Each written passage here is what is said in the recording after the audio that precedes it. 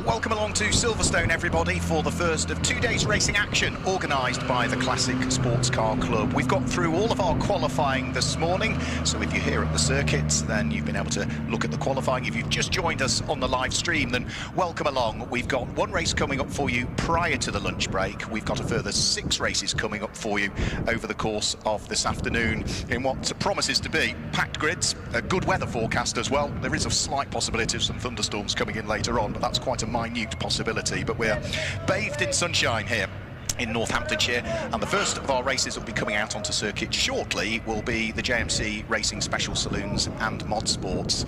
Air temperature 22 degrees, track temperature is probably going to be north of 10 degrees of that. It's probably going to be 30 degrees or just above, I would have thought, the track temperature.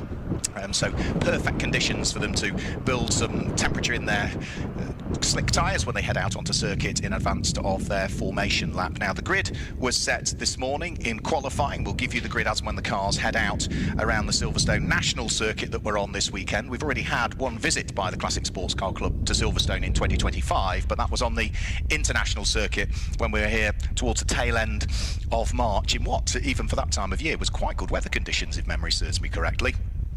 So the JMC Racing Special Saloons and Mod Sports will be our first race of the day. Then we'll have the lunch break, which was timetabled to be an hour. It's going to be about half an hour. Let me guide you through the grid then, the way that they will line up for this first race. It is going to be Simon Alloway that starts there on pole position, and alongside is Andy Southcott, albeit Andy Southcott did retire from the qualifying session early. I saw him coming through the paddock with smoke coming out of the exhausts, and I sort of smelt it as he came by. It smelt like head gasket to me. It smelt like coolant was coming out the exhaust. I suspect head gasket may well have failed on that car, and he may have to possibly either repair that car and get it out, maybe for the second race later on, but hopefully the team have gone to work and have sorted him for this one. So Simon Alloway and Andy Southcott on the front row of the grid. Danny Morris and Ian Stapleton are there on the second row of the grid. Row 3 of the grid is Ross Irvine and Martin Reynolds, with row 4 being Simon Watts and Richard Billingham. The 5th row of the grid is Hugh Pelling and Richard Morris, with Donald Dwyer and Tim Mole lining up in their Volkswagen Golfs on the 6th row of the grid. Michael Chalk is there with Josh Evans on row number 7, Jeremy Burgoyne and John Pugsley on row number 8, and it's Mark Burley and Anthony Hayes that sit there on the 9th row of the grid. So that's the grid. Hopefully we might get another graphic if you're watching the stream that will come up as and when the cars head out. It did briefly flash up. I think there's just a small tech issue with that one, which we're in the process of sorting. So Simon Alloway qualified in a time of 57.898 at the wheel of the Lotus Esprit Silhouette Special, the 5.5 litre machine. He was 1.8, almost 1.9 seconds quicker in qualifying than Andy Southcott, but I say Andy Southcott only did 5 laps in qualifying, whereas the likes of Simon Alloway managed to squeeze 19 out in the qualification session, and actually did his fastest lap on what was the 13th lap of the 19 that he did. I think largely everything went to plan for most people in qualifying. Say Andy Southcott we know of with just 5 laps in qualifying from him, and actually the car that qualified at the back of the grid, Anthony Hayes, only did 5, but other than that most other people were in the teens in terms of the amount of laps that they qualified in. So we'll get the cars heading out onto circuit very, very shortly, and hopefully then this 15-minute race will get underway. Now, all of the starts for this weekend are going to be standing starts, with a couple of exceptions, one of which is the race we're about to see. The JMC Racing Special Saloons and Mod Sports will be a rolling start, and the other rolling start that we will have will take place tomorrow, which will be for the Classic Sports Car Club Slick Series. That is another one that will be a rolling start, but other than that it is standing starts for everybody. So we're on the Silverstone National Circuit, so it's just over 1.6 miles long, 1.6404 miles long to be precise, which is, what's that, just over 2.5 kilometres, isn't it, there or thereabouts. In terms of Simon Alloway's time, I said he qualified in a 57.898 second lap. Well, that equates to exactly 102 miles per hour as an average speed. He was the only driver that was above 100 miles per hour as an average speed. So if that's the average, and you take into account the likes of the Luffield section and down into the Beckett section, you can imagine what he's doing as he's heading down the Wellington Straight, or in particular over the start-finish line as well, and up towards Cops Corner. So it must be topping out at 150 miles an hour, I would have thought, something like that. So Simon Alloway will be looking to see if he can convert pole position to a race lead, but I gather both Simon Alloway and Andy Southcott are both late arrivals in the assembly area, so I think they're still waiting, the marshals in the assembly area, to get all of the cars in order and then usher them out onto the circuit. I can see the safety car is there, the course car ready to bring them out for what will be a green flag lap immediately. So as soon as they come out of the assembly area, they'll straight away be onto the green flag lap.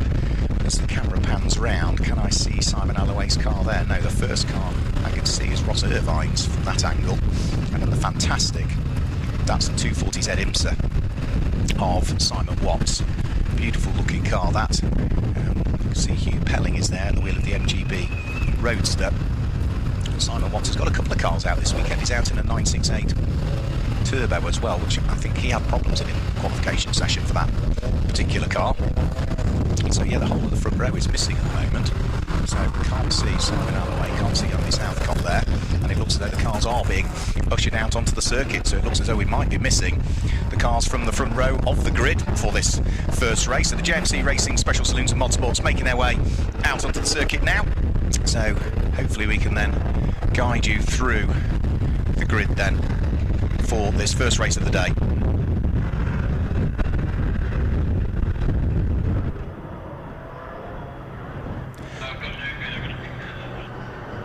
So number 6 Simon Alloway starts on pole position. Number 175 Andy Southcott is alongside. Row 2 of the grid is 309 Danny Morris and 69, which is Ian Stapleton. The third row of the grid, 83 Ross Irvine and 27 Martin Reynolds. And row 4 183 Simon Watts and 121 Richard Bellingham. The fifth row of the grid is 96 Hugh Pelling and 78 Richard Morris, with row 6 being number 70 Donald Dwyer and 184 Tim Mole. Row 7, number 20 Michael Chalk and 474 Josh Evans. Row 8 is 22 Jeremy Burgoyne and 94, which is John Pugsley.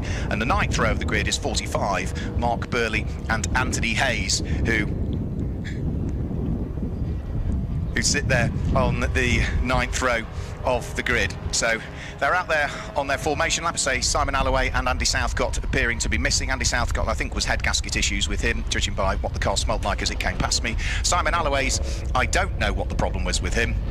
But Marcus Pye, who joins me in commentary, might be able to let us know exactly what the problem has been with his car. Well, actually, I don't know what's happened to Simon Alloway. I've found out numerous other reasons for problems this morning in qualifying. I've been doing a tour of the pits and paddock, and disappointing that Simon has been going so well in that self-built Lotus Esprit Chevrolet.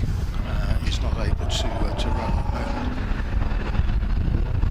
Yeah, so such a shame. It's not the original Simon Alloway car. It is a new car, isn't it? But it looks exactly the same as the old car, yeah, albeit slightly more developed. I love that MGB. It's just beautifully turned out, 3.9 litre MGB there. It looks very much like a kind of a period kind of mod sports racer. It does, yeah. I love Simon Watts' Datsun 240Z. For me, that's a great looking car. And the turbocharged Vauxhall powered Mini of Richard Billingham. Yes, seen him race that in the fastest Mini in the world race in the past. Not the one he had before, the other one he sold that. It's another one he's built.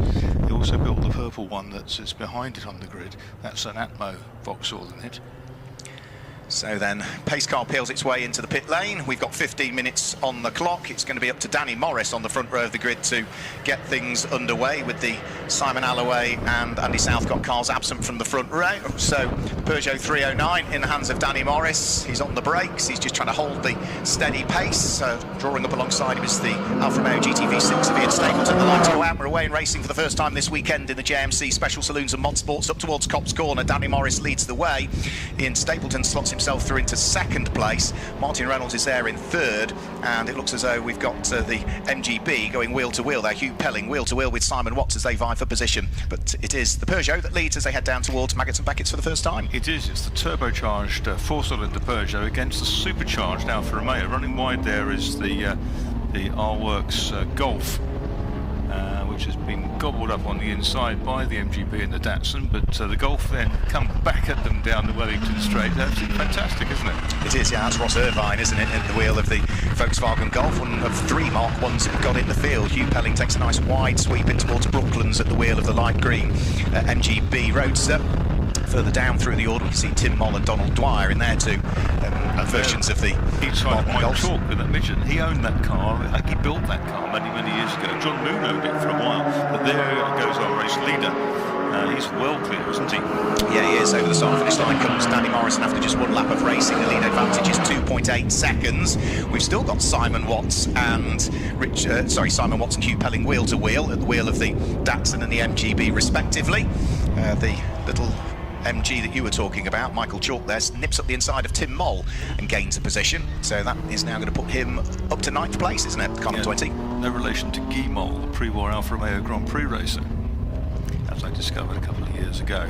So good to see this building up with that amazing turbocharged Vauxhall engine Mini, making well over 300 horsepower. Is that the red top, is it? Vauxhall engine? Yeah, effectively. Yeah. So it's actually an evolution of that. So about to complete lap number 2. Head towards the end of the lap will come our race leader Danny Morris, sprinting away. He was 2.8 seconds to the good at the end of the first lap of racing. Here he comes over the start-finish line now. That's lap number 2 completed. A good fight starting to brew though for 2nd and 3rd place. Ian Stapleton at the wheel of the Alfa, coming under pressure from the Ford Escort of Martin Reynolds as those two vie for what will be 2nd and 3rd place up towards. You can never tell which of the Martin Reynolds Escorts it is, because there's a fleet of them that all look very similar. A fleet of Fords, isn't he? Absolutely. Yeah, wonderful fleet. He's got 2 or 3 of these Escorts. And there's the Mike Chalk Sprite midget, whatever. It's absolutely superb and proper early car with all the highfalutin bits on it that went to the midget championship winning spec of the day. But it's interesting that he's stuck between the Saloons, but still battling the well. But it's probably hard to see the little Sprite coming up. Yeah, if you're looking in the rearview mirror, you could be excused for losing, but Donald Dwyer's going to nip his way through and ahead of Michael Chalk on the run in towards Brooklands. The little Mark 1 Golf goes through, and now the next car that Donald Dwyer will want to try and attack is going to be number 78, isn't it? It's just ahead, which is Richard Morris at the wheel of Mini Clubman. He's right with him already, actually, as they head out of Love Field. Yeah, that's the other Vauxhall car that was engine car that was built by Billingham. Billingham running in 5th place in the orange one, ahead of Hugh Pelling and Simon Watts. Here comes Donald Dwyer up the inside, heading in towards Copse Corner. Is he going to nip through? Yes, he does. So another place gained for Donald Dwyer, another place lost for Richard Morris. So Dwyer's now up into 8th position with that overtake at the wheel of the Golf. He's going well. He certainly is. And there's this super battle between the kind of the mod sports cars in inverted commas, the IMSA Datsun in those colours that ran in the States. Cars. Yeah, that's Hugh Pelling, isn't it? He's still doing battle with, and that will be for 5th and 6th position. 6th and 7th place, I should say, actually. So Hugh Pelling in 6th place, the Datsun of Simon Watts there in 7th place, and just ahead of them is Richard Billingham. So at the wheel of the Mini, what's going to happen here? Because they're just about to come past our commentary box. Here comes Richard Billingham, here comes Hugh Pelling, and in a straight line, turbocharged Vauxhall engine Mini is more than a match for the great big V8 lump underneath the bonnet of the MG. Yeah, it doesn't weigh very much, the Space Frame Mini, but the 3.9 litre stretched Rover V8 engine in the MG is certainly propelling it nicely, and the Datsun's holding on. Simon Watts is also here with his Porsche 968 turbo car this weekend. But that had problems in qualifying. Lots of smoke was coming from that at one point in qualifying. They were testing it here last week and just sort of shaking it down. And is that the Simon Watts that used to race in the Volkswagen Racing Cup? It is. This is the Simon Watts used to have a Chevrolet B26. Right, no, different one. A sports racer as well to beat cars of the 70s and 80s. So Richard Bellingham's having to work overtime here at the wheel of the little Mini to try and keep Hugh Pelling and Simon Watts at bay. Further down through the order, Tim Moll is having a good little squabble with Michael Chalk's little midget, and whilst just ahead of him is going to be the other Mini that we've got, which is Richard Morris's example. So there's some good little fights through the order. We've already gone through the first third of this race, the fastest lap of the race we have had. A few laps ago that was now, but Danny Morris has done 60.869 seconds. 60.869 seconds. That's going to equate to quali. Yeah, it's average speed of about 96 miles an hour. That will be still. So it's pressing on. And of course, he's not under pressure, so he doesn't have to sort of charge after a record or whatever. There's now Donald Dewar making his way up in the white Golf. He's just lapped the 85 Mini, which is Anthony Hayes. Another belch from the Peugeot turbo car, a spirit of RPM, and in memory of Danny's brother Ricky Parker Morris. Self-developed, which is absolutely the Holmes Racing banner. Yeah, I mean, the car's been in the family for the best part of 30 years. I thought so. Yeah.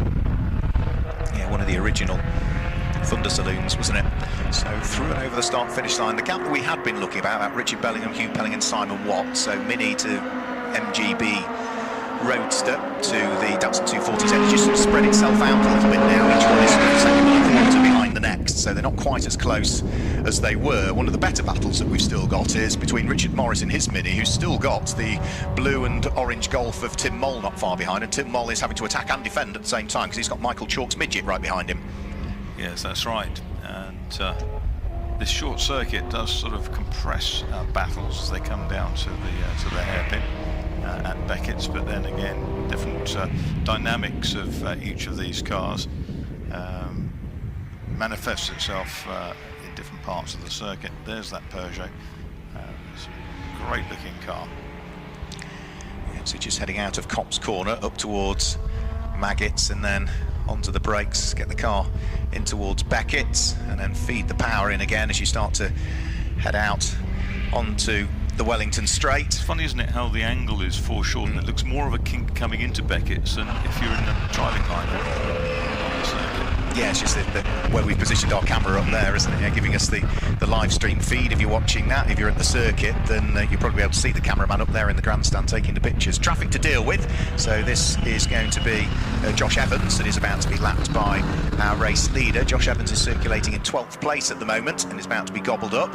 And about to be lapped for the second time is Anthony Hayes at the wheel of his Mini, who qualified a little slower than everybody else. So through goes Danny Morris, completed, and that is now 8 laps completed with 6 3/4 minutes remaining. We've got different styles of Mini in the background. Here comes Ian Stapleton with this supercharged V6 Alpha. Yeah, nice to see that car back out. Yes, haven't seen it for a while. And good to see. We saw a lot of them in things like British Touring Car Championship, didn't we? Alfetta GTEs, but not in this sort of steroidal, big arched guise. We've had a change for third place. Ross Irvine at the wheel of the Volkswagen Golf is now up into third place. Martin Reynolds in the Ford Escort has dropped down into fourth position. It was a slower lap from him that time through, so is there a problem for the Ford? Because that's a couple of seconds shy of what he had previously been doing. Yeah, that was a class battle as well. First and second in class, now Irvine ahead of Reynolds. 5 3/4 minutes remaining. Danny Morris comfortably leading the way. He was nearly 9 seconds to the good last time he came over the start-finish line. He comes through now, completes lap number 9, heads on to lap number 10 up towards Copse Corner. The relative gap between himself and Ian Stapleton's Alfa GTV6 is now 9.3 seconds. And as for third place, Ross Irvine has pulled away from Martin Reynolds. Lost out on the podium spot last time through. And this time through, the lap time from Martin Reynolds is still in the 1:05, so he's still a couple of seconds shy of what he had been doing earlier on in the race. Yeah, that's right. Another good little small capacity battle here. We've got John Pugsley in the Davrian, and we've got Burgoyne, Jerry Burgoyne in the ex-Charles Barter Davrian Imp, in the middle of a little frog-eye Sprite as well. Yeah, that's Mark Burley, isn't it, in the number 45 frog-eyed Sprite. Lovely little car, that. I always liked the Davrian. I always thought the Davrian was a nice little shape of sports car. Yes, they were made in an old dairy in Clapham in South London by Adrian Evans. Within engines, weren't they? Mostly within engines, a few with minis. From that the Darien. And there comes Burley in the little Sprite. Has gone past John Pugsley. Bellingham had to alter his trajectory there, in among the small cars. Yeah, the new fastest lap of the race for the race leader last time through, 60.748 seconds now is the fastest lap of the race for Danny Morris. He leads by 11.2 seconds from Ian Stapleton. And traffic here for Hugh Pelling to deal with as he comes over the start-finish line at the wheel of the MGB, and he's got Simon Watts right with him. Yes, might allow Simon Watts to get a little closer. In fact, Simon Watts is now absolutely with. Oh, the Sprites Burley's had a spin at Copse with his novice cross on the boot, and that dropped him out of that tussle. But Simon Watts now moving in on Hugh Pelling's MGB V8. Still got the Davrian of John Pugsley to deal with, but they'll meet that down the straight. And there's a second spin now for Mark Burley, having had a spin at Copse Corner. Yeah, he's now had the car on his tyres. Another spin at Beckett, so 2 spins within a couple of corners.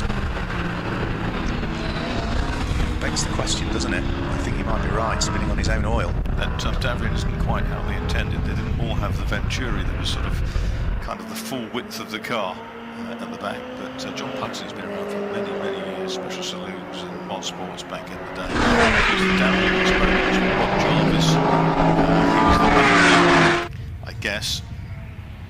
We go back to the 1970s with the BARC Mod Sports Championship. And Pat Longhurst, his teammate. So we're heading towards the final 2.5 minutes of this race. Danny Morris leading comfortably. Now, if he were to win this one, it would mean that he would start race number 2 10 places further back on the grid. That's the penalty for winning in JMC Special Saloons and Mod Sports. That'll give him a bit of work to do, Marcus, won't it? Yeah, midway through the grid that'll be, won't it? Sort of 2/3 of the way down, and there he goes. He's squeezed through. Behind him is Richard Morris and the Vauxhall Powered Mini, and there's the Mole car as well in there, and also the Red Midget. Yeah, which Michael Chalk has got some sort of bodywork that was flapping on the front left-hand corner. Yeah, the bonnet's just coming loose on that front left-hand corner. So the number 20 MG Midget with a subtly loose bonnet. So the officials will want to look at that and satisfy themselves that that doesn't present a danger to himself or anyone else around the circuit, whether that be competitors or marshals. If they are concerned, a black and orange flag will go in his direction. It's well anchored in other places, I think, on the right-hand side of the front. It's just come adrift there. He's getting under it a bit, but not too badly, is it? No, he's got a lap and a half to go. There's something in the middle of the road at Woodcote there. There's like a fan belt or something.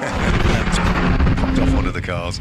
Black and white warning flag going out for somebody. Couldn't pick up on the number of it, but someone's being forewarned with regards to track limits, which here on the National Circuit is usually at Copse Corner, where you can run beyond the curb lines. Danny Morris, though, with 1 minute and 20 seconds to go, will be on his penultimate lap as he propels himself for the 14th time down in towards Maggots and Beckett's. This time through, he has placed a lap on Donald Dwyer, so it's only the top 7 cars now that remain on the lead lap. Black and orange, or the black and white flag, warning flag, was for Mark Burley, who had his 2 spins in a couple of corners. That tussle between the MGB and the Datsun. They're side by side going under the Silverstone Bridge down towards Copse this time. But meanwhile, we watch Tim Mole and Richard Morris and Mike Chalk having their tussle on the screen.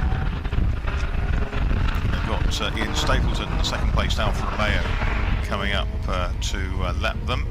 And the Datsun's through. The Datsun is through. Simon Watts has found his way past Hugh Pelling. I think that was the run down towards Copse Corner, where he just had a really good run down the National Pit Straight and snuck his way through at Copse Corner. The race leader will be heading up towards Maggots and Beckett's on his final lap of the race, so the clock has ticked to 0. So for Simon Watts and Hugh Pelling, the Datsun and the MG respectively, they've got another lap to do battle with. And that's a class battle as well, now with Simon Watts at its head in the car that's prepared by John Danby.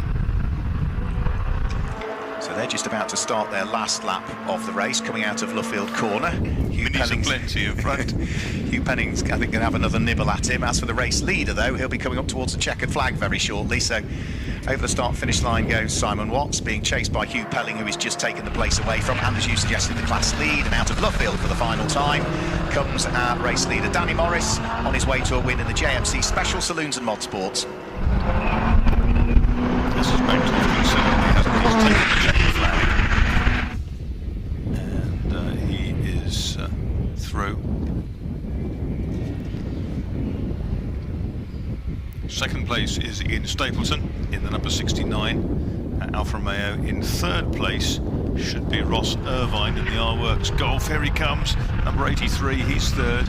And he wins his class like those ahead of him. Fourth is going to be Martin Reynolds in the 27, the Ford Escort. Here he comes to a 6-litre Ford Escort. He's finished in 4th place, and he's beaten in that class by Ross Irvin.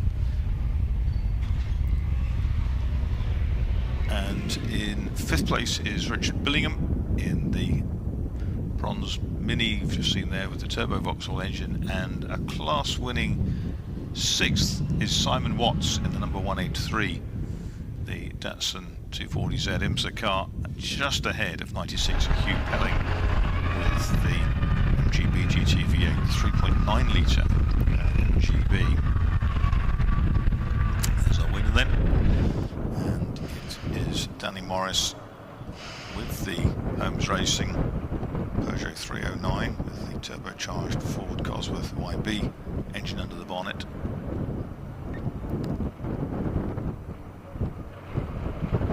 It's by 11.2 seconds, backed off considerably at the end. No need to go any quicker, and safely home.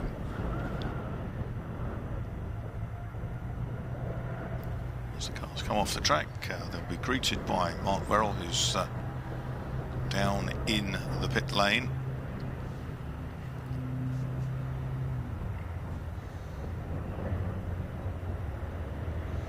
Danny Morris comes in, who's ushered into P1.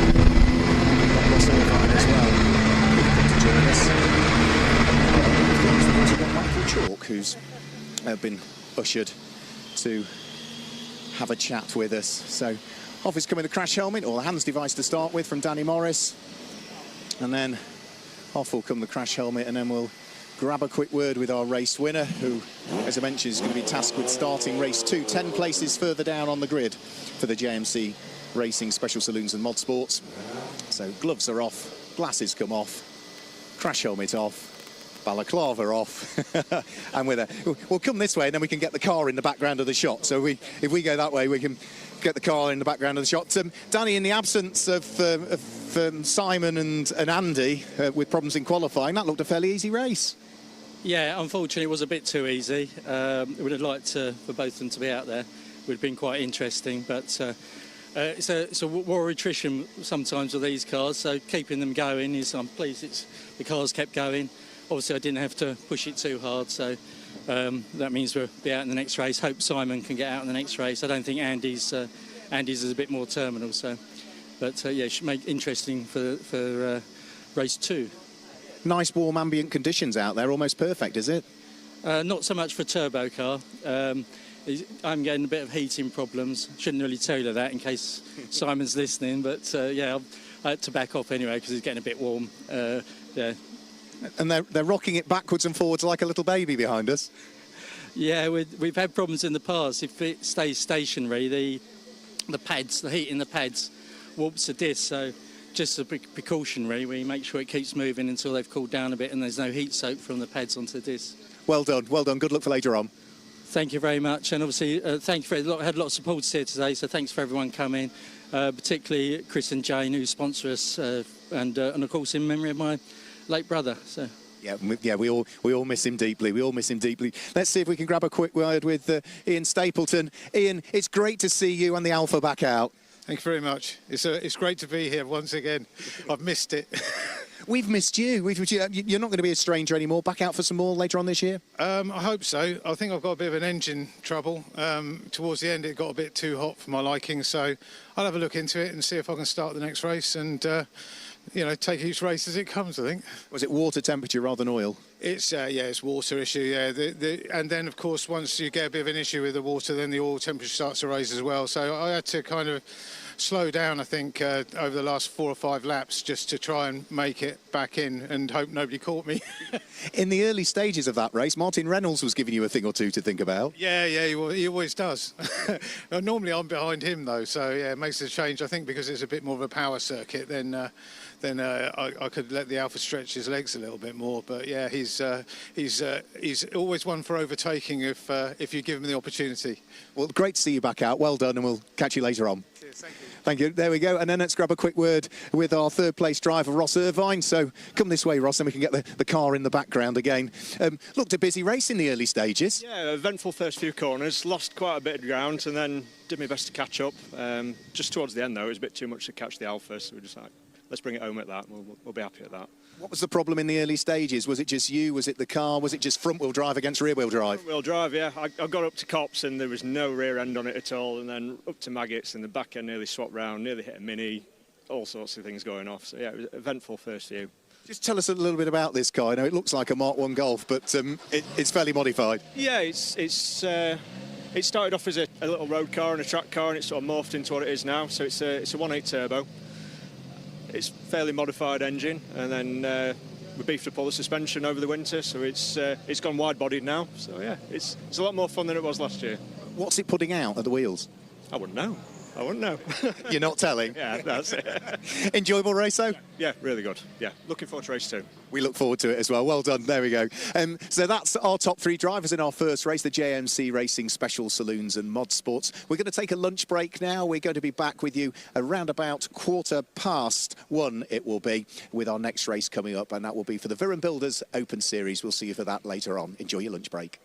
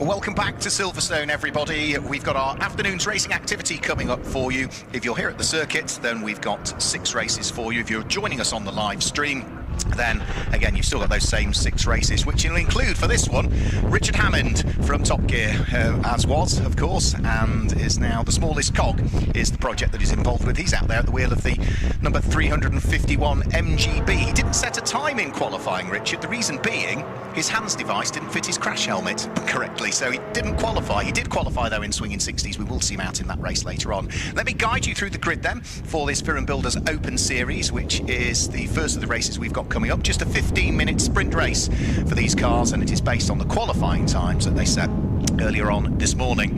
So let me just guide you then through the way that they will line up as they all head out there onto the circuit. It is Dylan Popovic that will start on a pole position at the wheel of the number 19 Ginetta, and alongside his number 15, which is Graham Crowhurst. Row 2 of the grid is number 22 Archie Buttle and 612, which is Adrian Bradley. Third row of the grid is number 99 Louis Ruff in the Morgan alongside 53 John Barrett, and row 4 is number 12 Neil Hinson, who has got number 2 Sam Daffin for company. The next row of the grid is row number 5. That will see 6 Rodney Frost line up alongside 5, which is Stephen Grove.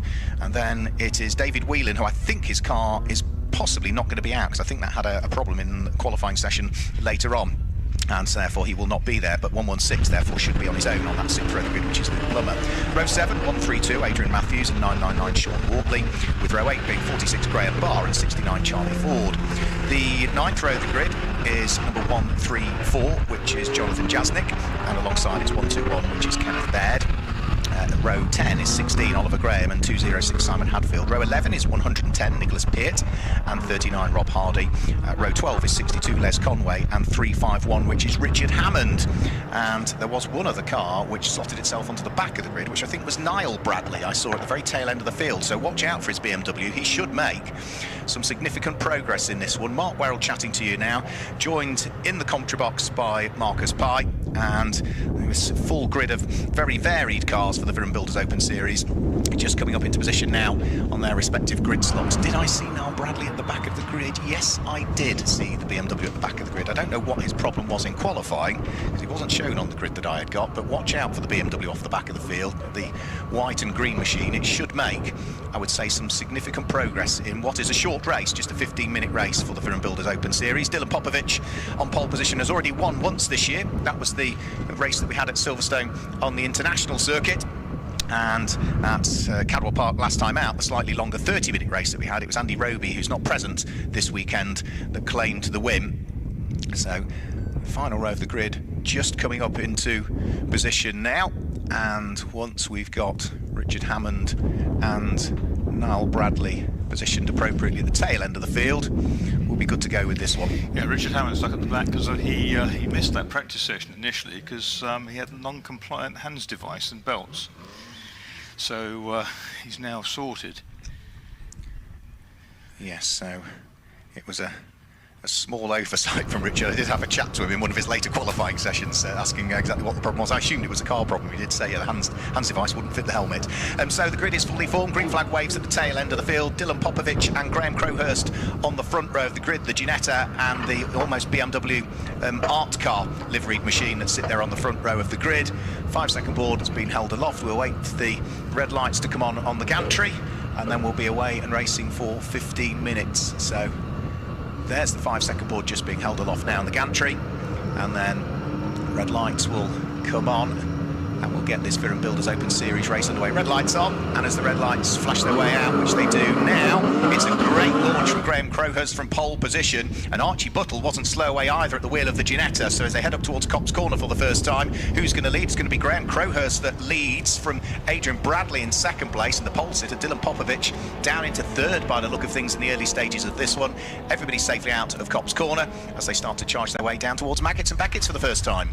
Yeah, that's right. Popovic has recovered to second, which is interesting. Buttle is third, and the Morgan is going well, very nicely too. That is Louis Ruff, looking up the inside there, and one off, two off.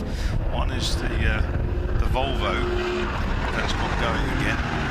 It's Adrian Matthews, isn't it? Archie Buttle attacking Adrian Bradley. That will be for third position, and we might possibly have a shuffle for the lead as well, because Dylan Popovic was in full attack mode and is right the way around the outside of Graham Crowhurst at Luffield, I think, to pick up the lead of the race. They are still side by side on the way out of the corner. Crowhurst has the inside line when they get to Woodcut, but the extra grunt of the Ginetta tells, and from the slow getaway, the 7-litre Ginetta G50 in the hands of Dylan Popovic leads the way. Kind of wins the drag race, doesn't it? And yes, he's through in the lead. Second is Crowhurst, third is Buttle there in the Ginetta, fourth is Adrian Bradley with the Team Legacy BMW, one of 3 here this weekend, and then Louis Ruff in the Morgan. Yeah, Sam Daffin is up into 6th position at the wheel of the Ford Fiesta. So, heavily modified Ford Fiesta. We've seen him out racing in Classic Touring Car Racing Club and modified Fords in the past, and it always goes well, that car. And I said watch out for Ronan Bradley off the back of the grid, didn't I? He should make progress. How about 14 places gained on the first lap? He's inside the top 10 at the wheel of the white and light green number 78 BMW. It's a very mixed bag, isn't it? And so the early stages of the race would be easy to pick off cars left, right and centre. It gets more difficult, of course, as it gets towards the sharp end. There's the MGB, Richard Hammond, 351. Barry Lee, the world hot rod champion of yore, used to run under that number. He did, yes, absolutely. I've raced a car 351 in the past as well, here at Silverstone in the 24-hour race, and he's gained a place there. That's Les Conway that Richard Hammond has gone through and past. I was talking to him yesterday, and he said he was more worried about getting in people's way, and particularly in this race because of the huge speed variances that we have. But yes, Richard Hammond here to try and get signatures to do an international event or a larger event later on in the year. Going well. He didn't manage to qualify. He was worried that he might be at the back of the field. Well, here he is now, having gained a place over Les Conway. He's going well at the wheel of the smallest cog MGB. So Dylan Popovic leading the way. At the end of 2 laps of racing, he has a 3-second lead between himself and Graham Crowhurst in 2nd place. As for Ronan Bradley, from last up to 10th, from 10th up to 8th, so another 2 places gained there on that particular lap. Also, Sam Daffin in the Ford Fiesta has dropped back out of the top 6. He's now down into 7th place. The reason being, Neil Hinson's Caterham 420R has gone through and ahead. That sounds good, doesn't it? That Ginetta with the Chevy in it had a little problem this morning with one of the stays for the front splitter working its way loose, but that was sorted. It weighs quite a lot, weighs about 1,200 kilos with Dylan aboard it, but has bags and bags of torque. It's the important thing with that LS7 Chevy. Sounds the part, doesn't it, that one? The other Ginetta that we've got, the newer variant, the G56 that runs to GT Academy specification, the 3.7-litre Ford V6 engined one, that's Archie Buttle.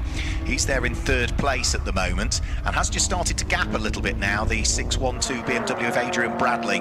Those 2 cars just making their way along the Wellington Straight currently. So it's Popovic from Crowhurst, then it's Buttle from Bradley. Louis Ruff in the Morgan is there in 5th place, and as we say now inside the top 6 is Neil Hinson at the wheel of the grey 420R Caterham, number 12.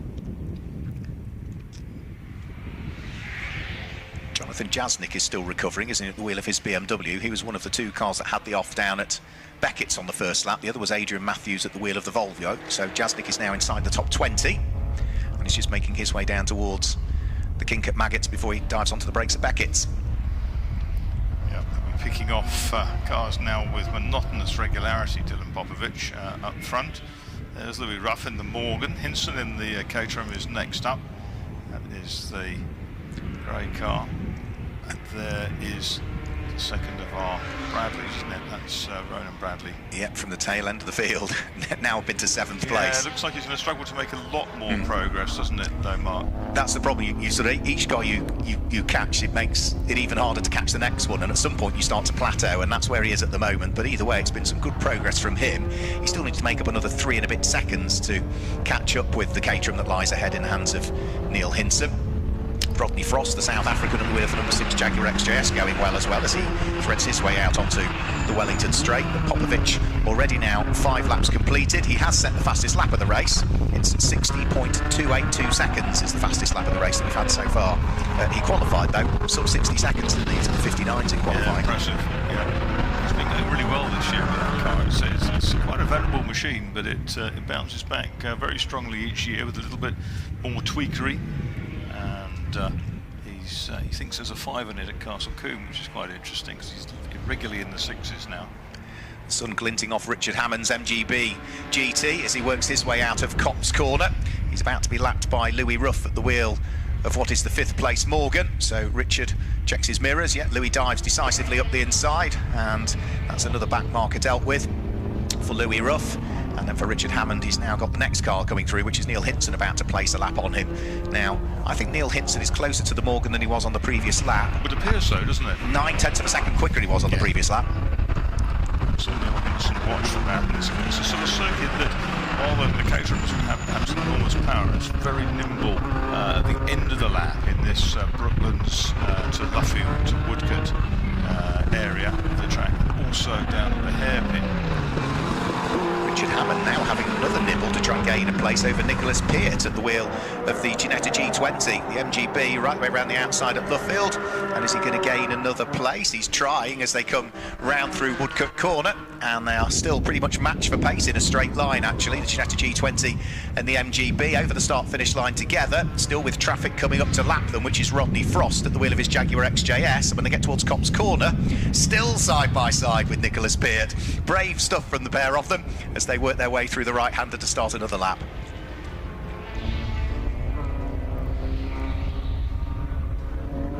Now, did Richard Hammond get the job done? Yes, he has, gained another place. So the MGB goes through and ahead of the Ginetta G20. So that will now put Richard Hammond up into 22nd position.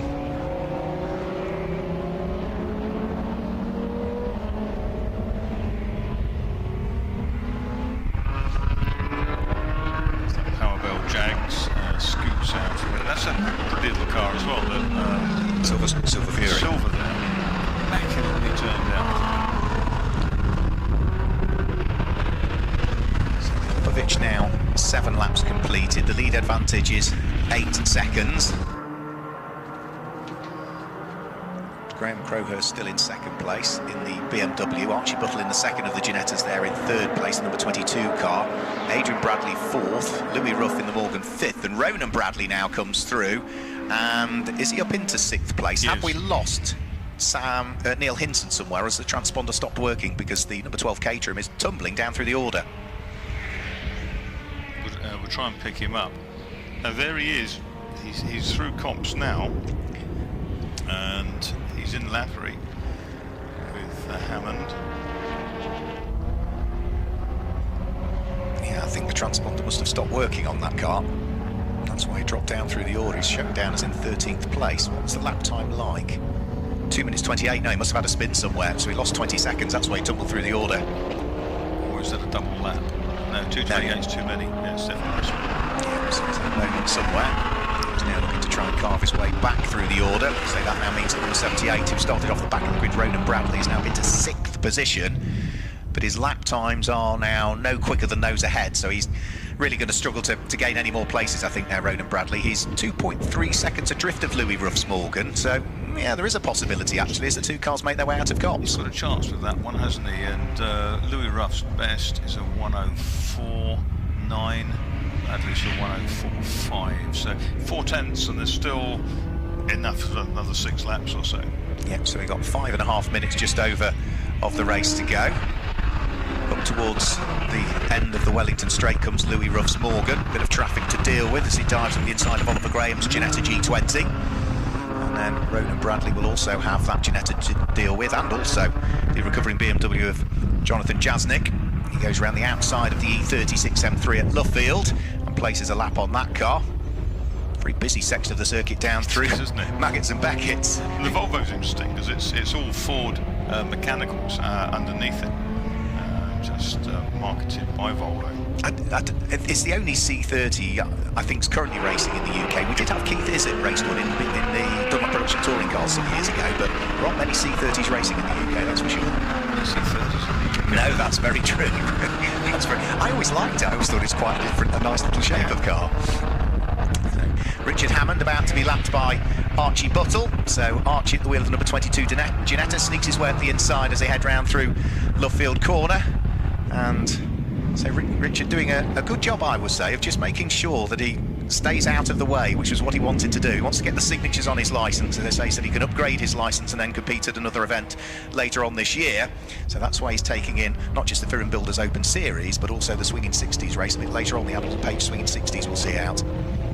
lots of traffic for the chasers. Archie Buttle was had a whole line of lapped cars to his left as he approached the Cops. That's in the car that runs in third place last week, so Archie Buttle over Adrian Bradley. Race leader Dylan Popovich hand out of the window to thank, I think it was Sam Daffin who stayed neatly out of his way and let him go through. So Popovich is about to come through now and head on to lap number 12. Nearly a 10-second advantage he has built up in the previous few laps. And look how much, Mark, Ronan Bradley has caught Louis Ruff. 8/10 on that last lap. We could have Bradley's 4th and 5th before this race is out. Yeah, we'll keep an eye towards them. So a race leader just heading through Cops Corner. Now comes Graham Crowhurst over the start-finish line, so that's a relative gap. So almost a whole length, if not a bit more, of the national pit straight. Archie Buttle goes through with Adrian Bradley not too far behind. And where is Louis Ruff? He's about to come up towards the end of the lap at the wheel of the Morgan. And he will have that white and light green BMW tucked right in his wheel tracks, I would have thought.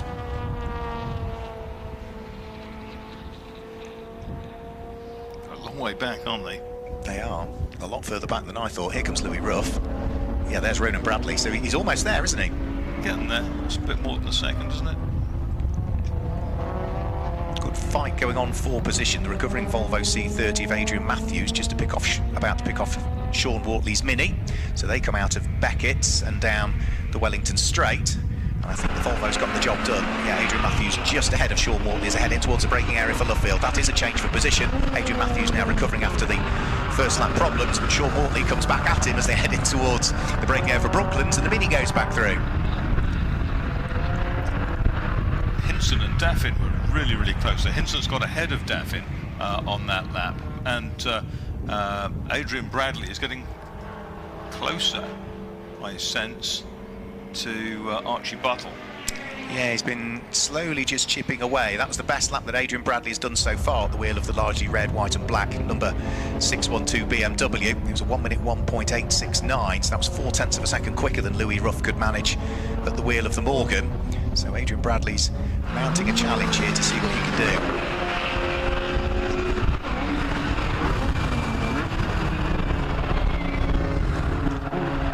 Crowhurst just heading through Brooklands, pretty much on his own in second place.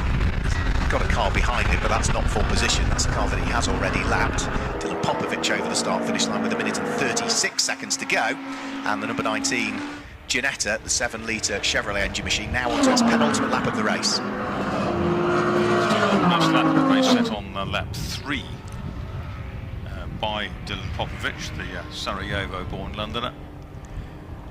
And for third place, Adrian Bradley got a good run heading up towards Cops Corner and was trying to squeeze up the inside of Archie Buttle's Ginetta. There was a bit of traffic just involved as well, and I'm not sure whether Adrian Bradley made that stick or not. I'm not sure whether the BMW was through into third, but it was very close. He got a really good run, actually had to dive on the brakes a little bit as the gap closed up over the start-finish line. Ginetta into the pits. Ginetta from further down the order. Luke Plummer, that will be. So he is into the pits. Race leader will be heading on to his final lap of the race. And we did have the change. Yes, Adrian Bradley did make it through and ahead of Archie Buttle's Ginetta. So the BMW now, with traffic to deal with as he heads up towards Brooklands, up into third place. Popovich then on to his final lap. Ginetta Chevy.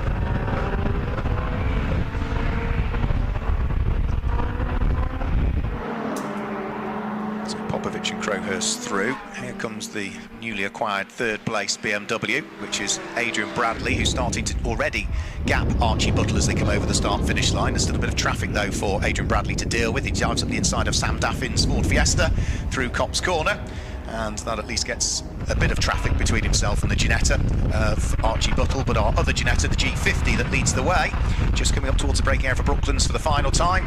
It's been a fairly faultless drive, hasn't it, from Dylan Popovich, other than the slow getaway when the lights went out? Yeah, it's been kind of a routine afternoon really for him, and that battle with Louis Ruff is now under attack as Ronan Bradley dives up the inside towards Cops Corner, out of our sight. Has he made it? Don't think he has quite. Checker flag goes out to Dylan Popovich, and that is 15 very accomplished laps for our race winner. to see who comes through next. There is Graham Crowhurst in the BMW. He is in second place. In third place should be Adrian Bradley. There he is, ahead of Archie Buttle. That change at Copse a couple of laps ago. Daffin's just got back ahead of Rodney Frost. And we wait to see now the result of that tussle between Louis Ruff and the number 99 Morgan and Ronan Bradley in his BMW. They're together as they come out of the field for the final time. There's cars ahead of them that won't impede.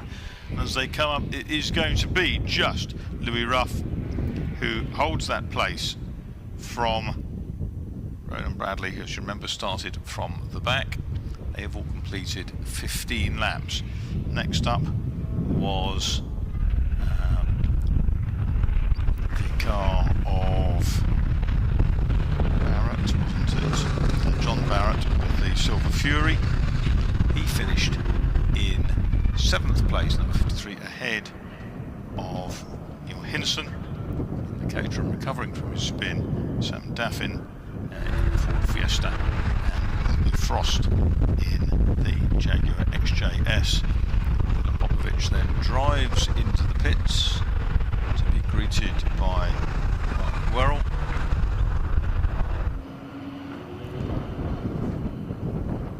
Super job by him. He'll be out in the slicks race again tomorrow. And Graham Crowhurst is next in.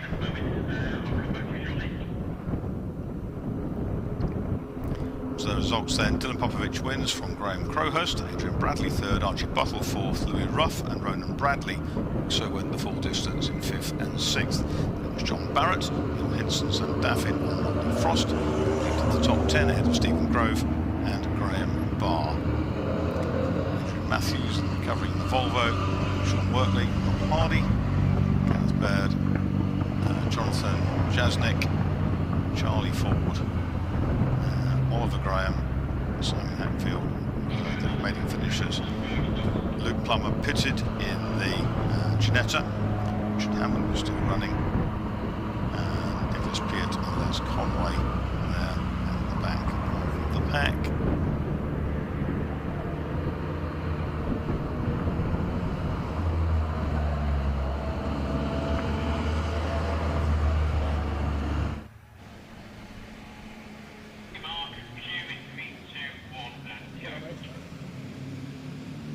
Thanks, Marcus. Yep, so we've got our top 3 drivers. In fact, we've got the top 4 that have joined us for the Virren Builders Open Series down here in the pit lane. Dylan Popovic, our race leader, stood alongside me. Dylan, other than when the lights went out and you got a slow getaway, the rest of the race largely went to plan, didn't it? Yeah, I think that basically sums it up. Not the best of starts, but I sort of recovered reasonably quickly and, yeah, found a bit of grip. Car was running well, so yeah, fairly straightforward. What was the problem at the start? Was it just a case you didn't quite get the clutch bike point and the revs right? It's a fairly difficult car to get off the line of a standing start, if I'm honest. So I keep trying to improve, but it really isn't sort of producing the results I want. But hey, it's good elsewhere, so it was good enough to recover. You say it's not producing the results. That's 2 wins in the Virren Builders Open Series already this year. Yes, but who's counting, hey? Slick series to look forward to tomorrow. Yeah, slightly more difficult competition tomorrow. So yeah, I think I'll have to roll my sleeves up and see what I can produce tomorrow. But looking forward to it. Well done today. Well done. Good luck for tomorrow as well. We'll wander and grab a quick word with Graham Crowhurst if we can. So we'll just come down this way and find ourselves Graham Crowhurst, who is stood chatting away to Adrian Brad. We'll get Graham beside his car because the colour of this car, the BMW Art car, looks absolutely fantastic. I love the livery of your car. Graham, second place. Thoughts on that? Yeah, no, it's good. Ultimately, for us, this was just a bit of testing. I love the CSCC half-price racing if you've entered other series, because I'm primarily in the Ram Air BMWs. So, no, it was good. I had to give it a go with Dylan at the first lap, but, you know, ultimately it was just a time thing. So he was coming past no matter what. You led for a while, that's the main thing. Yeah, well, that's it. I wouldn't be able to sleep at night if I didn't give it a go, at least. Busy weekend for you, because you say you got the Ram Air BMWs. Are you doing Slick Series as well? No, primarily I would do the New Millennium, but I did it, I can't remember what day, I think it was Silverstone International, and when it's on the same day as the BMWs, it's just too much, you know, like changing treaded to slicks, and luckily I didn't have an issue that day, but it's one of them things, if you have an issue, you could almost write off one of the races. Obviously, the BMWs are a championship, and ultimately that's what I want to try and win, leading it at the moment, and hopefully stays that way till the end of the year. Well done on today, and good luck in the Ram Air BMW tomorrow. Thank you very much. Hopefully speak to you tomorrow. Let's hope so, let's hope so. And another person will be hoping he can speak to me tomorrow as well is Adrian Bradley, who finished in 3rd place. You just nicked past Archie Buttle there with a lap to go. Yeah, it was good fun. It was took a while for me to get going as usual. Tried to make the lunge to get into first on turn 1, and then I thought I did another grip. I backed off a touch, and by that time they were gone. So then I was having a good battle. Yeah, well, even the overtake with Archie there was a back marker that you met part the way down the National Straight as you got the momentum. I saw your brake lights come on. Yeah, if anything, it came over, must not have seen him. It started to come his way, which I seen, and then got the gap to go through. I did have to go in really deep, but I got around in the end up, but it was a bit hairy. You won't have seen in your mirrors because he was a bit too far back, but Ronan did all right. 14 places on the first lap, and I think he finished 5th. Oh, good, yeah, he's had a bit of trouble over the weekend, with this morning with the car, so it's good to see him finish the race ready for tomorrow. Focus for you tomorrow, Ram Air BMW? Yeah, outright win. That's the plan. Yeah, I wish.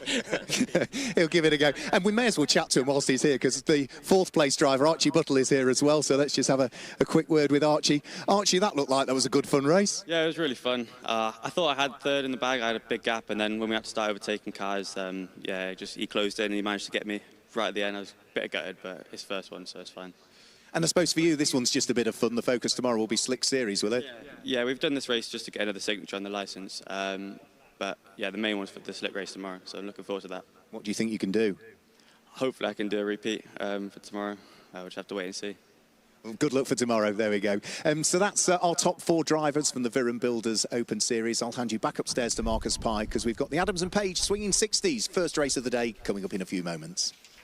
Thank you very much, Mark. We do indeed. And we're next up is that Adam and Page Swinging 60s first of these of the day. This is the Group 1 entry. And we have on the pole position number 13, John Wolfe, the TVR Tuscan V8, 5 litres of it. Alongside number 1, Stephen Pickering, the Sunbeam Tiger, similar 5-litre engine. As with them, also in the 107s, is the number 57 Jaguar XK Coupe from Walker and Bye, and they sit in 3rd ahead of 199, which is Simon James with his Sunbeam Tiger. It's a 4.7 litre 289 cubic inch version. The 3rd row with 240 Dean Halsey, the Datsun 240Z, and 696 John Moon with his Austin Healey Venom GT, the 1380cc A Series engine car. 16 is Ian Staines with the MG Midget, who starts on page 7 with 157 Ben Tovey alongside MGB GT V8. Then it is 161, that's the Wheelers with their similar car, V8, and 123 Sean Hadrell with the Radical Turner Climax Mark 1's 1220cc Castle Climax FWE engine. Next up is 66 Richard Perry with the Austin Healey Sprite. He shares with 39 the Greenbanks with their Ford Mustang. Row 7, 68 Tim Cairns with his Turner Mark II, and number 20 Mark Cloutman with his Austin A40. You won't miss that colour scheme. 85 is the Lotus Cortina of Kevin Bird and his son Charles Hyde Andrews Bird. And they share 330 Paul Conway returning to racing.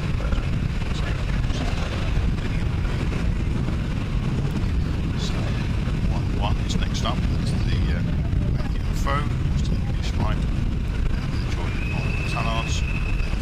Then Sean White, 2, 10th race 33. This is Helen Elwell with their Austin Healey Frog Eye Sprite, and 106 the Alfa Romeo of Peter Forfar.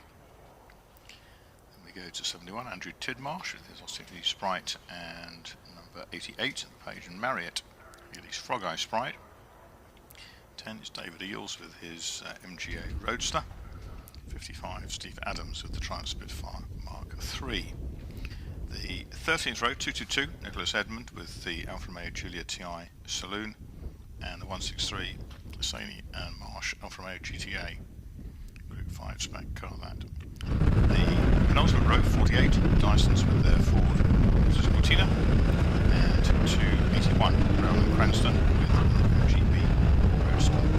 The final row, 41, is Mark Lister, race 1 Mark III, and 114, this is the Kane and O'Horan, first timers with their Triumph Spitfire.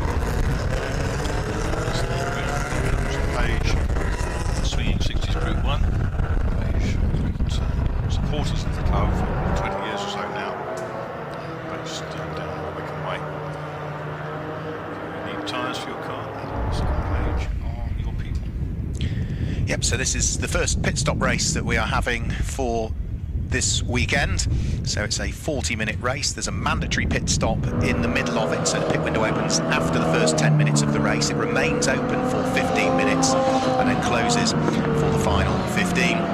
And during that period of time in the Sweet 60s, if you are sharing the car, then of course what you need to do is bring the car to a halt. Only then do you undo the seatbelts. Out jumps one driver, in jumps the other, seatbelts on, restart the engine and off you go.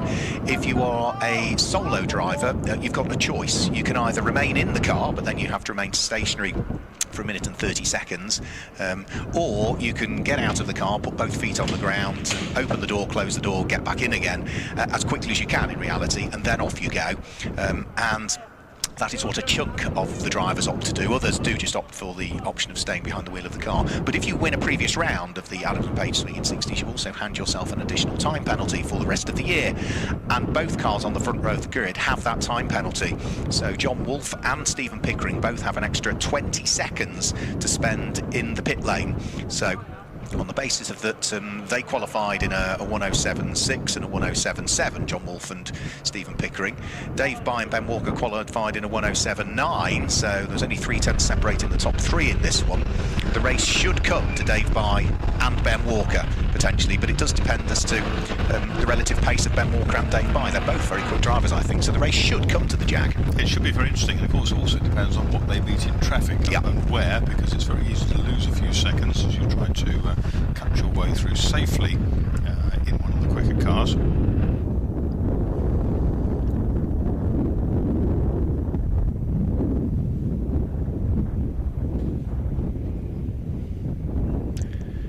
So John Wolfe then just about to head up onto pole position. Pole position on the national circuit is actually the outside line towards Cops Corner. Most circuits it tends to be the inside line, but at Silverstone it's always the outside line is the pole position. Stephen Pickering lines up alongside the two big V8 engine machines and the 4.2 litre XJ Coupe, alongside Simon James on row number 2. Simon James, who's been a long time competitor in his Sunbeam Tiger, and then Dean Halsey and John Moon going really well in qualifying to qualify 6th quickest at the wheel of the Austin Healey Lenham GT. So the final few rows of the grid just coming up into position now, which includes Brandon O'Hara and Ben Kane in their Triumph Spitfire at the tail end of the field, both of whom are having their first ever race actually. So this is the first ever race for both of them in the Spitfire, with the hard top on it, which makes it look very much like one of the Le Mans cars from the factory back in the day. So they'll be looking forward to their first race. The nerves will be jangling at the moment. Once the lights go out, and you forget about all of that absolutely, and they'll just be hoping that they can come away from this one and the other race. They're doing a Group 2 race as well and get some signatures on their licence as well. So the final rows of the grid just coming into position now. The penultimate row, which is Nick Dyson and Dave Brown, and then Mark Lister and Brandon O'Hara. And in fact, Mark Lister is not there, is he? That is a gap on the 15th and final row of the grid. Mark Lister's Austin Healey Sprite has not made it out. So green flag waves at the tail end of the field.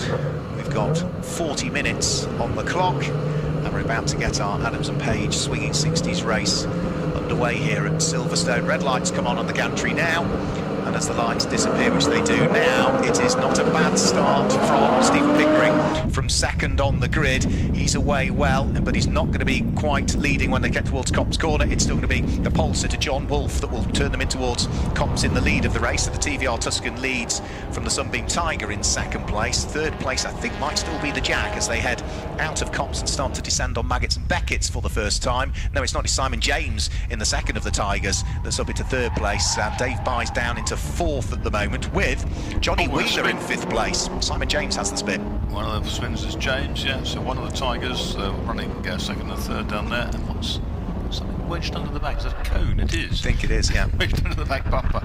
Johnny Wheeler's had a brilliant start at the wheel of the 161 MGB GTVA, qualified ninth quickest himself from James Wheeler. I think he's up into fifth at the moment, so that's been a rocket of a start from him. Yeah, he is indeed. And we'll see how that Tiger recovers as the race goes on. But out front, the complexion has changed, so there they go, nose to tail, the front row men. They've got to really make a break for this, haven't they, now, with that 20 seconds extra to serve. Yeah, absolutely. They'll know the task in hand, won't they? Build up a 20-second advantage if you can, or at least 10 seconds in the first part of the race. You can then build another 10 in the second part. But yeah, they want to try and escape up the road. And for the moment, they're nearly 3 seconds up the road from the Dave Bye-driven Jaguar that sits there in third place. Fourth place is 157, so that's Ben Tovey that's there in fourth place. So was it his car? It was his car that was a quick starting MGB GT. I said it was Johnny Wheeler, but it was Ben Tovey that got the rocket of a start. Dean Halsey is in fifth, and sixth at the moment is Ian Staines at the wheel of the midget, so he's going well amongst the larger engine capacity cars. Look at John Newman, who's in 25th place. He started, he struggled away from the line. You would expect him to get swamped in the 1380 car on the big bangers around him. Fighting his way back around the driver. Car. Into the pit lane, I'm afraid to say, came Kevin Bird at the wheel of the number 85 Lotus Cortina, so that's trundled its way into the pit lane and potential retirement. As over the start-finish line come the leading pair, John Wolfe and Stephen Pickering, still separated by not a great deal. Just 0.4 of a second separates the pair of them as they head up towards Copse Corner. TVR leads Sunbeam Tiger, Dave Bye going well at the wheel of the third place Jaguar. Yes, Dean Halsey is Juff now. Fantastic. Next up, and then it's Ian Staines, isn't it, coming through in the 16. Where is John Moon's recovering? He's 21st, he'll be 25th. What about Stephen James? Where's he? Back to he's in 25th now.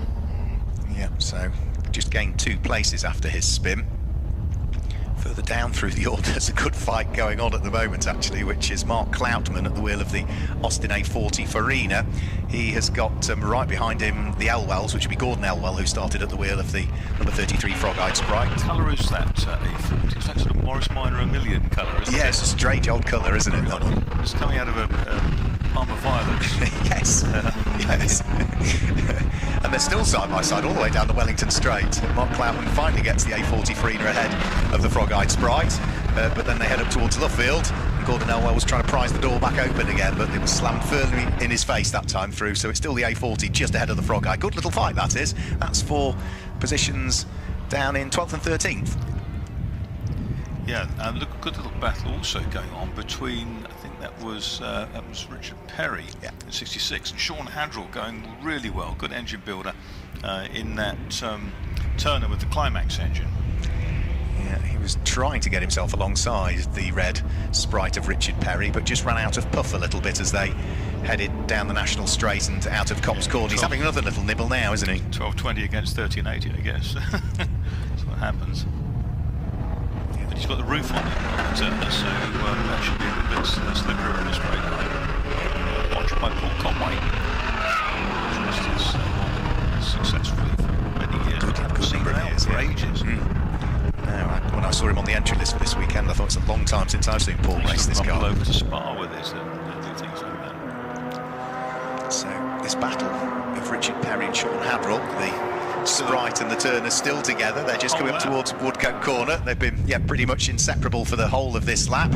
Traffic now also starting to play its part as well. Brandon O'Horan at the wheel of the Triumph Spitfire that started at the back of the grid has already been gobbled up by the race leader, and it's about to be gobbled up by Dave Bye running in the third place Jaguar. But for Richard Perry and Sean Hadrell, brilliant fight. There is nothing to choose between them. That's fantastic, and Morgan can't get past them with V8 pedal. But we've got a GB. I think that was Ben Tovey. Is running fairly slowly. I think it might have been Ben Tovey. It was a white MGB GT with a black stripe down the centre of it, and that's what I've got identified as Ben Tovey's car. Yeah. 161, no, it's not, it's Johnny Wheeler's, it's the other one. They're two very similarly liveried cars. So Johnny Wheeler is going to retire the car, I think, on the inside of Copse Corner. So James Wheeler won't get the opportunity to drive that car. Such a shame. Johnny Wheeler, again, another driver who's been racing MGB GTs, V8s in particular, for a good number of years, hasn't he? Yeah, the Wheeler family are renowned, and that tussle with the A40 and Gordon Elwell's Sprite being joined and bisected now by John Moon in the Lenham. There, the red Lenham. Not far behind those. That would be the James Mackay and John Foe car. I'm not sure whether we got confirmation as to who was going to start in the 711. Let me see. I put down James Mackey driving it first. James Mackey, yes. Right. So yeah, he's getting involved now as well. So John Moon's picked his way through them all. So John, who qualified, remember, well, 6th quickest at the wheel of the 696 Lenham GT, had that spin and lost time early doors. Where has he recovered back to now? 12th. He has recovered to 12th, yeah. So slowly carving his way back through the order, and is still lapping quicker than the next couple of cars ahead. Yes, he's got to get rid of the Mustang. Has been disposed of the Mustang. Yeah. That car might be quite 3 abreast out of our window there. Dramatic, but there's the A40 still holding off Gordon Elwell. Behind Gordon Elwell, looks like there's a Mackey and Foe. Now there's our leader, the number 13, the 5-litre TVR. Yeah, John Wolfe, who first started racing Triumphs. We've seen him out in TVRs, both this car and the Grand Tourer that he's got. He's got a Lotus Elan 26R. He's also got a Armstrong Siddeley, I think, pre-war car that he was building up for doing some VSCC racing, and he's got a busy time ahead of him because he's trying to work his way through the traffic now, and that is going to be Andrew Tidmarsh, the number 71 car that he weaves past down the Wellington Straight. Stephen Pickering goes with him. The leading pair still separated by just 0.6 of a second when they started this lap. They've got more traffic, one of the Alphas to try and pick off on the run up towards Luffield Corner. In fact, 2 of the Alphas to try and pick off on the run up towards Luffield Corner. They're about to complete lap number 7. A couple of minutes to go before the pit window will open. There's the Julia Saloon, isn't it? The Julia TI of Nicholas Edmond. It's one of those 2 Alphas.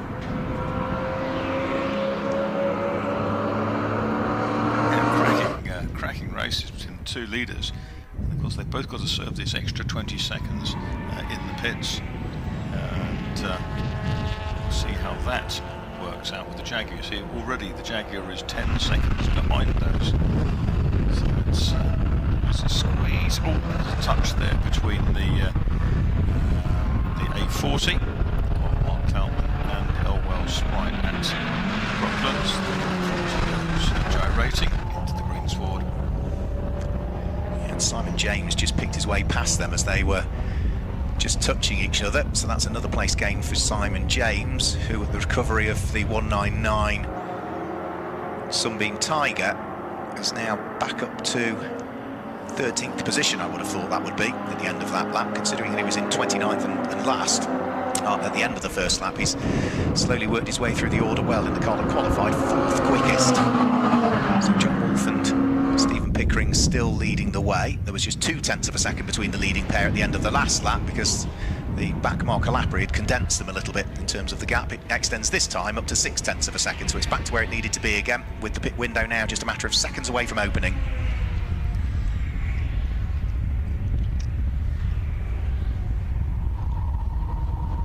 third place. Dave Bye just sets his best lap of the race he's done so far at the wheel of the Jaguar, 1 minute 9.296. He still remains in third place. Dean Halsey's Datsun 240Z isn't too far behind him though. Well, we've got Paul Conway ahead of the Perry and Hadrell pair now. He was between them last time round, and that's looking good, but here's a super rapid as well. Surviving Cortina. The camera seems to like that violet-y coloured A40. Yeah, Mark Cloutman's car. So he's having to attack and defend at the same time. He's got that Lotus Cortina ahead of him. That's the Dysons, isn't it? It is, yeah. Race leader about to thread his way through a load of traffic as well, which will include Mark Cloutman's Austin A40. So over the start-finish line they'll go. Pit window is now open. The lead advantage has grown to over a second, I think, for the first time in this race so far. So John Wolfe threading his way past Mark Cloutman's Austin A40. Farina on the way in towards Copse Corner. He'll then look to try and weave his way past the Dysons, which will be Nick Dyson. So he hoovers up another place there. And then it'll be one of the sprites again that then John Wolfe will need to deal with, and he can deal with that down the Wellington Straight. So Stephen Pickering not quite in second place, getting the same kind of run through the back marker traffic, Marcus. Yeah, absolutely. And he's just, maybe he's catching them in the wrong place, maybe he's just not quite as bold as John Wolfe. Nonetheless, yeah, has made this. The Dyson Cortina coming down the inside of the little sprite. Hooks a wheel over the curb, flicks it through very nicely. Well, first this was John Moon, followed by the Greenbank Mustang. Yep, so for David Greenbank, he'll be jumping out of the car. Chris Greenbank will jump in. In comes the race leader as well, so John Wolfe is into the pit lane. So the race leader comes in. Stephen Pickering stays out. So we can see that pit stop taking place right at pit lane entry, and Mark Cloutman also comes in at the wheel of his Austin A40. This sounds intrigue, doesn't it? Because had the two come in together, we'd have had a direct comparison. Yeah. We're not going to see that until the stagger unwinds, and Stephen Pickering, now in our lead, has served his stop. So 4 cars in the pit lane at the moment. John Wolfe finally out of the TVR Tuscan. It took him a while. Just now shoehorns himself back in again. And seatbelts are just being done back up again. Both a helper on the driver's side and a helper through the passenger door as well. Mark Cloutman, that was a quick stop from the Austin A40. He's already making his way back down the pit lane, but that was a slower stop for me for the race leader, John Wolfe.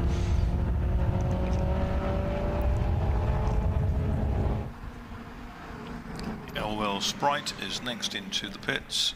Helen Elwell running back off from the pit wall to jump in. There goes the John Wolfe Martini striped TVR.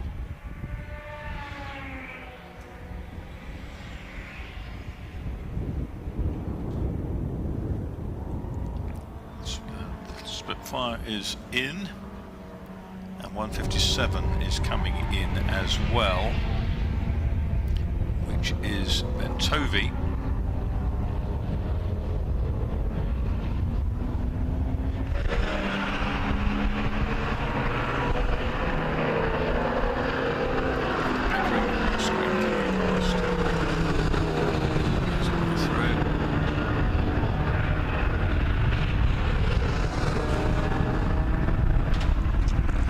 Just trying to see if I can have a look and see exactly what John Wolfe's pit stop was. So that's exactly how much time he had lost. So Stephen Pickering leads the way. More cars diving for the pit lane include Steve Adams, who's been racing this Spitfire Mark III for a good period of time. Steve is one of the drivers who's opting just to stay behind the wheel of the car, so he's not going to sort of jump out, close the door, open the door and dive back in. He just remains stationary behind the wheel of the car for the requisite amount of time, and then he'll trundle his way back out onto circuit.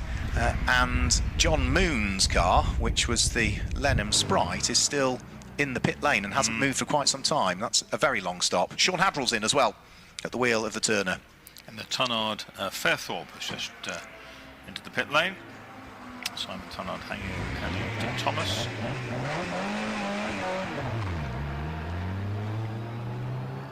So that was Sean Hadrell. That very pretty little turner. Does look good, doesn't it? So Elwell leaves the pits in 33. So we've only had less than 10 dive for the pits so far, conduct their mandatory pit stops. A few more come in, so that is going to be Dave Brown coming in at the wheel of the number 281 MGB Roadster. So Jake Cranstone will take over for part 2 of the race. So Stephen Pickering, number 1, leads the way at this stage, has yet to stop. Second is number 57 Jaguar Dave Bye, has yet to stop. Third is number 240 Dean Halsey, has yet to stop. Ian Staines in the number 16 Midget is 4th. 5th is car number 330, which is Paul Conway at the wheel of the Morgan. Bearing in mind he started 16th. Yes, others have pitted, but that's still a good run from him. And number 66 Richard Perry completes the top 6 at the moment, but all of those cars has yet to dive for the pit lane.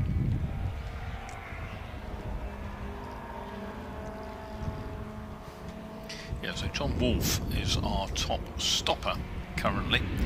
He is now in 9th place with the number 13 TVR.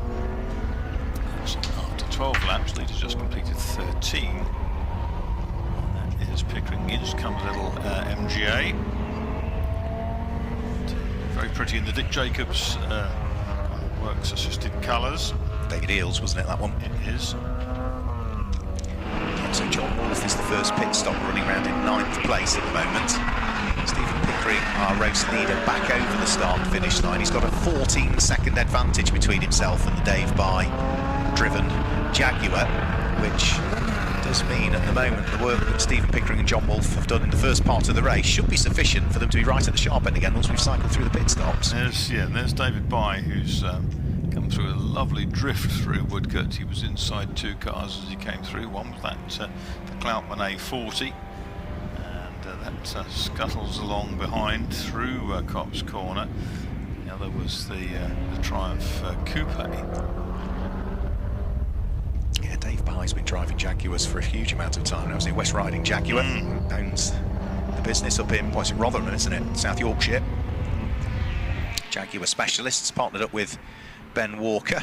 Now, is that bonnet being done back up again on the David Eales MGA? There's a name that's been involved with MG racing for decades. Ocelli Motorsport, yeah. Oxford Way. Yeah, running some modern GT cars as well, like Aston Martins nowadays. Simon James dives for the pit lane at the wheel of his car that started right at the sharp end before it had its spin. It was 4th, and also Nicholas Edmond is in at the wheel of the Alpha Giulia TI. We've also got the other Turner in as well. That's Tim Cairns. That's the open one. Same colour, aren't they? Yeah. Exactly the same colour. Is that Dave Bye in? It is. It is. So Pickering is continuing. He has covered now 15 laps. Dean Halsey in as well from 3rd place. And Halsey 2nd and 3rd in together. These are routine stops, of course. Ben Kane about to take over from Brandon O'Horan. And we've also got Simon Page's car in. So that's the car that was started by Charles Marrett. It's about to be taken over by Simon Page. And there was also another Alpha that snuck in, and I think that must have been 106, which was Peter Forfar that came into the pit lane. 45455. Oh, absolutely, yeah, for the old football score. New fastest lap of the race for John Wolfe last time through at the wheel of the number 13 TVR Tuscan. 1 minute 7.181 from John. So that's exactly what he needs to do. He knows he had to remain stationary for an extra 20 seconds compared to everybody else, but should have enough in hand to, I think, come back out in the lead of the race. And a 1 minute 6.825 is the fastest lap of the race that he has done. So it's just getting quicker and quicker and quicker. What have we got? Another 6 minutes of the pit window remaining open still. So still time for people to come in, including, of course, our race leader, number 1, Stephen Pickering, the most successful driver in the Adams and Page Swinging 60s last year, has not as yet come into the pits. And who's right behind him? Car that has come into the pits, John Wolfe, who he was doing battle with. They're on lap apart, of course. Yep. Pickering working lap 70. Wolfe is working lap 60. So.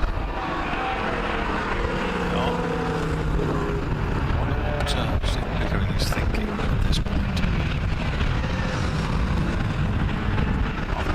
That's probably what he's thinking. Probably thinking, I need to get in and out of this car very quickly to try and, yeah. Here's Richard Perry coming in at 66. So Richard Perry in. Stephen Pickering still staying out at this stage.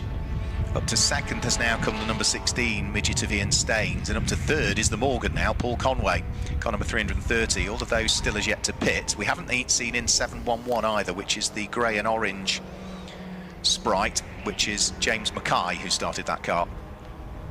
And we also haven't seen in number 71, which will be Andrew Tidmarsh.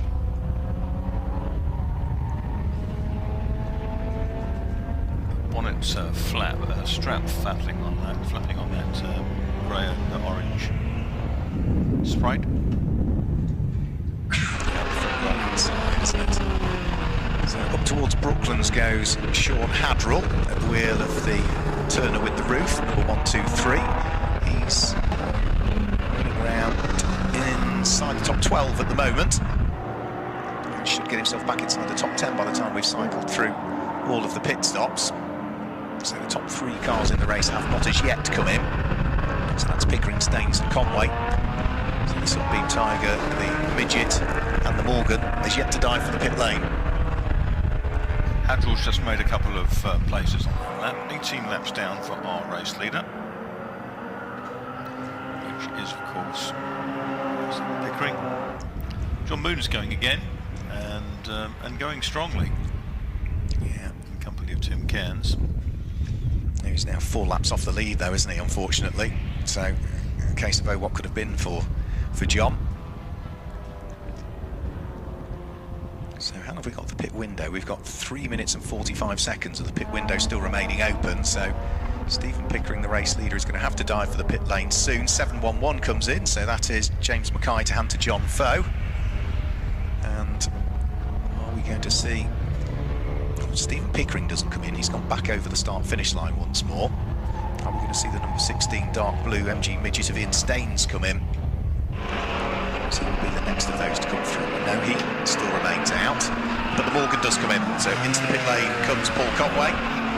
So he's one of the cars we're expecting, for which there are now only 4 cars that haven't stopped, I don't think. The top pair of the most important ones. I know there's Ben Walker down the outside of an Alpha, 2 wheels on the curb. That's the far out for his past. Ben Walker needs to crack on a bit because his last few laps have been slower than Dean Halsey, and Dean Halsey is in 6th place and is slowly edging up onto the Jaguar. 1.1 seconds was the gap between the pair of them that time through. Dean Halsey was 0.6 of a second quicker than the Jag.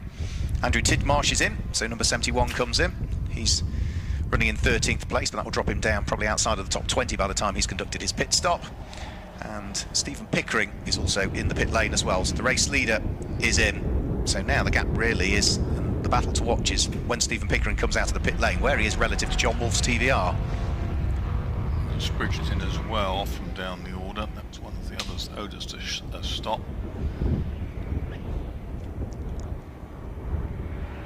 So they're all Gary Marsh and saying they've yet to stop at the 163. Yeah, that's the car that was looking rather smoky yesterday in testing. And I did wonder why they were still revving the engine and blipping it with all this smoke coming out of the back. Subsequently found out whichever Shell station they bought the fuel from, contaminated, got some diesel inside it, so they had to flush the fuel lines out last night. So that car comes in, so I think that's everybody now that has either pitted or is in the process of conducting their pit stops.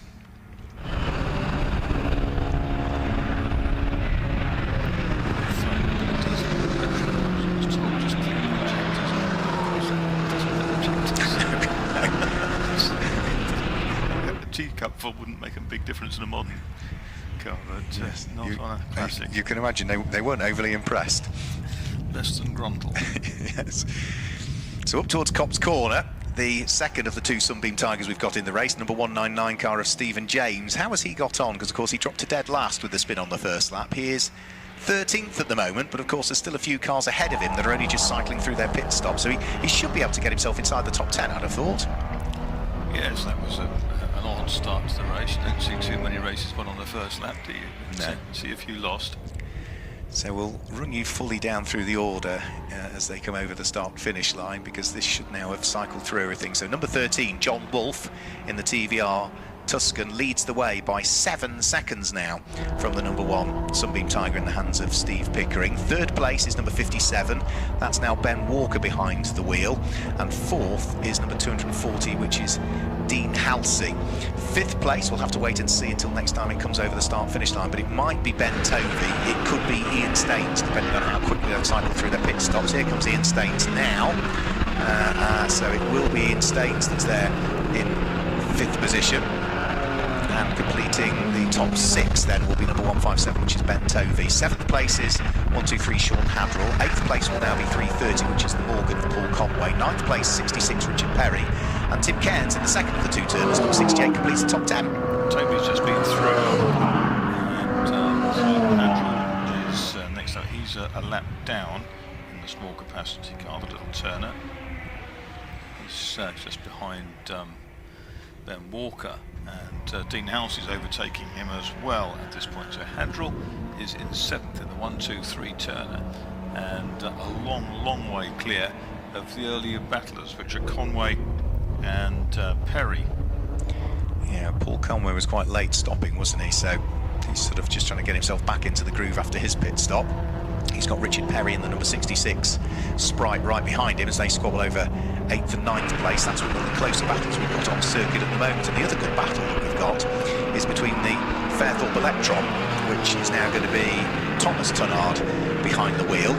That's there in 14th place. And right behind them is going to be the Lotus Cortina, which is going to be Alistair Dyson behind the wheel. They will be fighting over those 2 positions. They were just 3/10 of a second between the pair of them last time that they came over the start-finish line.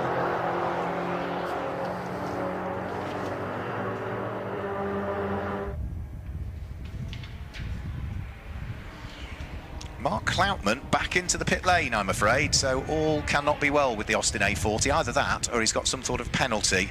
So he's driving He's nowhere near the down penalty the box. pit lane. He's not stopping in the penalty box. Yeah, and he's indicating, so it's not a drive-through. He's going to the paddock and into the garage. 22 laps in, the gap has gone out to 8.5 seconds. Off to Pickering. So Wolf's more than holding his own. He's gained 1.5 seconds or so over the last 3 or 4 laps.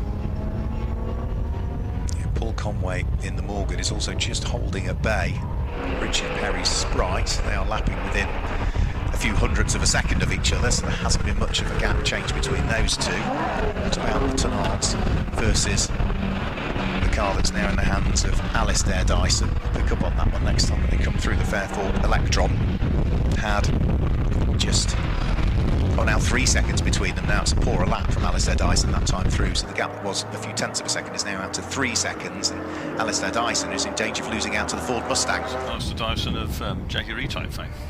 Usually shows with James Dorlin in GTSCC races. We've also seen him out in DB5s, haven't we, as well? Yes, there we are. So there's the Fairthorpe Electron, and there is the Ford Mustang going through, and Alistair Dyson is behind it, so that's a change for position there, is it? Yes, 2 places gained for the Ford Mustang that time through, so that could be one to watch. What's its lap times? 1 minute 15.1, which is quicker than the next 2 cars ahead of it. So yeah, watch out for the number 39 Ford Mustang. Could be up to 12th at the end of the next few laps in the hands of Chris Greenbank. Not a car I've seen out before. No, it's new one to me this weekend. So race leader about to come through and complete another lap. So over the start-finish line goes John Wolfe, and he will place a lap on Steve Adams in the process. For John Wolfe, he can just afford to bide his time now, picking off these back markers. He's built the margin, hasn't he? He can just control the race from the front now. Well, there was a bit of a squeeze. 157, that's Ben Tovey looking at the inside. And now, well, taking her line. Encouraging to see so many cars with novice crosses on the back. Mark, it's always good to a starting point. Seems a good starting point for competitors. Well, you look at the affordability of some of these cars as well. You know, no motor racing is cheap, and that is a car we have lost, and that looks like Richard Perry. it is. That's Richard Perry. He's part of the way down the Wellington Straight, I'm afraid. The car that was running inside the top 6 in the early stages is out of the race, the number 66, Frog-Eyed Sprite. Yeah, you look at the cost of some of these cars, you know, pick up a midget or an MG, BGT, no motor racing's cheap, but it's a very affordable way to go racing because the car just won't depreciate. And they're sustainable as well, if you can get parts for them, which is...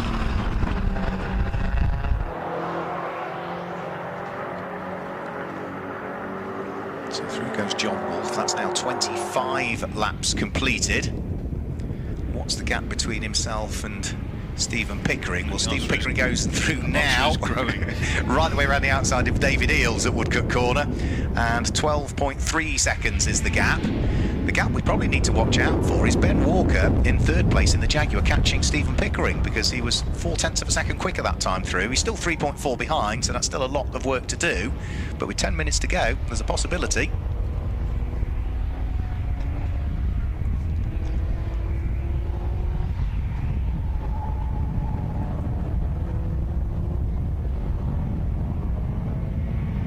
Get a little laps for your money on the national circuit, Mark.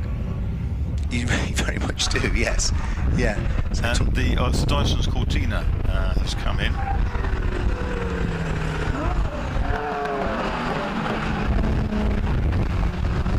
So that was Alistair Dyson, and he is pulling straight into the garage. So that's another car we've lost, I'm afraid. So that's one we've lost, and I think John Moon has subsequently picked up a time penalty as well, by the look of things.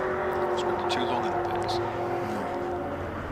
Didn't see a black and white warning flag go out. I suspect it's some sort of some infringement somewhere, so there'll be a time penalty heading in the general direction of John Moon, who qualified 6th, dropped right the way down through the order, picked his way back up, then had a long pit stop and dropped back down through the order, and has now gone and picked up a penalty. Ben Walker squeezing his way up the inside of Steve Adams, the big Jag past the Tramp Spitfire as they go through Copse Corner, and he puts his hand out of the window and thanks Steve Adams for trying to stay out of the way as best as he possibly could. And for Ben Walker, that's quite critical, really, because he's still pushing hard. He did a 1 minute 9.3 in the big Jag last time through. It was a 1 minute 10.4 from Stephen Pickering running in 2nd place, so the gap 2nd to 3rd is down to 2.3 seconds now. Yeah, it's closing in all the while.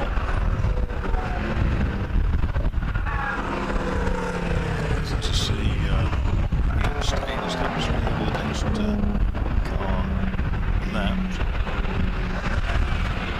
He's just got through now, Ian Staines, hasn't he? Remains on the lead lap just. Just, yeah, exactly. And what of Stephen Pickering? Where is the big Sunbeam Tiger? He'll be coming up towards the end of the lap. Here he comes now, round through Woodcut Corner. More than 15 seconds down now. But what's the gap between himself and Ben Walker? It was a 1 minute 8.1 from Stephen Pickering. It was a 1 minute 9.4 from Ben Walker. So the gap all of a sudden goes back to where it was, 3.6 seconds. Yo-yoing around, I'd imagine, Marcus, that's largely down to the traffic. I would say so, and it's interesting that that James has managed in the 199 car, that first lap spin, he's managed to lose 2 laps now to the leader.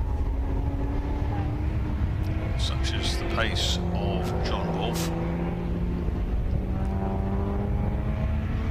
Yeah, Simon James qualified in a 1 minute 8.9, and his best race lap is a 1 minute 9.4. Whereas John Wolfe qualified in a 1 minute 7.6 to go on to pole position. His best race lap is quicker than his qualifying time. 1 minute 6.825 is the best lap that he's done. So the best part of nearly a second quicker, or certainly 0.8 of a second quicker than the pole time he set.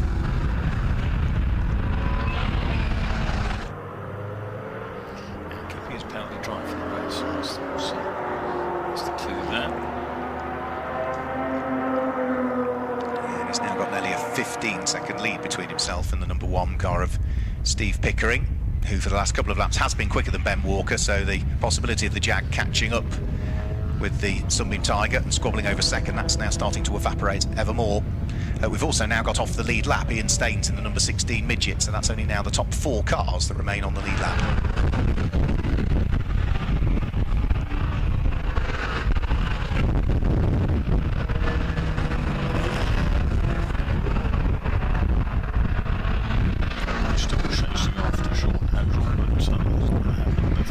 Sight of the 2 Alphas, the Group 5 wide arch bodied car, and the standard shaped 105 on the outside.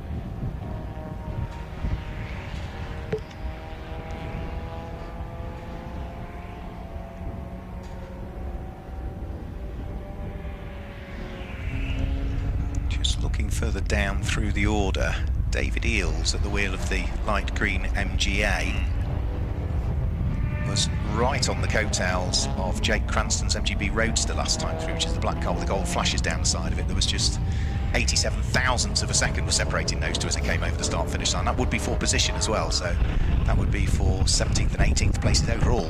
Keep an eye towards that one next time through.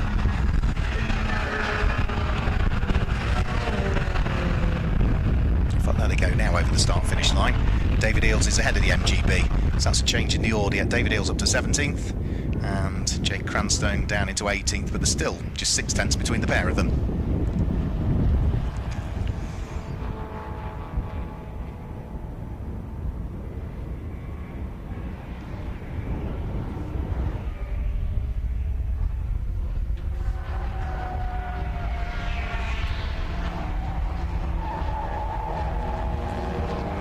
That's 30 laps down for John Wolfe, leading TVR. Just put another lap on Sean Hadrell. 1, 2, 3. So Ian Staines.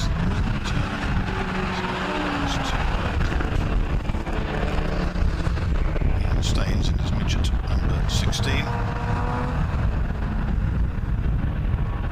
He's been a regular competitor in the Adams Pace in the 60s for a good number of years. There's Ian Staines out of Luffield Corner. Sean Hadrell, who runs just outside of the top 6 in the number 1, 2, 3 turn, has got a bit of traffic that he's just had to deal with, so he's gone past David Eales in the MGA. Now, David Eales will be watching his mirrors again, because if he looks in the background, he'll be able to see not just Jake Cranstone in 18th place behind him, but also Helen Elwell, I would say, is catching up at the wheel of the Frog-Eyed Sprite. Yeah, she's not that far away, so actually the cars in 15th, 16th, 17th, 18th and 19th are all within sort of, you know, a second of each other nearly. So that's a squabble that's coming close to each other as we get towards the tail end of this race. We've now got a little more than 3¼ minutes remaining.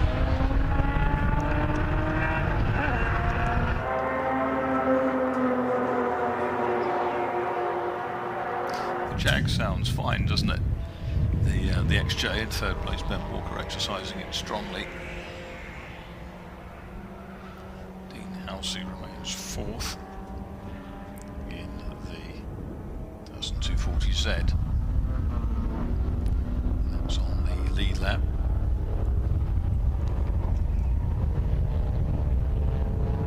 Yeah, Dean Halsey hasn't seen much drop off in his pace actually. His best lap of 108.7, the lap he's just done at 109.3, so half a second slower than his best. Late stage of the race, we've just had the best lap that Jaguar's done so far as well. Ben Walker, 1 minute 8.472 is the quickest lap that the Jaguar's done so far. So that's going well. Of course, we'll see. Do we see that car back out in the Jaguar race later on? I'm not sure we do actually. Dave Barr used to be a regular competitor in that. So John Wilf up towards Cops Corner. He will be on his... I'm not quite sure whether this is going to be the penultimate lap. Depending on the pace, depending on the back markers, he might squeeze another one out, or another 2 out at the end of this one. We'll have to wait and see. So, going to be nip and tuck stuff as to whether this is the penultimate lap for John Wolfe, or whether he can just squeeze an extra couple out. Yeah, last time round, the 31st lap,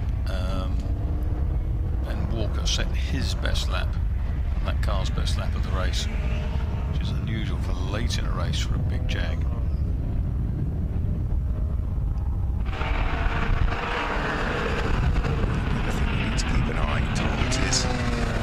Number 88, Simon Page, Jake Cranstone, both got past David Eales that time through, so the number 10 MGA losing a couple of places. So that's dropped that car further down through the order. Conway's ahead of Hadrell now as well. Simon James moves ahead of Tim Cairns, so that's all those shuffles inside the top 10, 7th, 8th, 9th and 10th all changing round that time through. For the race leader, over the start-finish line has gone John Wolfe. Still with traffic to deal with though. Helen Elwell's Frog-Eyed Sprite is the next one to be dispatched a further lap adrift. And is that problem for Andrew Tidmarsh? I think it might be the number 71 car, indicating and slowing up as he comes down the Wellington Straight.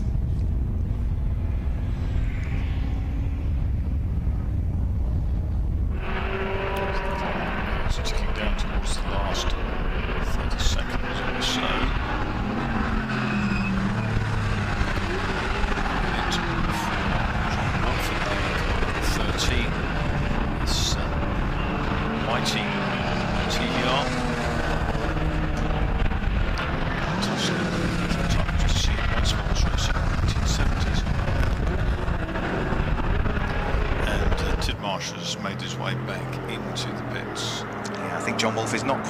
squeeze out that extra lap that I thought he might. So he's about to flash his way over the start-finish line now. 3, 2, 1 seconds to go. In fact, no, he did. He just managed to squeeze one out. I think it was about 1 second to go as he came over the start-finish line. So he's now onto his last lap of the race. So this is lap number 35 for him.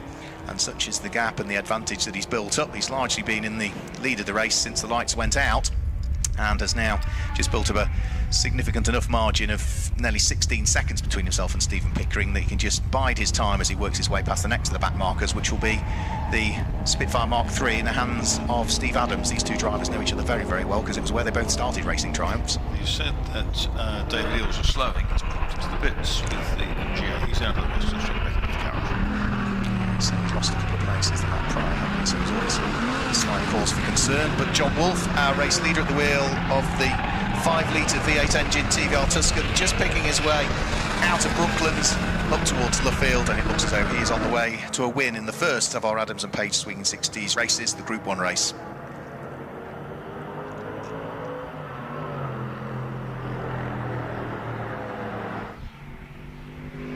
So checkered flag comes out. John Wolfe takes the checkered flag, and he is going to win by the best part of 16 or so seconds from the number 1 Sunbeam Tiger of Stephen Pickering, who will finish in second place, completing the overall podium. Dave, Bye and Ben Walker at the wheel of the Jaguar. Yep, the XJS then chasing the two sports cars home, and that's finished only 3.4 seconds adrift of second place for Ben Walker. Then another great battle for Tussle with that GMCI 222, which is Nick Edmond. Comes down ramps, that's positioned into Brooklands. That's first place in that's Ben Tovey in 5th. So Ben Tovey in 6th place in the 157. Last car on that lap, I think, is going to be Paul Conway. Here's Paul Conway. Covers his 34th lap. So 4 cars went the whole distance. Wolfe, Pickering, Halsey, Staines, Tovey, and Conway on 4 laps.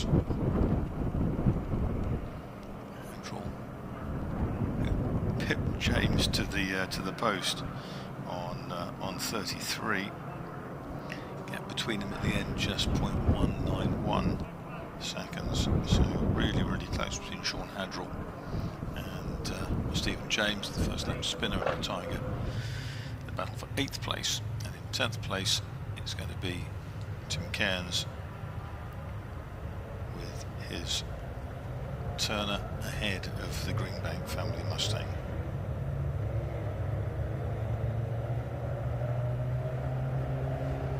So here are our results then. First then in this Adams and Page Swinging 60s Group 1 race, John Wolfe with the TVR Tuscan, who covered 35 laps. Second, Stephen Pickering with his Sunbeam Tiger. Third, Dave Bye, Ben Walker with the Jaguar XJ6. Fourth, Dean Halsey with the Datsun 240Z. Fifth, great fifth, Ian Staines with his MG Midget.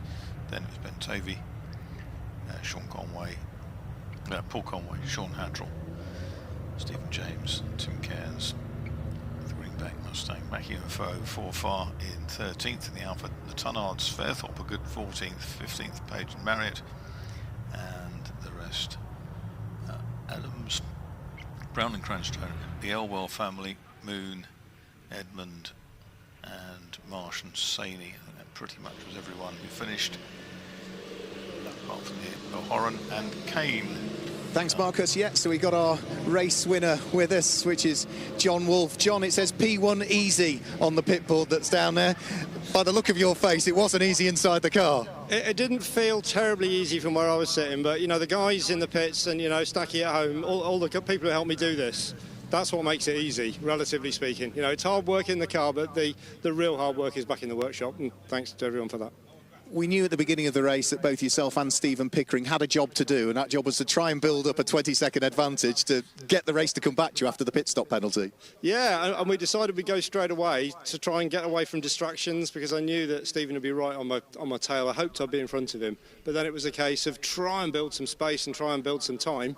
And the guys, as I say, in the pit stop was fantastic, and we came out and it was just a case of chasing him down. Warm in the car, but your lap time in that race was about 0.8 of a second quicker than your pole time. Well, there you go. Life in the old dog yet. Yeah, you got to keep a bit in reserve, and generally I do go a bit quicker in the race than I do in qualifying. But that's great, because that's my 4th win this year, so that's really happy with that. Well done, well done. Thank you very much. There we go. So that's our race winner, John Wolfe. Will just come this way. Mind we don't clip the board, because we need to make sure. That's it. If you just come straight towards me, then we won't run over the board. Let's grab a quick word with Stephen Pickering. Stephen, you stuck with John in the early stages. You decided to do a later pit stop than him, and then when you came back out, he'd sort of escaped up the road a bit. Yeah, he obviously had a very slick stop, so well done to John and his team for that. That was, pretty impressive. Silverstone National, some technical sections, particularly the last bit, but there's also some nice long straights that really suit this car. Yeah, the straight to corner ratio is not bad for this car, to be honest. So it's good here. So yeah, enjoyed that. More wins to come later on this year? I don't know. We've got another race coming up shortly. We're in the second lot of swinging 60s as well. So we haven't got a 20-second penalty on that one. So we'll have to see how that goes. Good luck for that one. OK, thank you very much. Well done. And let's grab a quick word with Dave Bye and with, of course, Ben Walker, who is sharing the car with. I'll start with you, Dave, because you were in the car at the start of the race, pedalling it well. Yeah, enjoyed it. Lovely to be back out after all these years and seeing the car up at the sharp end is absolutely brilliant. And I've got all my grandchildren here this weekend, so it's brilliant for them to see it. What was it that kept you away? Because, you were regular in the Jaguar Championship for a good number of years, and then you sort of disappeared. It was just when the Jag Championship started allowing the supercharged cars and that sort of stuff, and I didn't want to go from being a front-running car to mid-grid. So, and we've been that busy with customer cars.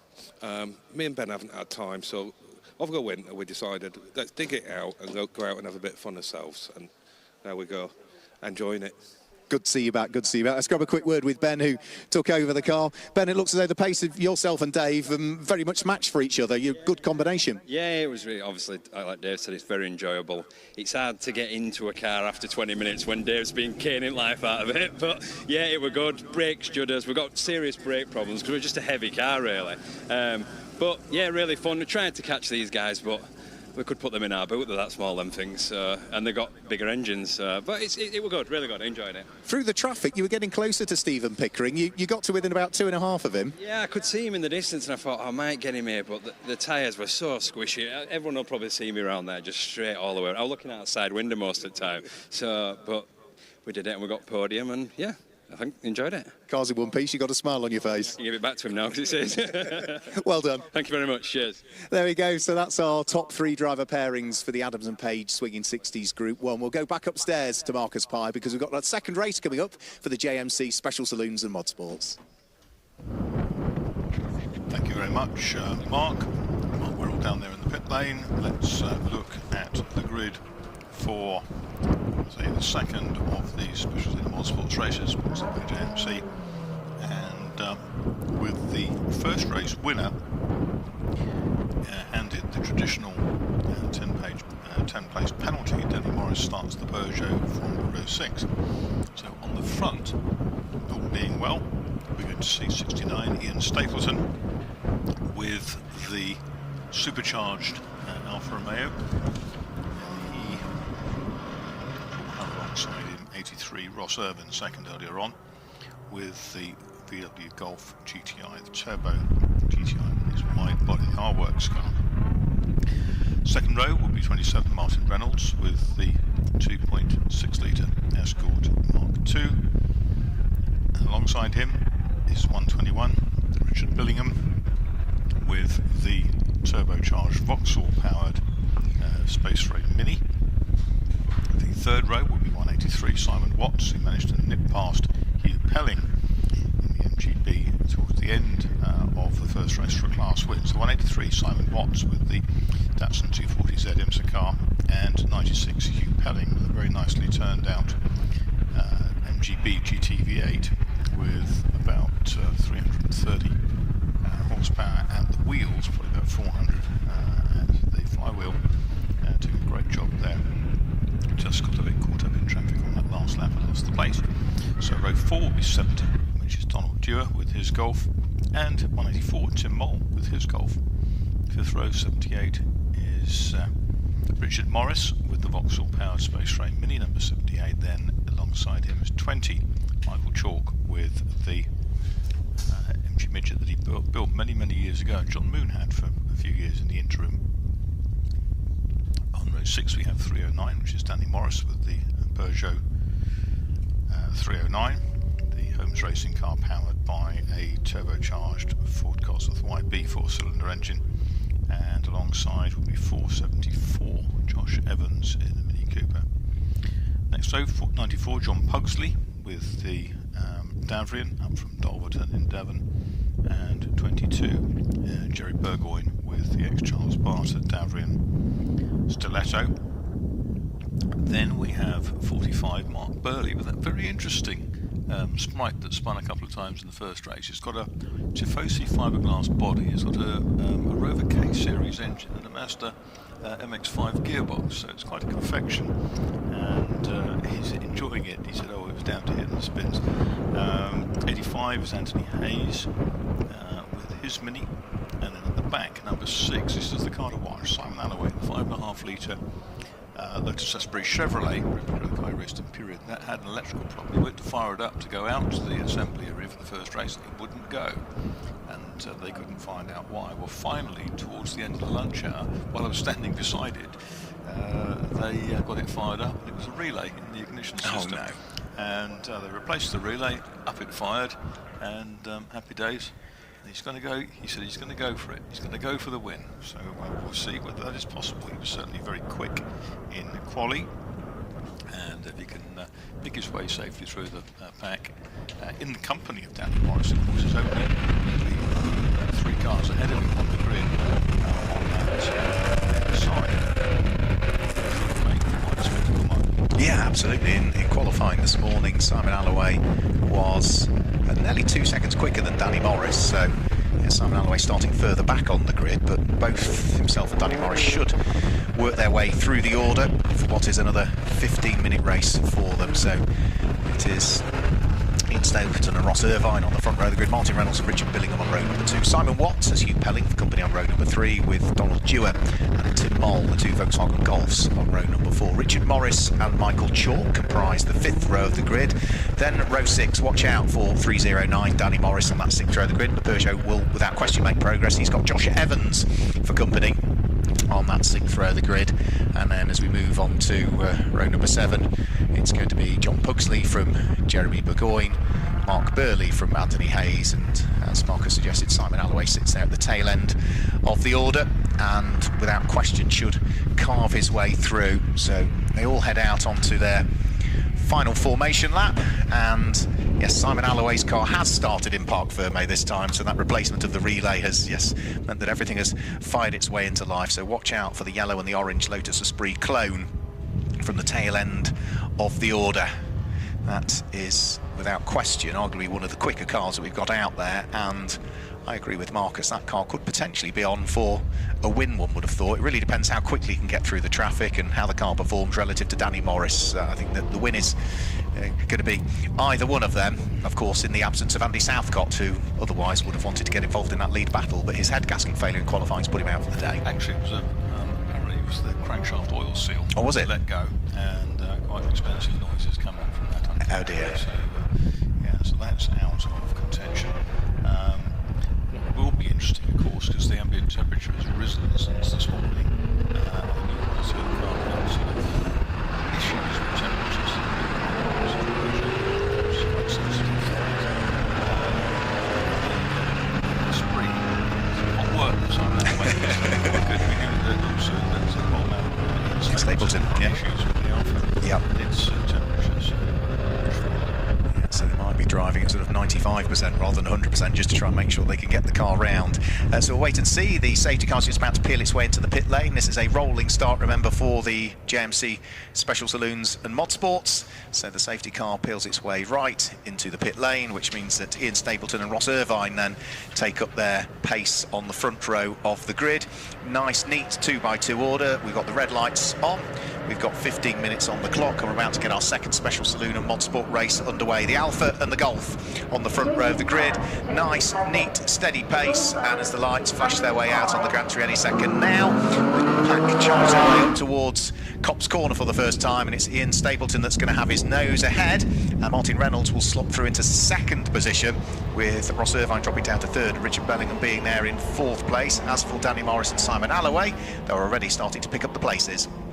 Yes, they are, and we'll see there's Alloway in that massively wide Lotus Esprit look-alike down the order, but out front Stapleton from Reynolds, and we've got the first of the Golfs, which is Irvine, being attacked on the inside by Billingham with the turbocharged 340 horsepower Vauxhall-powered Mini.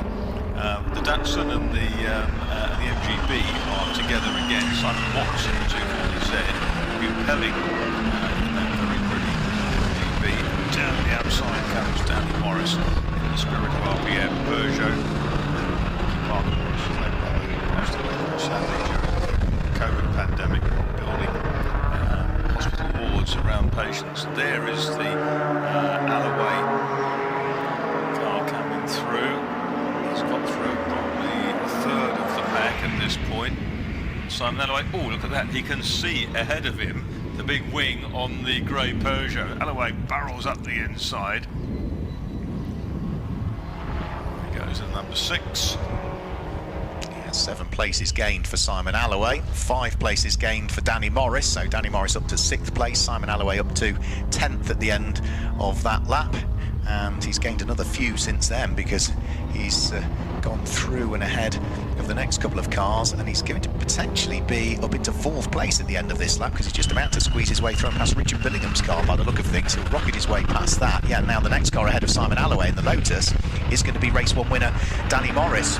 Hugh Pelling also about to gain a place on Richard Billingham's Mini as they head up towards the braking area for Brooklands. So that's a couple of places lost for Richard Billingham on that lap, but for Danny Morris and for Simon Alloway, watch out for them. Stapleton leads from Martin Reynolds in 2nd place. Then it's going to be Ross Irvine in 3rd, Danny Morris there in 4th place, and Simon Alloway in 5th as they all thunder their way over the start-finish line. Yeah, with Pelling behind them, and then we've got Billingham and Dewar side by side. Billingham in the bronze Mini, orangey colour on Mini on the outside, the belcher flame from that turbocharged car, and then the Dewar Golf alongside. And Simon Watts lost out at the end of that first lap, having been right in the thick of it with Hugh Pelling, who sort of kind of made the break and got himself away. Yeah, he's just escaped up the road, hasn't he? A little bit of the wheel of the V8 MGB Roadster. Donald Dewar there, Richard Bellingham having a great little squabble. Danny Morris has now got himself ahead of Ross Irvine, so that's now going to be the Peugeot. Race 1 winner up into 3rd position. Simon Alloway still sitting there in 5th place. He will be the next car that is going to attack Ross Irvine for position. Morris has fastest lap, doesn't he? He does, yeah. 61.451 at the end of the first flying lap of the race, and Danny Morris works his way through and past Martin Reynolds down the national pit straight. Simon Alloway works his way through and past Ross Irvine down the national pit straight, so Danny Morris now up into 2nd place, Simon Alloway up into 4th.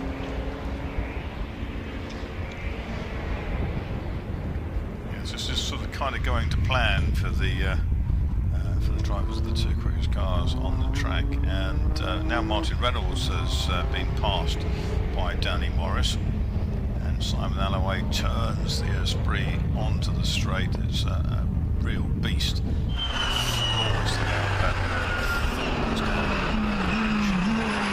sight now of Danny Morris as second place. Martin Reynolds finds himself in 4th. Ian Stapleton is still ahead, of course, in the supercharged V6 Alfa Romeo. Simon Alloway with the fastest lap of the race last time through, 61.066 seconds. So through goes Ian Stapleton. He was 3.4 seconds to the good in the lead of the race. That now comes down to exactly 3.4, so it's only come down by a very small margin that time through.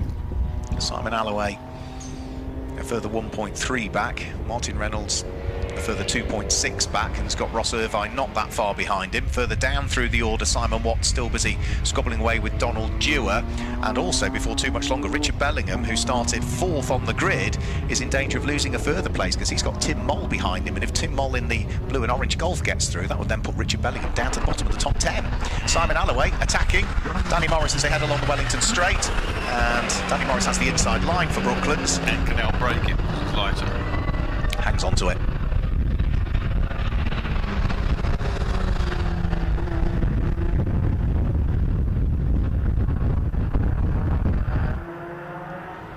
So lap number 5 about to be concluded. Danny Morris about to accelerate his way over the start-finish line. What these two don't want to do is squabble, because that will allow Ian Stapleton just to hang on to the lead of the race. Simon Alloway has another little nibble as they head down the National Pit Straight up towards Copse Corner. The Lotus has the inside line. Through goes Simon Alloway, picks up second place from Danny Morris, and sets the new fastest lap of the race as well on that lap. 60.930 seconds for Simon Alloway. Up to second, and now needs to close up what is a 3.7 second gap between himself and the race-leading Alpha in the hands of Ian Stapleton. Yeah, this is something now we're going to see whether Simon Alloway said he was going to go for it, but this after discovering the broken relay in the ignition system, whether he can get back sub-minute here, Mark, that would be quite something again, and we'll see as the squabbles go on. The two Vauxhall-powered minis there, each side of Tim Moll's blue and orange VW Golf. Mark Burley moving on, and also has the Napier kit car, which is he put a Napier, yeah, I think it's Napier kit car, which is a turbo BMW. Bringing that out some way. I think Tim Moll might lose a place here because Richard Morris draws himself alongside. Tim Moll has the inside line, so the Volkswagen still hangs on to the place as they head round through Brooklands. 2 seconds to gap in the lead. Right. Mark in the lead. Michael Chalk's also winning that little squabble as well, isn't he? There's something in the middle of the pack. There's something for everybody, isn't there? There's certainly a tussle everywhere. But Alloway pushing on. He's 1.999 adrift, and we're going to get the I think the Datsun 240Z is closing in on Pelling's MGB as well. Excellent stuff. Yeah, they had a good battle in race number 1, didn't they? Now resuming their little squabble in race number 2. So down towards the braking area for Maggots and Beckett's goes Hugh Pelling and Simon Watts, with Donald Dewar not that far away. Then we've got the Richard Bellingham and Tim Moll squabble, that's being the orange Mini and the blue and orange Volkswagen Golf that's behind it. Over the start-finish line comes our race leader, and the lead advantage is going to be 1.1 seconds, Simon Alloway to Ian Stapleton. So we've had the change for order, and Danny Morris is about to, I think, work his way through into second place. So Ian Stapleton leading for a chunk of the race, but his lap times have dropped off. Everybody else is not that far away. His lap times have dropped off by about 3 seconds, Mark, as to what he was doing earlier on. So those cooling problems might be back. They might, and Danny Morris now is right in behind the Alpha. Will he have be able to sizzle past in a straight line? It's more than 500 horsepower. That he's into the braking area. He can brake later than the Alpha, but the Alpha has too much on the right, so as the line is a couple of lengths ahead of the park. But out front now, finished the 8th lap, is Simon Alloway. With the self-built Lexus clone. This is the chance for Danny Morris. There he goes, pops out of the slipstream, coming out of Woodcote, down the inside into Copse Corner, and makes it through. Yep, so as expected, Simon Alloway and Danny Morris have worked their way towards the front of the order. Ian Stapleton fights back though on the exit of Copse Corner on the run down towards Maggots, but I think he's going to have to give second best to the Peugeot, which I think will cement itself into second place as they head through Beckett's now. Yes, he has cemented himself in second place despite the best efforts of Ian Stapleton to try and fight his way back. The supercharged Alpha's got plenty of torque, hasn't it? Gets out of the corner as well. Yeah. May not have the ultimate grunt of the Peugeot in terms of mechanically driven forced induction. It doesn't have the lag that some of the turbo cars have. It's just nice to see it back out. So we spoke to Ian Stapleton earlier on. He's very pleased to be back out. Inside, and Danny Morris is slowing. Danny Morris is slowing. Staying out, he's not diving for the pit lane, Danny Morris, but yeah, something's not right with the Peugeot. He's nursing it now. Yeah. Yeah. Yeah, he's backed things right off. So Ian Stapleton, despite him not lapping quite as quick as he's been doing in the past, he's able to get back past and ahead of Danny Morris, who will just try and stroke the car home, I would imagine. He's still got 5 minutes, though. We also had a new fastest lap of the race for Simon Alloway. He might have taken the lead.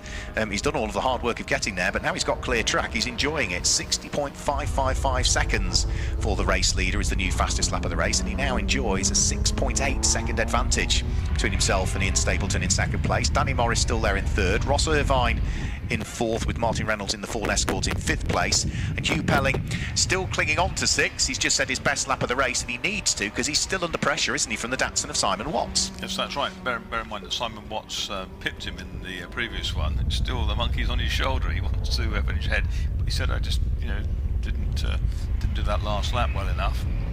He managed to lose the place, and he's anxious not to have a repeat. Danny Morris, yeah, I was about to say the same, will be destined for the pits, and surely at the end of this one. Richard Morris is in as well, so both Morrises out at pretty much the same time. Richard Morris coming in, now Danny Morris. Such a shame for those two late on in the race. 4 minutes to go, they both head down the pit lane. So that now means that Ross Irvine at the wheel of the car that finished third in the race earlier on, back up into third place overall. Yeah, Martin Reynolds is in fourth in that yellow and white Valvoline Escort. He's just seen go out of shot. There's the Mark Burley Sprite and Jerry Burgoyne, the mooring master, in his ex-Charles Barter. He'll climb Stiletto. What have we seen Jeremy racing in the past as well? I just remember him in this car, but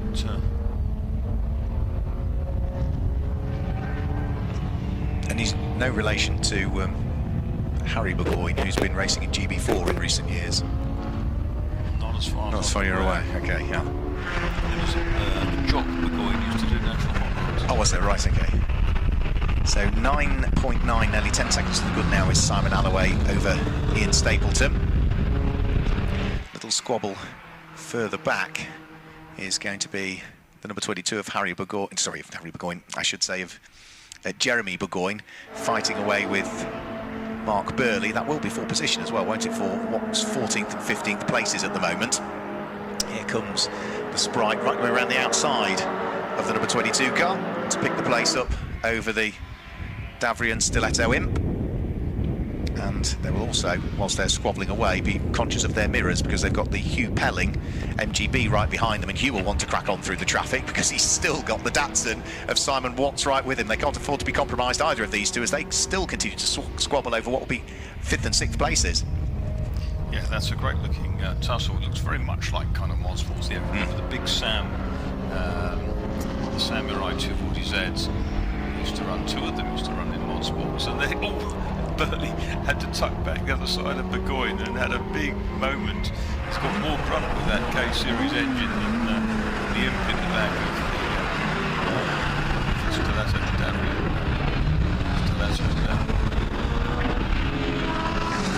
Squabble, haven't they, those two? So the top three through. Through goes Martin Reynolds in 4th position. Hugh Pelling, Simon Watts about to come through over the start-finish line in the MGB and the Datsun respectively. Simon Alloway, our race leader, about to complete lap number 13. Simon Watts had the Davrian of who was Pugsley, John Pugsley, between them, being lapped. So Simon Alloway onto his penultimate lap of the race this time through. Works his way past Tim Moll's Volkswagen Golf on the run up towards Copse Corner. So that will be the 9th place car that now drops off the lead lap. Remember, Simon Alloway had to come from 17th on the grid to take the lead. And the Billingham Mini Stroke Vauxhall has picked up again. It's now back landing in the 6s within 4/10 of its best lap, and is up to 8th in a kind of race of attrition. Yeah, he sort of started 4th, dropped to 10th, didn't he? Yes, picked up a couple of places back up. Stewart dives up the inside of Mark Burley's car, that being the Austin Healey Sprite heading in towards Brookland, as the race leader bearing down on the pair of them. Is about to start the final lap of the race, this time through for Simon Alloway. Disappointment in race number 1 with a part which costs pence, stopping him from taking part in it, but all looks well, doesn't it, with the Lotus Esprit in this race? It's always best when the partner goes wrong, it's worth the pence. Rather it was that than a deer for a gearbox or an engine or whatever. Yeah. But at least he's got out, and he's slowed down, I sense, quite a lot, actually. Yeah, it's about... Just probably being very careful to lap those back markers. It doesn't look like he's sort of really on it now. Yeah, the work's been done. 2.5 seconds slower than he has been lapping, but he still enjoys a 12.5 second advantage between himself and Ian Stapleton. Ross Irvine in the Volkswagen Golf, the number 83 car, sitting there in 3rd place as he comes over the start-finish line to head onto his final lap, and as he's doing that, onto the bottom of the Wellington Straight on his final lap is Simon Alloway, who is on course for a win by the look of things. Yeah, looks like it. We need to work out what's going to happen in that Pelling and Watts tussle. Martin Reynolds, who goes through the place. So there is Simon Alloway. Laps down to Brooklands. Squeezes nose to tail are Pelling and Watts. Watts comes up the inside. Is he going to spook him again as they get to Cox? He's done it. He's on through on the inside. As he's through on the inside, over the start-finish line comes Simon Alloway to claim the win in the second of the JMC Special Saloons and Mod Sport races. Wait the arrival of Ian Stapleton over the start-finish line at the wheel of the Alfa GTV6. He comes through now, the black car to finish in 2nd position. And 3rd place, as it went in race number 1, is going to go the way of the Volkswagen Golf Mark 1 in the hands of Ross Irvine, who's just working his way out of Luffield and up towards Woodcut for the final time. Yeah, it's not exactly as its designers intended, is it, with the wide body and the Venturi and all the tweaks under the bonnet, but well driven by Ross Irvine in the R-Works car, who has come through in 3rd place. 4th is going with Martin Reynolds, who comes through Woodcut now, and he pops into your screen in the Valvoline Zippo Lighters car. Simon Alloway then our race winner, and Hugh Pelling has managed to prevail. He's got back ahead of Simon Watts to get 5th place, and that of course is also a class win, so honours even between those two across the 2 races.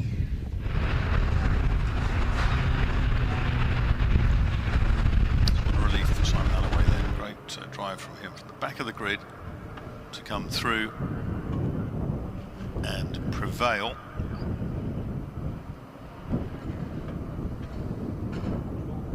Looks like 15 of the 17 starters made it back. The unrelated Morrises, the non-finishers. Here is Simon Alloway coming into the pits with the big Esprit look-alike. Simon Alloway then wins from Ian Stapleton with the Alfa Romeo. 3rd place Ross Irvine with the Golf. 4th is Martin Reynolds with the Escort. 5th, after that fabulous last lap, Hugh Pelling in the MGB V8 prevailed over Simon Watts in the, that's what I've already said, that's a class victory for him. Donald Dewar 7th, the Golf. 8th, Pelling and Space Rack Mini with a turbo Vauxhall engine.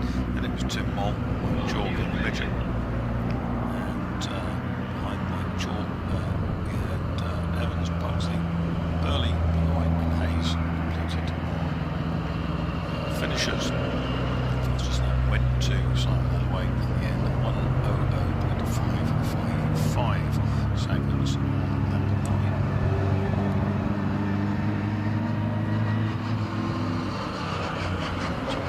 Down in pit lane, Pelling arrives as well.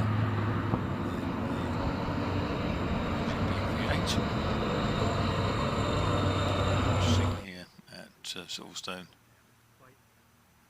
Simon Watts with the Datsun. That was a cracking race, but down there with our winners is Mark Werrell. Thanks a lot. Yeah, so Ian Stapleton's just having a chat to Simon Alloway at the moment. Simon's already out of the car, so let's grab a quick word with Simon if we can. Simon, work to do from the back of the grid, and that's the way to do it after the disappointment of not starting the first race. Yeah, absolutely. It was a bit disappointing when we pressed the button for race 1 and it just went click, click, click and then didn't want to start. So, yeah, I thought, let's see if we can do it from the back, and yeah, it was good fun. The scrap with Danny was ace. Yeah, it was really good and clean. Yeah, it was good scrap with Danny. I think it's the best scrap me and Danny have had that. So yeah, enjoyed that. Well, it's 2 cars, you know, that have got so much grunt in the straight line. Yours is a little bit heavier than his as well, but just made it a brilliant battle. No, I'd imagine we'll probably have a similar, or maybe I'm even slightly lighter. But yeah, we're down the straights and stuff. Maybe I've got a little bit of an edge, but it's not much. And Danny's a good old racer, so it was mighty good fun.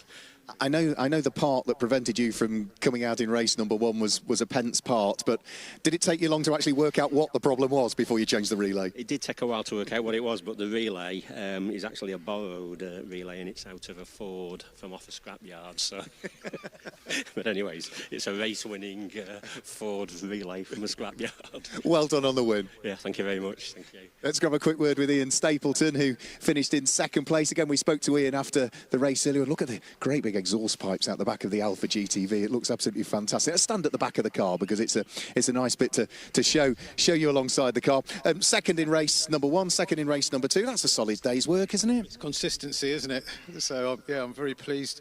I'm quite surprised that I managed to get 2nd because there's some extremely quick cars in there, and I was also surprised to stay out in front as long as I did. I was looking in my mirrors thinking they've got to be coming, and I thought it would be like on the 1st or 2nd lap, but yeah, I managed to hang on a bit longer, which was good fun. Yeah, I really enjoyed myself. Thank you. I think the reason you hung on a bit longer is because Simon Alloway and Danny Morris were having a battle themselves and were slowing each other up. Yeah, that would not surprise me. I know that Simon was very keen to get out and make up for lost time that he had this morning, which was very unfortunate. And yeah, those two have a great battle, and it's fantastic to watch, even as a participant in the sport itself. What were the engine temps like in that one? Because again, probably about 10 minutes in, we started to see your lap times drop off by 2.5, nearly 3 seconds. Yeah, I had the same sort of problem as I did in the first race, but I managed it a bit better than I did in the first race, and I managed to keep it very consistent, and I was more comfortable that I'd be able to finish, whereas I was really looking at every lap on the first race for the checkered flag, hoping it was going to come out. So yeah, it was a bit better managed race on my part, but yeah, I still got a bit of an issue with the engine temperature, but I was pleased to put in some decent lap times, 3 or 4 in the 101. So yeah, it was a good, solid, kind of consistent performance, I think. Well done on 2 second places. And then one other driver that we need to grab a word with is going to be Ross Irvine, who's just behind us here, looking very cool with the shades on and a bottle of water. 2 third places, when you consider the extra power that all these guys have got, that's not bad. Yeah, back again, we're happy with that. We'd got an engine problem all the way through that. Every straight, we were having to reset the limp mode. Settled in, thought it's going to be 4th here, and then saw Danny slowing down, and I was like, yes, let's go, and managed to get it. The first lap went a little bit better than race 1 for you as well. I think I learned my lesson this time. A bit cooler on it, yeah. A bit lighter on standing on the tyres, but also a bit more work on the formation lap to try and get some rear temperature into those tyres? Yeah, a lot harder work on it. So yeah, hopefully that's what we're going to do from future now. On to the next one. Where's the next one for you? Gold Cup, Alton Park. So yeah, looking forward to that one. Highlight of the season for a lot of these drivers. Definitely. Well, good luck in Alton Park. Thanks a lot. There we go, our top 3 drivers in our 2nd and final JMC Special Saloons and Mod Sports race. Next up, we've got a combined race coming up for you. It's the Advantage Motorsport Future Classics and the Super Pro Modern Classics. Back to Marcus Pye. Thank you very much. I'm looking forward to that Alton Park Gold Cup race for the JMC Special Saloons and Mod Sports, the Classic Sports Car Club's annual visit, it seems now, to the Classic event up in Cheshire.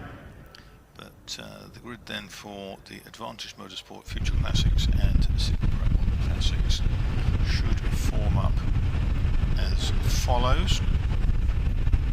Front, pole position seized by 79 Mark Chilton, the Skyline GTR R32 turbo car, 4-wheel drive turbocharged machine. 103.177, joining on the front row 34 Australian Dave Griffin. M3E36 Evo, it's Coca-Cola tribute livery. Second row 70 Stuart Dayburn with the TVR Tuscan Challenge 5-litre car, and 83 Simon Frowen with his little Ginetta G20 2-litre Ginetta letters. The next row is 8 Keir Edmonds with an absolutely stunning Porsche 911 Carrera 3.2 litres in Martini colours. Unfortunately though, we don't have number 9, which is the Farrell and Whelan Porsche 911. That suffered a front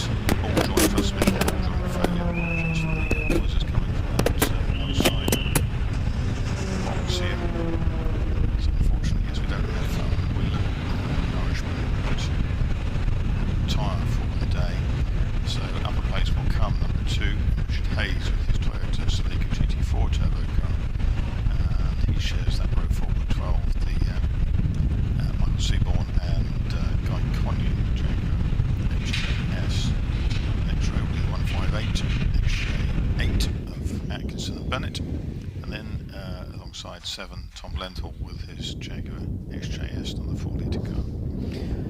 The following row with 46 Graham Barr in the E30 and 928 Adrian Clark with the Porsche 928 GTS Cup car, 5.4-litre V8 engine under the bonnet of that one. Then we have 54 Neil Blakes with his Porsche Boxster S, and 56 Simon Watts. Quick change from the Datsun to the Porsche, although I did hear tell that the Porsche was playing up in quali, so I'm not sure whether we're going to, it's a question mark over whether we're going to see that car in this race. 223 is Tom Butler with his BMW 325i, and 88 Cristiano Nardoni with the E30. Next row will be 41 Glidden Davis with Lotus Elise S1, and 134 Jonathan Jasnik with the 328. That's 15 the Bedford and Scott Tibian Chimera. 21 Nick Milo with his Porsche 911 SC. 9 with his Boxster S. 139 Chris Boone with the supercharged Jaguar XJ8. Behind Chris Boone should be the 145 Burlington Pilkington Porsche Boxster. 16 the Grahams with the G20. 131 Chris Hetherington with his Subaru Impreza WRX, unusual car to find on the circuits. Then we have 110 Nicholas Peart with his G20. 4 Andrew Hayes, kind of out of position with his Toyota Celica. And then 59 Andrew Rollison with the Ford car. And 62 Les Conway with the BMW 320. Now I noticed the Chris Boone Jaguar XK8 number 139 was running further down the order than I expected. It didn't look like it was going terribly well, so whether he's just holding back to check for something, we'll see when they come round to take up their grid slots.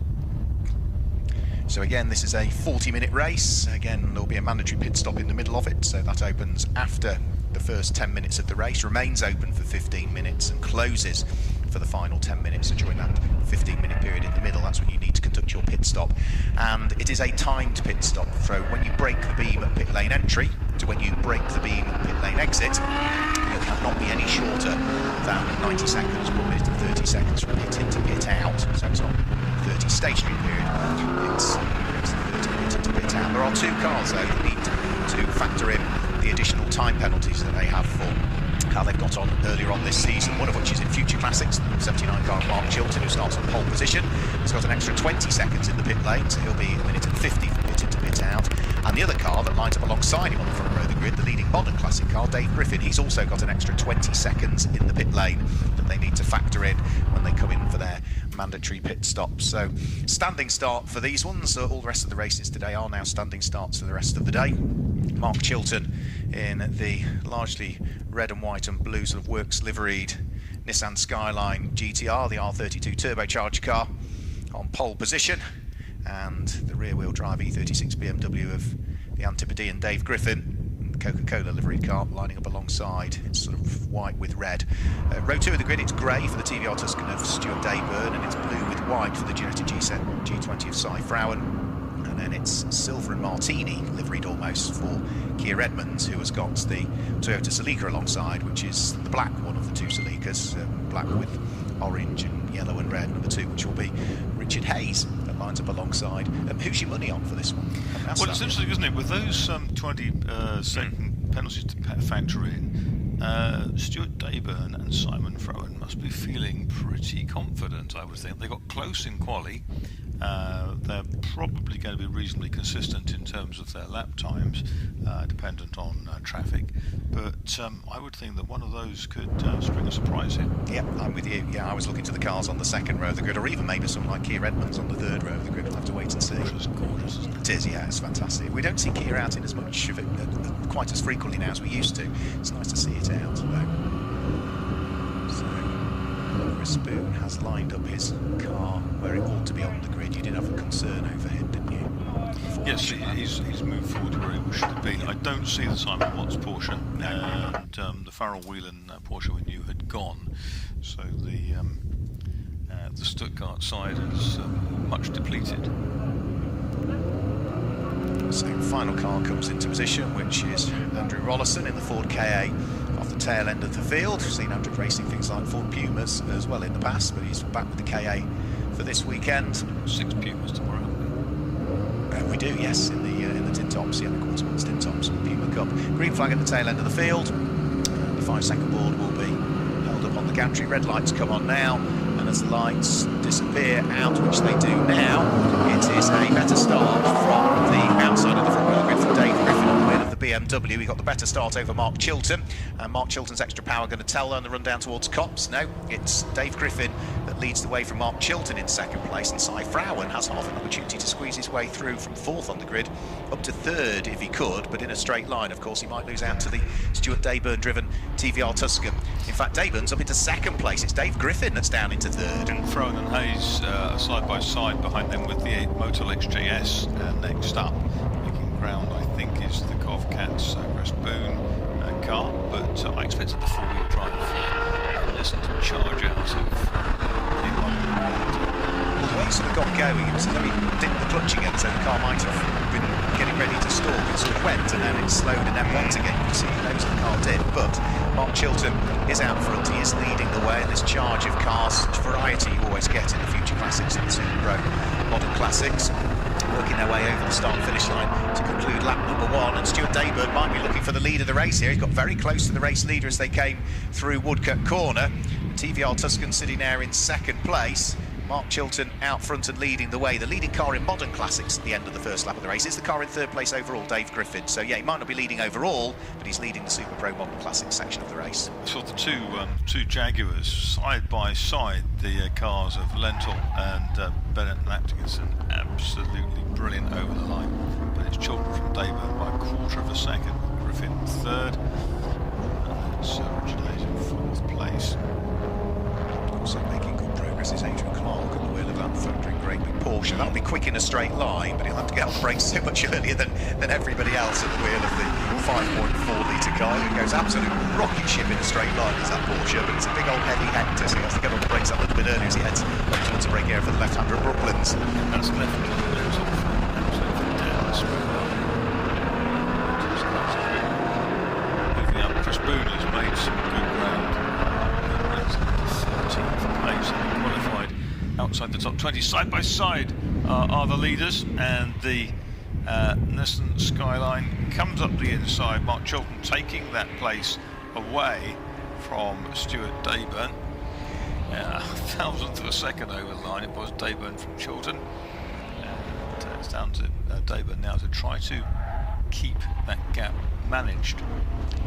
Yeah, and for Dave Griffin in third place, he set the fastest lap of the race on the first flying lap, so 1 minute 5.586, a tenth of a second quicker than Stuart Dayburn, 3/10 of a second quicker than Mark Chilton, so keep an eye towards that number 34 E36 BMW, because in the hands of Dave Griffin it has been hugely successful over the last few years. So coming towards the braking area for Brooklands, and then further down through the order we've got a good fight going on. So Graham Barr trying to keep at bay the aspirations of Tom Butler. So it's the white BMW E30 and the light green one, and spearing off goes the TVR Chimera onto the run-off tarmac. Big spin for Matt Bedford. Hopefully we'll get the car fired back up and we'll continue. I think he just lost the car under braking as Mark Chilton comes over the start-finish line. 4/10 of a second now is the advantage between himself and Stuart Dayburn in second place, and it's Mark Chilton that sets the fastest lap of the race we've seen so far. 1 minute 5.156 for the driver of the race-leading Nissan Skyline.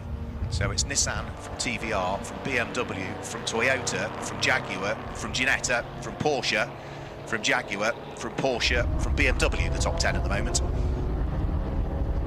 We like a multi-mark field, and there is the Chimera recovering at on the screens. The BMW Tussle, 46 in the middle of all that is Graham Barr. The JPS liveried car behind those Jags, which is it's not Danny, isn't it? Yeah, Christian. It has now, so yeah, I agree with you. Yeah, it's a different car, it's a different colour. To the bottom of that. Looks good though, doesn't it, with the livery on it. It's giving the Kovcats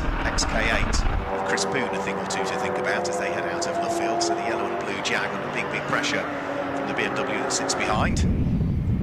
Yeah, Boone's up 9 places from his grid position, being chased down by the 88 of Nardoni. Then it's behind them. I can see that Nick Brunillo's 911 is in there as well. There's Tom Lentil in the 2000 Jaguars, aren't there? Yes. Yeah. So side by side they were at one point. Oh, there was a bit of a dive down the inside. Cool. Graham Barr having a nibble at the Porsche of Neil Blake's.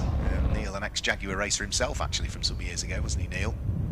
So, order didn't shuffle. And we've also got Subaru Imprezas fighting away with Oliver Graham's Ginetta G20. The Impreza will be Chris Hetherington, won't it? So 2 entirely different cars. The Ginetta G20 harking back to the one-make series that we had for them in the UK, which was a fairly high-profile series, used to support British GT Championship, did the Ginetta G20 Championship.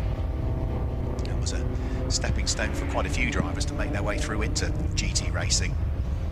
So Mark Chilton still leading the way, 1.6 seconds to the good from Stuart Dayburn, but remember Mark Chilton does stop for an extra 20 seconds in the Nissan Skyline in the pit lane. The other car that stops for an extra 20 seconds is the car that's currently 3rd overall, Dave Griffin, who continues to lead the Super Pro Modern Classic section of the race at the moment. Yeah, I mean, Chilton has got to kind of Scarpa and maintain what he can. But see, wait with interest to see what transpires during that pit phase. Jag got a bit out of shape. The 2 coupes running together now, and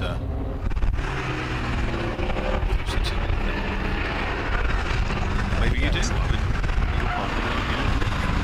It's Mark Bennett, wasn't it, at the wheel of the Jag, who just got a little bit squirrely. It's the grey and black Jaguar. It's hot on the heels of the lime green BMW, which is the car of Tom Butler. So they accelerate their way out of Luffield.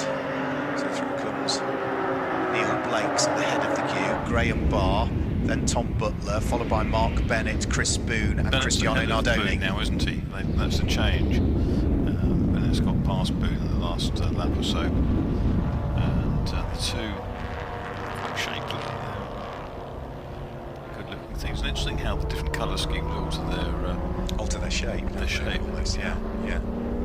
Now further down through the order, Tom Butler in the light green BMW was feeling the pinch a little bit from the first of the XK8s that sits behind. There's also a little fight going on, which is going to be Mike Seaborn at the wheel of his Jaguar XJS under big pressure from the Toyota Celica of Richard Hayes, who's trying to get the place back. So the Jag's got up to 4th, the Toyota's dropped down into 5th. Richard Hayes ideally wants to get himself right back onto the coattails of that XJS. Over the start-finish line they'll come. And the Toyota's almost trying to get the overlap. Not quite going to get there though as they head onto the start-finish line, but it's close between the pair. And the XJS had 2 wheels over the edge of the curb coming out of Woodcote, trying really hard. There we go, Hayes up the inside into Cobb's Corner. Well, the Jag then managed to power back on the exit. They're being watched at very, very close company by Sofro. And into the pits has come number 7, that's Tom Lentil.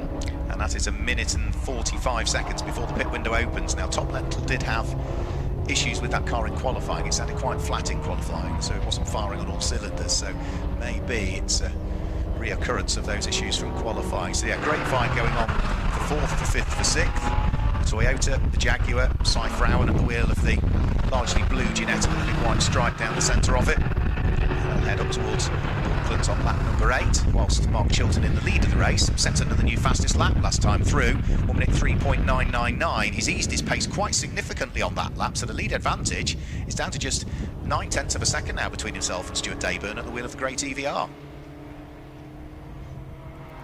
Yeah, that's a fantastic scrap. That's what Dayburn needs to do, just keep him on the leash, really. There's Dayburn with the TVR Tuscan Challenge. Mighty machines. The first ones came out with the Rover V8, then went into the AJP, the Al Melling engine.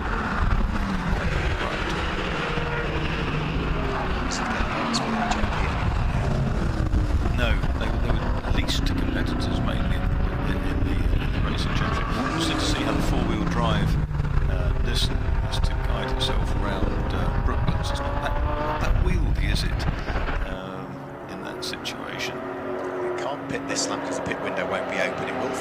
next time through. So over the start-finish line they'll go. Mark Chilton leading the way, and of course leading the Advantage Motorsport Future Classics element of the race. But Stuart Dayburn in second place is a Future Classics car, the TVR Tuscan. They've also got traffic just up the road that they need to deal with, which I think will be Ian Bayliss at the wheel of his Porsche Boxster. So he moves out of harm's way and allows the Nissan and the TVR to wiggle their way through and past. And then there'll be another TVR that we'll need dealing with before too much longer, and that's a recovering Matt Bedford at the wheel of the Chimera that had the spin down at Brooklyn some laps ago. So we're into the back marker lappery now, and we're also into the pit window. There's Chris Boone.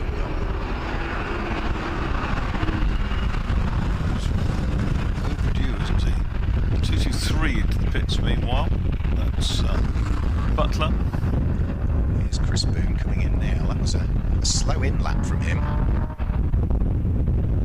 Yeah, 1 minute 22 seconds. 1 minute 26 seconds. So, yeah, Chris Boone losing time with that Jag. And he made up all those places in the first part of the race, hadn't he? Exactly. And now on lap 10, Chilton has opened the taps again, and he's extended his lead to 1.4 seconds. It's a second more quicker than his pursuer Dayburn, but great battle still for third and fourth between fourth and fifth between Hayes and Seymour. Toyota really having to be driven hard to try and stay ahead of that number 12 Jaguar XJS, the white car with the green flashes down the side of it. Into the pit lane, as you say, Tom Butler, so he's just conducting his mandatory pit stop. So remember, it's a minute and 30 seconds pit in to pit out is the bare minimum that you can do, with the sole exception of Mark Chilton, who will be a minute and 50 in pit in to pit out in Future Classics, and the sole exception in Modern Classics will be Dave Griffin, who again will be a minute and 50 seconds from pit in to pit out. Nick Ringlio running very wide coming out of Copse Corner that time through, so Ringlio just needs to be leader in. Conscious. You're right, yep. So Mark Chilton in. Right at the front end of the window. So that now means that Stuart Dayburn picks up the lead of the race and sets the fastest lap of the race as well, 1 minute 3.637. So Stuart Dayburn, knowing full well that he could pick up the lead of the race because Mark Chilton stopped for 20 seconds longer, is now going to try and get a few quali laps in, is he? It's beautiful also to see there's Hayes coming in as well.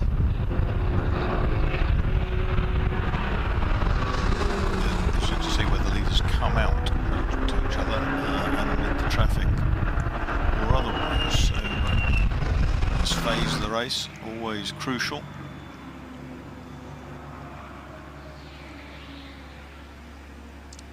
Leaf blower going to work again in the air duct of the car just to try and push some cool air into the engine bay. You think Stihl or someone like that might make an attachment so your one battery can also operate your leaf blower for a race car? What did we do before leaf blowers? And how do we cool cars down in pit stops?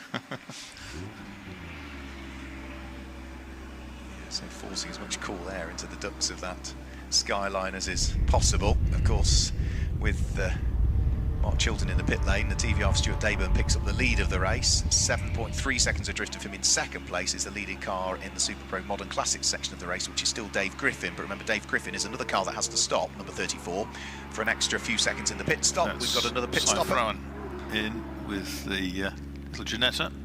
Car number 83. A little 1.8 litre Z-Tech engine in that car. And then a few more diving for the pit lane, which I think includes Barr, Graham Nardone, Barr yeah. and Nardone are in. Yeah. Leaping on the brakes for the pit timing line.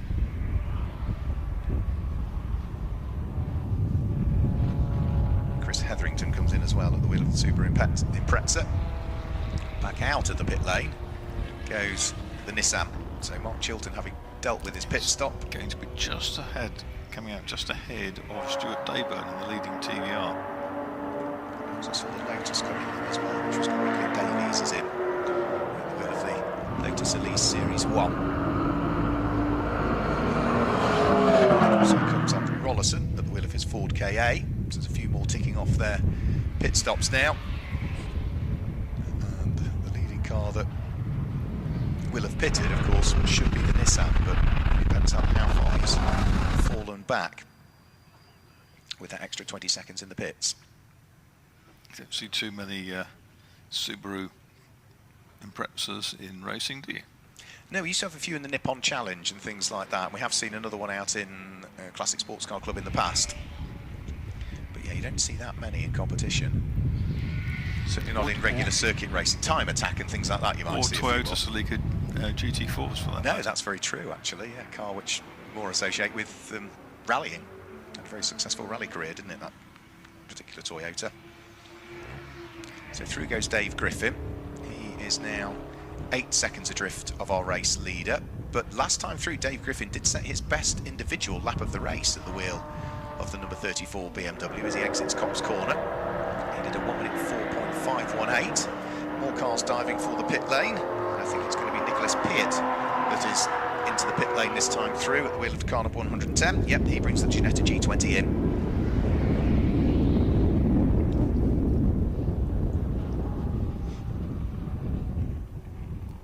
To see where Chilton was, because I thought he was around the same area of the circuit. He came out certainly just ahead of Dayburn, but currently showing down in 17th place, corner 17th. There he goes. Look at the time that he's been doing. He's up to 12th. He's lapping.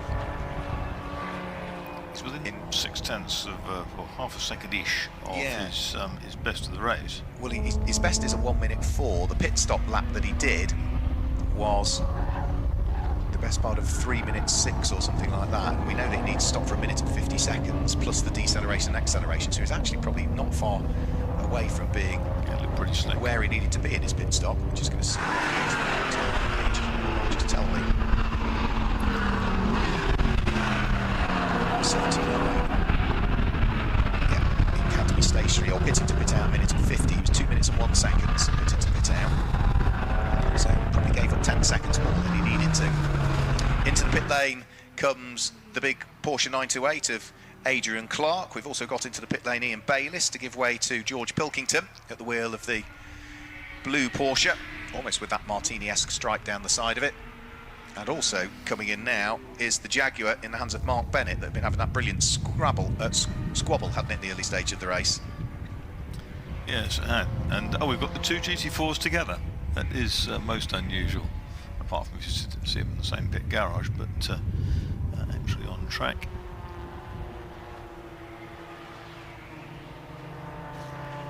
So another 7 minutes and a few seconds of the pit window still being open. Into the pit lane comes Les Conway at the wheel of number 62 car. Les, who used to race this car in the production BMW Championship when that existed quite some years ago. John Jasnik also in from 8th place in 134.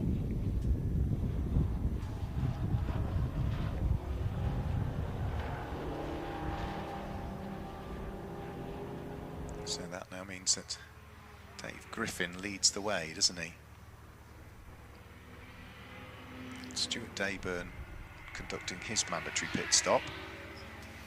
So Dave Griffin, the number 34 BMW, leads the way, and up to second now is going to be number 12, isn't it? Which is the Jaguar XJS, still in the hands of Mike Seaborn. And fastest lap of the race, last time through to Mark Chilton, the Nissan Skyline. 1 minute 3.503.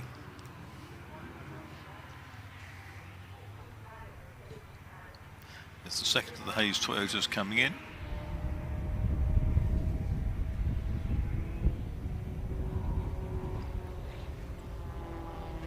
So he comes into the pit lane. Out of the pit lane goes a number 45 Porsche. So that would be the car that is now Porsche in the hands of George Pilkington. Stuart Dayburn also cracking on after his pit stop. Here's Stuart Dayburn's pit stop, car number 70. As we got one off and into the gravel, I'm afraid, at Copse, and it's Mike Seaborn that's gone into the gravel trap at Copse Corner. The Jaguar rotated through the best part of 360 degrees and has plopped itself into the gravel trap, I'm afraid, so that'll be going no further. We're covered by localised yellow flags. Stuart Dayburn's pit stop time had to be a minimum of 1 minute and 30, 1 minute and 36, so it is not a bad pit stop from him.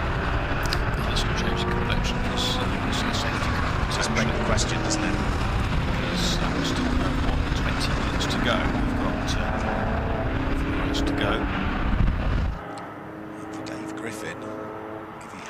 limited if he thinks there's a safety car coming out. Yeah, as soon as you get the opportunity, dive for the pit lane.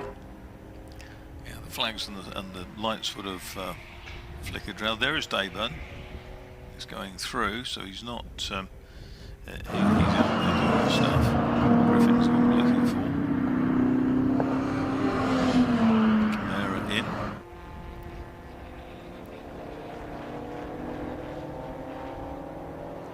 Seabourn still behind the wheel of the Jaguar. The marshals have had a word, and 5 marshal power is not going to be enough to get that Jaguar XJS out of the gravel, I'm afraid. That's one of them sits on the boot. 2 of them sit on the boot. Sounds like trials drivers. So Stuart Dayburn picking his way through the traffic. Andrew Rollison's car's picked off. Neil Blake's Porsche has been picked off. Stuart heading down Wellington Straight towards the Raven area for Woodlands.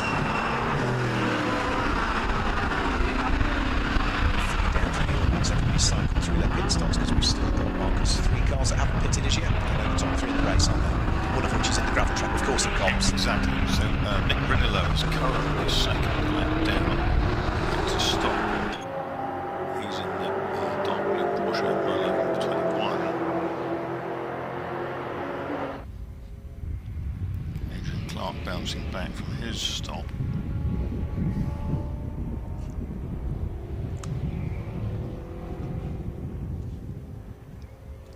So it's just the 34 BMW, Dave Griffin to pit, the number 21 Porsche of Nick Rinlow to pit, and for Mark Chilton, he's stuck behind some traffic just as he gets into the yellow flag zone, so can't overtake. I think that was the Piat Ginetta he couldn't overtake. I think they're just going to cover that car with localised yellow flags. I thought I saw the snatch now taking place of Mike Seabourn's car out of the gravel trap there. So Brian Conley won't get the opportunity to race it this time through, I'm afraid. So there should be a gap in barriers where we can squeeze that car out of harm's way. Towards Portland in the meantime, Neil Blake fighting away to see if he can work his way through past the light green Tom Butler BMW, and that will be full position. That'll be for 11th and 12th place, won't it? Yeah, they're running together. And the Blake, is it Blake or Blake's 54? He's in Blake's, yeah. Yeah, he's in a Powerbell Porsche, isn't he? Powerbell run Porsche. Didn't know that Powerbell did Porsches. But Jaguar specialist of yore.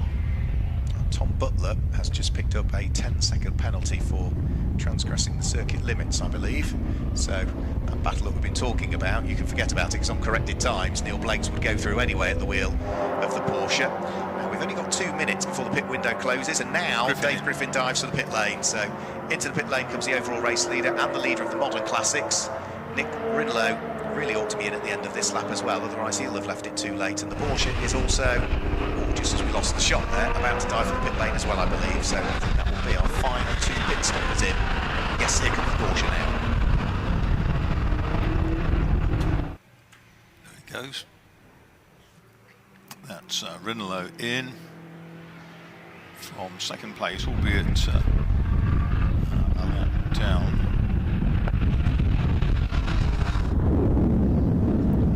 Stop. Dayburn is in 3rd place with that. We'll move up.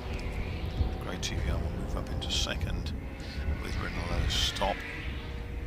And Chilton comes through. Yes, Chilton comes through in 4th, but net 3rd because we have to discount Nick Rinaldo from the equation.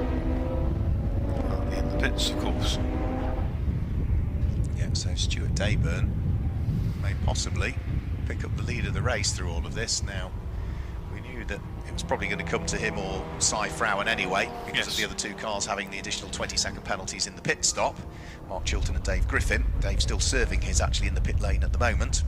And for Stuart Dayburn, not having that additional penalty has allowed him, once we cycle through these final couple of pit stops, to pick up the lead and have a reasonable one as well. So over the start-finish line now comes our race leader, Stuart Dayburn. Still showing us 2nd on the timing stream, but that's because Dave Griffin is still in the pits. Yes, Griffin's at the extra lap at the end. They're now both on 21 laps, but Dave Griffin's car still, there it goes, just leaving the pit lane. and he's going to lose out to Mark Chilton. Yeah. He's already lost out to Mark Chilton. He's not out of the pit lane yet. He's been very observant of a pit lane speed limit. Fairly soon we should see Cy Frauen. Here he comes. So that's he's a way back from Dave Griffin. Still doing a grand job at the wheel of the 2 litre as it is now. Ginetta G20, so they're originally 18cc cars, weren't they? But it's been brought out to increase the engine capacity up to 2 litre. I think everybody's pit stops have all been the right side of the line. Usually have 1 or 2 over the course of a weekend that manage to just be a bit too keen to get back out of the pits. Griffin, when he comes over the start-finish line, that will give us what his pit stop time was last time through, and if his pit stop time is good, then that means that the race will have settled down for the final 14 or so minutes. We can guide you back down through the order now. We cycle through the pit stops. Yes, Dayburn from Chilton, that is now the order. 3 boxes together, one of which is the Rob Hardy car.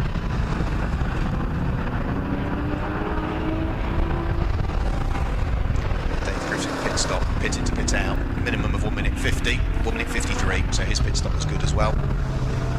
So just running back down through the order. Then number 70, Stuart Dayburn in the TVR, leads the race by 20 seconds now from the number 79 Nissan of Mark Chilton.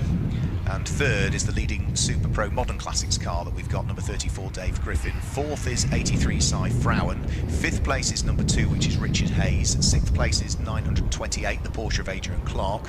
Seventh is 46, Graham Barr. Eighth place, but with a 10-second penalty hanging over him to be added to his race time, is car number 223, which is Tom Butler.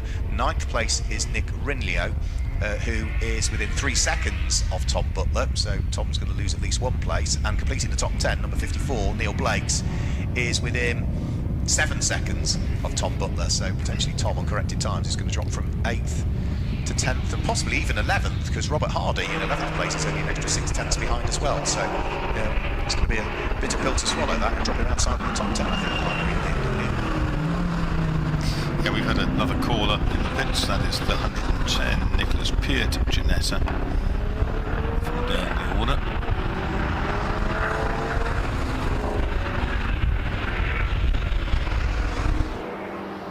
The second, is that the second Hayes Toyota we can see up there that didn't go back out? That looks like the Jaguar XJS. Well, I thought of it that way, but how can they get it, it back in? Yes. Unless they sort of managed to scoop it out somehow, it just sort of potted around and evaded our gaze as it came in.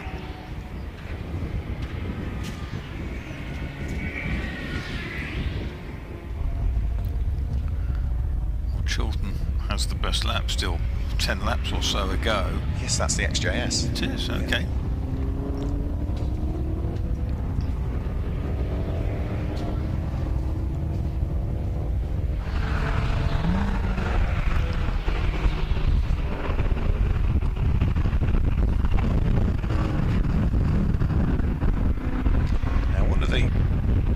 We need to try and keep a look towards at this stage will be number 158 Porsche, which is now in the hands of, sorry, not number 158 Porsche, number 158 Jaguar, which is now ahead by the look of things and has gained a place over the car I was about to say we need to keep an eye on, which was Jonathan Jasnik. So we have had a change in the order. The Jaguar goes through in hands of Michael Atkinson and ahead of the number 134 BMW. Has taken place just as I was about to say we need to look at it, and also Cristiano Nardone at the wheel of the JPS liveried BMW catching up with the Lotus Elise Series 1, the number 41 car. That would be for position as well with Davis.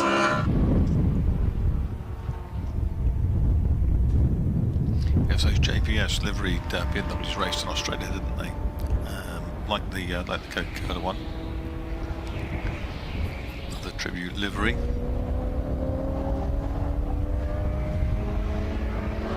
So Dave Griffin up towards the braking area for Beckett, starting to accelerate his way onto the Bentley straight.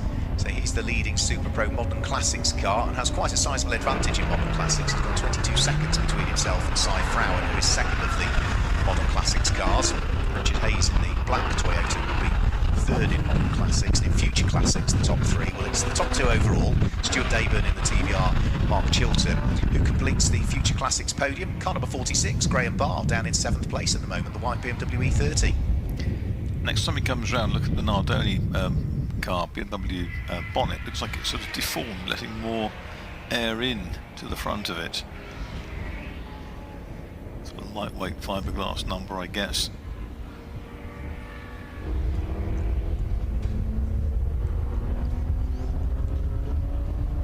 Five on the lead lap. Frowen in the number 83 Ginetta, and Richard Hayes at the last pair. There's Frowen through.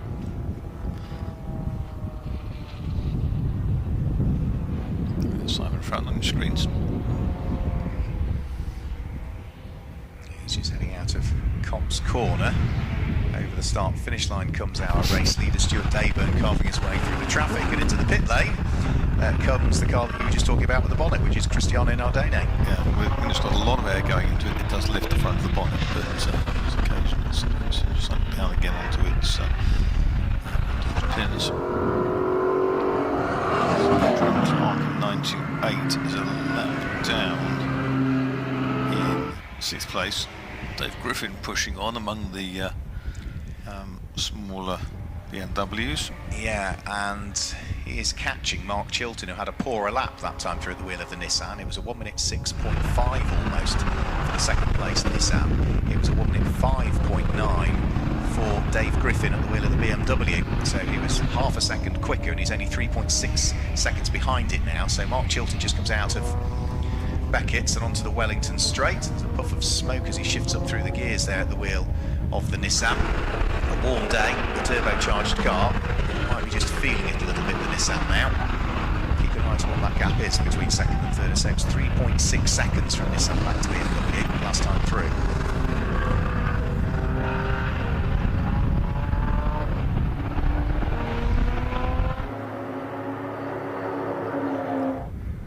Whatever the problem was with the Tom Lenthal Jag, number 7 there, the XJS, you can see that it's going strongly again, albeit that's only just its 9th lap, so it's lost a lot of time in the race. But nice to see, just plugging away and kind of using it as a test, I guess. Yeah, a test probably for the Alpha Alexis Law Firm Jaguar Championship race, which concludes our programme here. So yeah, at least that way they know they've got the problem sorted. 3.6 seconds, second to third becomes 3.4 seconds. So Dave Griffin is closing in on Mark Chilton. Not fast enough. No.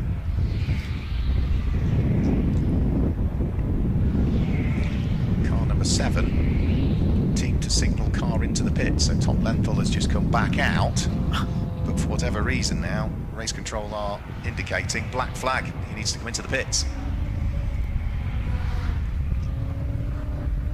Nardoni's back out again. I wonder if he came in to take the bonnet down. Might just have noticed in the peripheral vision that it was climbing. Tom Lenthal comes through, the black flag shown with the number board 7, so should be into the pits at the end of this lap if he spotted it. If not, the team will be furiously waving for him to come into the pits next time through. 3.2. Dave Griffin now trails on Chilton by. So 0.2 of a second on the last couple of laps. But with only 6 minutes to go, he's not going to get there, is he? No. Rate of close. He'll be a couple of seconds down still at this rate. Yeah. But for Dave Griffin, it would still be a win in Modern Classics. And first Aussie home. Yes, very much so. I can never remember when half the drivers, whether they're Kiwi or Australian, so I always just say Antipodean because that just covers it all off. He's Aussie. We spoke a couple of years ago.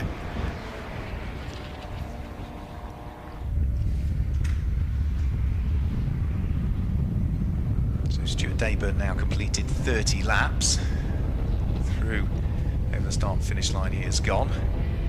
Cy Frowen, who is in 4th place at the wheel of the number 83 Ginetta, just working his way along the Wellington Straight. So that'll back in.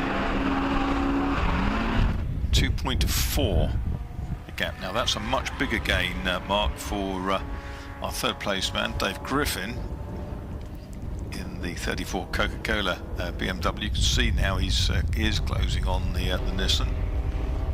And the bit will be firmly between his teeth. Now, once you start to gain on somebody, you think, well, this has got to be promising.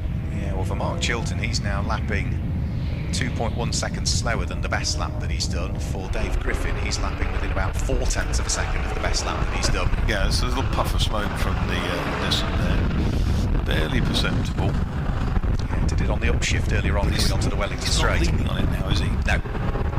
As opposed to Dave Griffin, he's got inside wheels up over the curve and he's pushing really strongly.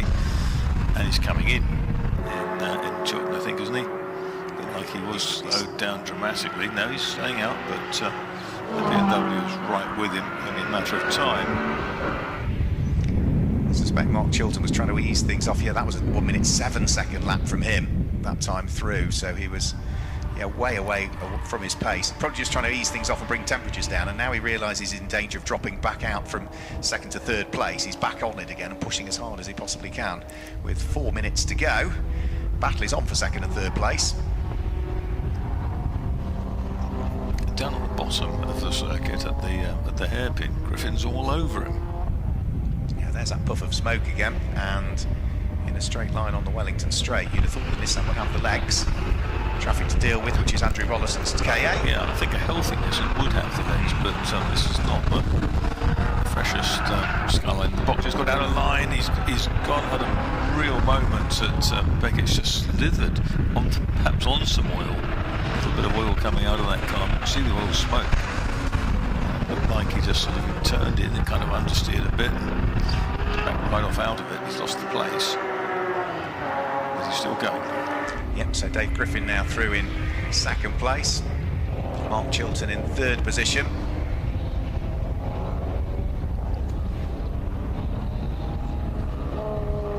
Cy Frown will still be there in fourth position. And Stuart Dayburn just coming up towards a braking area for Brooklands is shortly going to put a lap on the car in ninth place, which is Nick Rinlow. So that would be the blue Porsche 911, about to be lapped by the TVR Tusker. Stuart should ease his way through as they come over the start-finish line this time through. So this will be completion of lap number 33 for the race leader. And in fact, that's lapping Nick Rinlow for the second time, isn't it? So the next car that is going to be brought off the lead lap will be Cy Frown, and I think that's the next little bit of traffic that our race leader Stuart Dayburn is going to catch.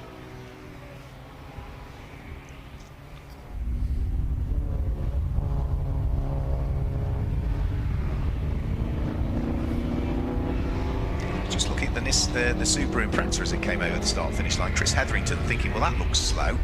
Yes, it was. It was nearly 10 seconds slower than the best lap it's done, Chris Hetherington. So I think he's another turbocharged car, and another car that's struggling in the warm temperatures today. Yeah, warm temperature, thinner air.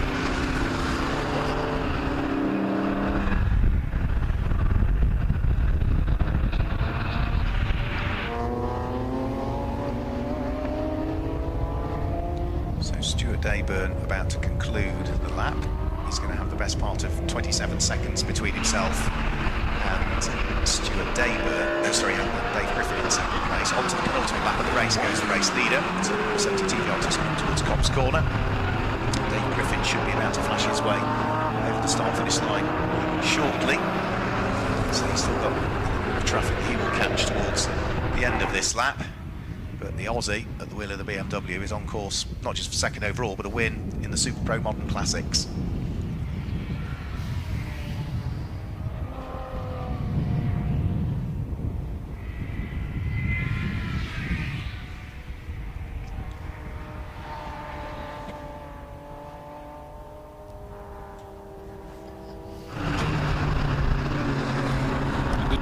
Of future and moderns here at the front of the field. Goes Stuart Dayburn round the outside of 83, which is Cy Frowan, who runs in fourth place, second to the Modern Classics with his Ginetta G20. So that's the top 3 cars now that remain on the lead lap now that Cyfro has been dispatched a lap down. So Stuart Dayburn onto his last lap of the race. Dave Griffin just coming towards Luffield and about to start his last lap of the race. Chilton down in 3rd place, and his lap times have just stabilised again at the 1:07. So he's clearly just driving the car at a pace that is going to allow him to get towards the checkered flag, but he's clearly nursing and managing some on-board issue with the car. So Stuart Dayburn, the clock is at 27.2 seconds he led by as they started the final lap of the race. It looks so a Future Classics car is going to win it. The advantage of Motorsport Future Classics. The Super Pro Modern Classics car will finish in 2nd place.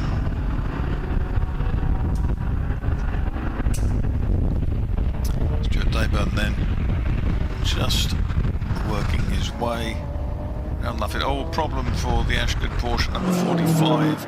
Stopped at the side of the road. Didn't see what happened there. But we're going to get Stuart Dayburn through now to take the checkered flag and to win this Advantage Motorsport Future Classics Super Pro Modern Classics race in the TVR Tuscan Challenge. That's the Future Classic car in 2nd place overall and winning the Modern Classic section with this car. You see on the screen the Coca-Cola BMW, which is Australian Dave Griffin. There he goes. He finishes 26 seconds adrift. In 3rd place, Mark Chilton, erstwhile leader in the Skyline, has the fastest lap of the race to his credit on lap 15 at 1:03.503 seconds by the looks of things. 4th is Cyfroen in the number 83 Ginetta, then is Richard Hayes in the Toyota, number 2, and then 928 the Porsche of Adrian Clark. So it's TVR from BMW, from Nissan, from Ginetta, from Toyota, and Porsche, with a BMW next up, and that is the 46 car of Graham Barr.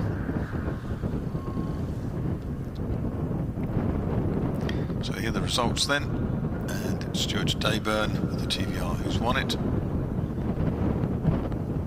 from Dave Griffin, winner of his section, and then Mark Chilton in 3rd place, Simon Farrow 4th, Richard Hayes 5th, Adrian Clark 6th in the Porsche, then is Graham Barr in the BMW, Tom Butler BMW, Rob Hardy in the Viren Builders Porsche, he is in 9th place, Nick Rinaldo in the 911 is 10th, 11th is Neil Blakes, and then in 12th place is Bennett Atkinson. Glyn Davis is 13th, Bevan Scott 14th, Jonathan Jasnik is 15th in BMW, Cristiano Nardoni in the JPS type BMW is 16th, Edison Pilkington next, Andrew Hayes, Graham down the order, Chris Hetherington and Andrew Rollison next. The runners, there's Conway, I think the last two to finish, 2 or 3 others struggling after pit stops or fell by the wayside.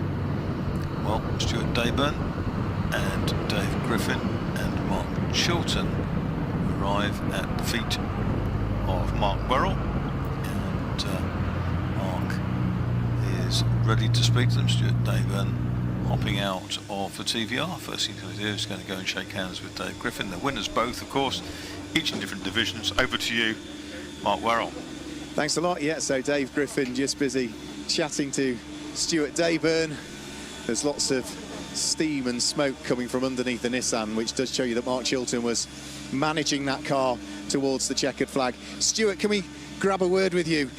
Silverstone, you've had mixed fortunes in the past here at Silverstone. We just go this way. Absolutely. Mixed fortunes in the past at Silverstone. It's nice to have some good fortune and claim a win. Absolutely, no, it's really good, but I think I've been very lucky because I think the other 2 guys had a few problems.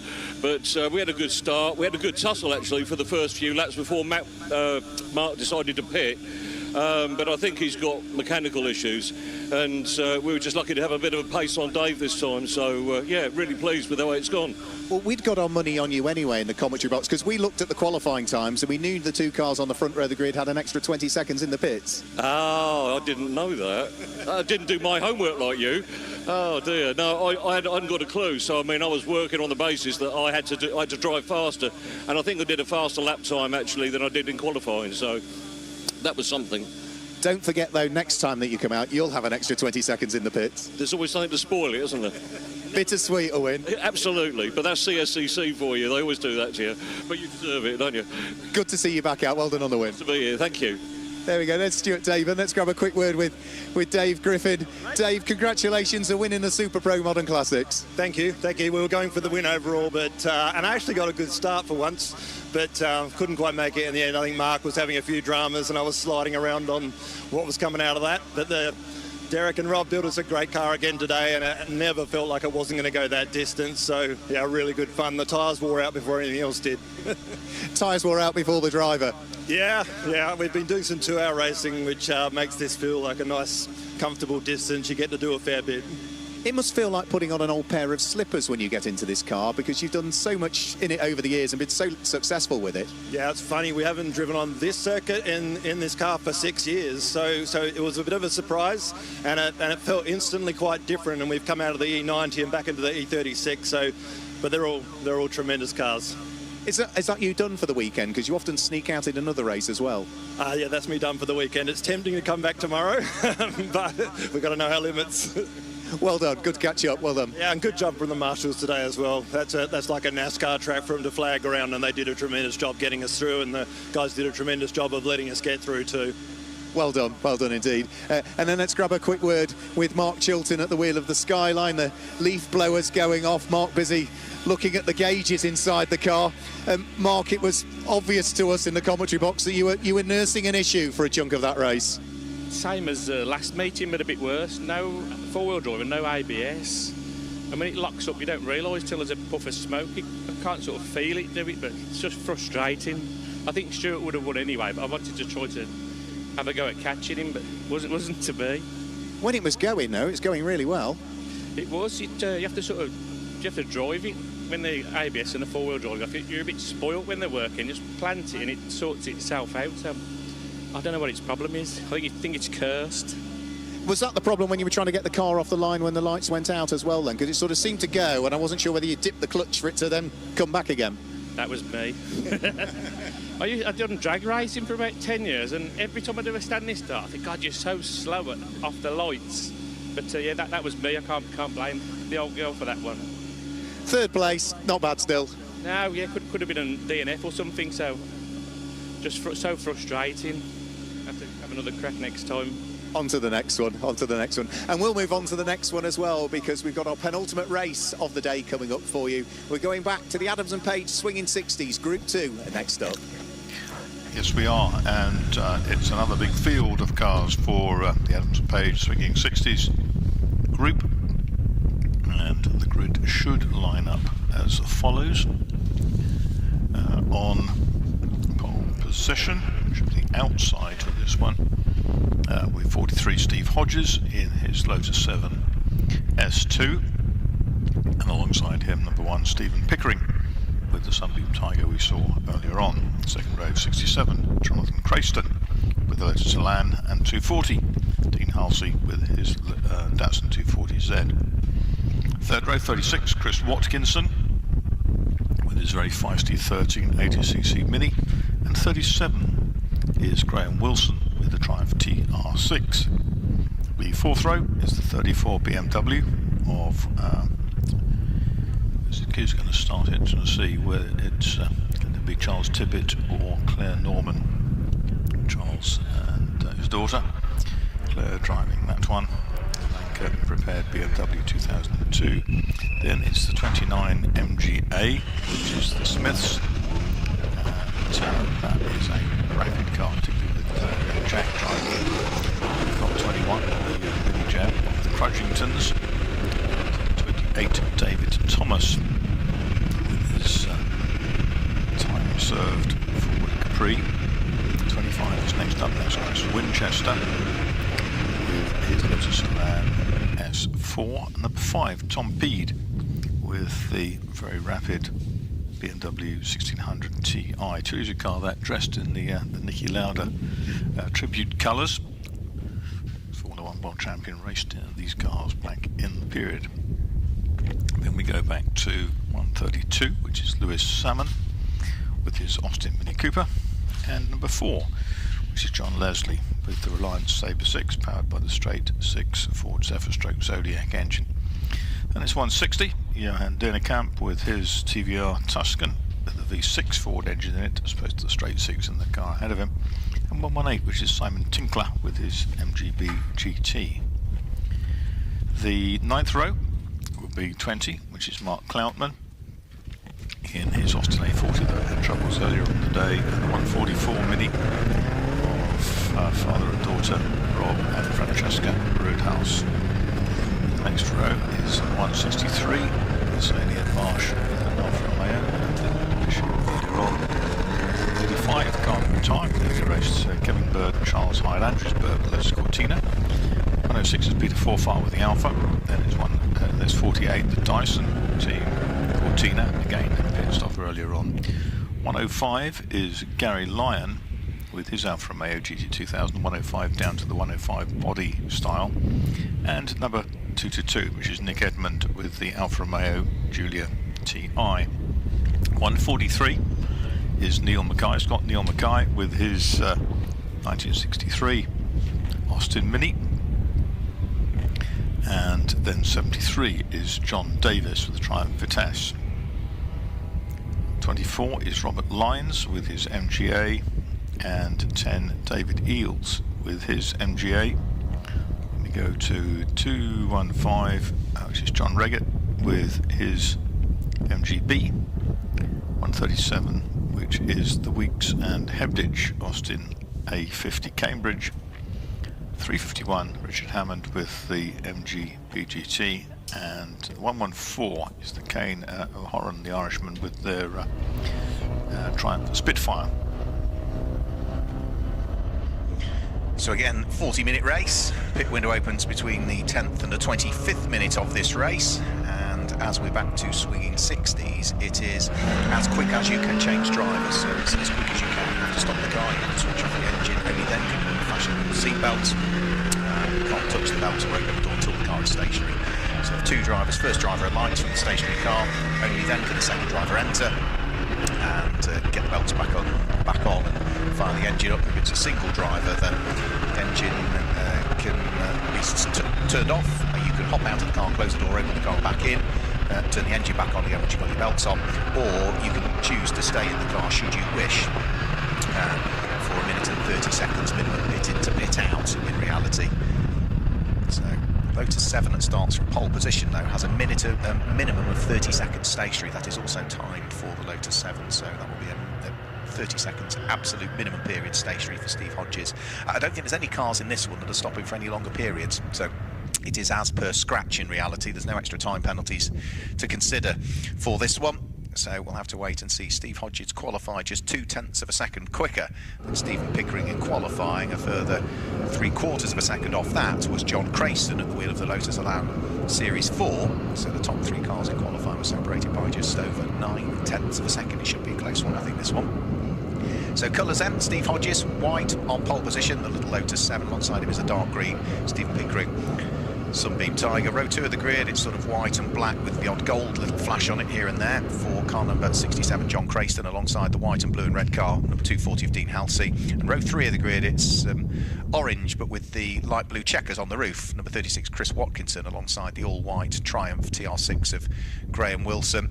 And row 4 of the grid, it's dark green, car number 29 Jack Smith, and alongside is car number 21 the little Mini Gem Mark 1 of Pete Crudgington, who will start. And just to give you the next row of the grid, it will be sort of white and blue really, won't it, for David Thomas. And I would say in this one, watch out also for the silver car with the yellow flashes to it, the Elan S4 of Chris Winchester. His first race in this car, he picked the car up a couple of weeks ago, so fairly new car to him. And at the back of the grid, when Marcus was going through it. Christopher Riggs, who starts the Austin A50 Cambridge, hits his first ever race at the tail end of the order. He's actually got the car in reverse gear at the moment. He's having to back up a row, is he? What's he doing? He's reversing the car up from where it ought to be, lining up alongside Richard Hammond. And now what's he doing? No, he positioned the car too far over to the right, so he's now, getting himself marked up to the correct spots. So let's wait and see. I think we've got the green flag at the tail end of the order, and 5-second board is held aloft. 40 minutes of racing from the Swinging 60s. The Adams and Payne Swinging 60s Group 2 about to get underway here at Silverstone. Red lights are on the gantry. The lights disappear out now, and it's not a bad start from pole position. The Austin A50 Cambridge goes nowhere when the lights go out. He's finally got the thing rolling and off the grid, but as they charge their way up towards Copse for the first time, it's a lightning start from Stephen Pickering from the front row of the grid. The Sunbeam Tiger leads the way from the Lotus 7 of Steve Hodgetts in second position, and as they safely work their way out of Copse Corner and up towards the braking area for Maggots and Beckett's for the first time, John Crayston is there in third place, but under attack as diving up the inside comes Chris Watkinson at the wheel of the Mini to steal the place away. Yeah, it was. He runs wide on the exit, and Crayston comes back at him on the exit, so he gets the place back by the looks of things. But that was a deep bit of outbraking from Chris Watkinson in the orange Mini. But the V8 Tiger certainly trumped the Lotus 7 drag race away from the line. The right Sabre 6 there is like a car alongside Mark Downs and brakes, and it's lately dead, the Sabre 6 wheel locks, and just about hangs on to it. Yeah, that was John Leslie who just about hung on to it. And over the start and finish line already though comes our race leader Stephen Pickering, romping away into the lead of the race, leading by 2 seconds from Steve Hodgetts in the little Lotus 7 in second place. John Crayston and Dean Halsey having a good fight between the Lotus and the Datsun 240Z as to who wants to be third and fourth at the moment. Dean Halsey runs very wide coming out of Copse Corner. He needs to stay within the confines of the circuit because that was 2 or 3 car lengths wide of where the curb was. And now he finds himself coming under pressure from Chris Winchester, who we know is strong at this point of the circuit, which is down in towards the braking area of Maggots and Beckett's, because of course the light Mini can brake so much later. Of course he runs out of puff as they head along the Wellington Straight, and therefore we should see Dean Halsey just increase the amount of daylight between Chris Winchester in the Mini and the Datsun. And side by side further back as well, Graham Wilson has got his hammers rather full. He has got the Claire Norman driven BMW looking to try and go around the outside of Brooklands. Claire's a very, very able driver. She raced in the VW Polo Cup and things many years ago, and of course races a TCR Seat with Alan Blenko elsewhere in the club racing spectrum. And there is the Richard Hammond MGB lurking down near the back. Yeah, that's the smallest cog MGB GT, and that is looking to try and squeeze its way around the outside of Bob Lines. So we saw some good stuff from Richard Hammond earlier on when he was out in the Viren Builders Open Series. He tries to draw himself alongside the MGA of Bob Lines, but no, just hangs on to it there. So Richard Hammond is going to still be sitting down in, I think, 26th place at the moment as he heads over the start-finish line. Yeah, it's there is the Hammond car. Chasing for one of 3 MGAs in this race. The Triumph Vitesse is another unusual race car. I've seen many of those racing in the 1960s, that's for sure. Yeah, we had Kevin Hadfield used to compete in one of them in Swinging 60s for a good period of time. Here comes Richard Hammond again, having another nibble at Robert Lines, but again the MGA is, I think, just able to maintain the position, so they'll be fighting over 25th and 26th places as they head down in towards the braking area for Brooklands. That will actually be 7th and 8th in Class D as well, so Richard Hammond probably getting stuck in as well. Yeah, Dean Halsey meanwhile is up to 3rd place ahead of Jonathan Crayston. So out of Luffield, the MJ of Bob Lines, Robert Lines just some edges away again from the MGB of Richard Hammond as they come over the start and finish line. Tom Peed gained a couple of places that time through. In your Triumph de Vitesse, John Davies into the pit lane, and that is way before the pit window opens, so clearly he's got a problem. Got a big problem because it stopped and now won't go. Now there's a black and orange flag being displayed, but the black and orange flag is being displayed for car number 20, and even with my poor eyesight, 20 and 73 are very different looking numbers. Who is car number 20, I hear you ask? It's Mark Cloutman at the wheel of the Austin A40, so he's got a problem.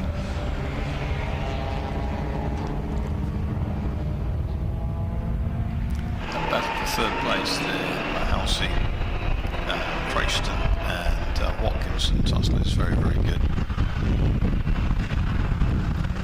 See Neil Mackay's Newbury Chippy car on that. It's a chip shop in Bolton, run by his buddy. I thought he might have been a carpenter, but it's not. This is the Newbury Chippy in Bolton.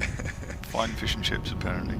So there's Mark Cloutman over the start-finish line at the wheel of the Austin A40 Farina. No obvious signs of what's wrong with that car, so black and orange flag being displayed for what I think is that car. And he's actually gained a place that time through. He gained a place over the Alfa Romeo Sprint GT of Peter Forfar, and another car dives through the pit lane, and that's Richard Hammond who's in the pit lane, I'm afraid. So all is not well with the car. Poor old Richard Hammond bringing the number 351 car into the pit lane area way before the pit window opens, and it looks as though his day is going to end with retirement. So the car comes to a halt. Team are on hand to grab a quick word with Richard and try and understand what the problem is. A bit of fiddling around in the cab area. Isn't that great to see the two BMWs together, Claire Norman and Tom Peed. The Vitesse is back out again. And also Richard Hammond's heading back out again, so whatever the problem was, hopefully it is quickly solved, because he's venturing back out onto the circuit to rejoin into the race with 33.5 minutes remaining.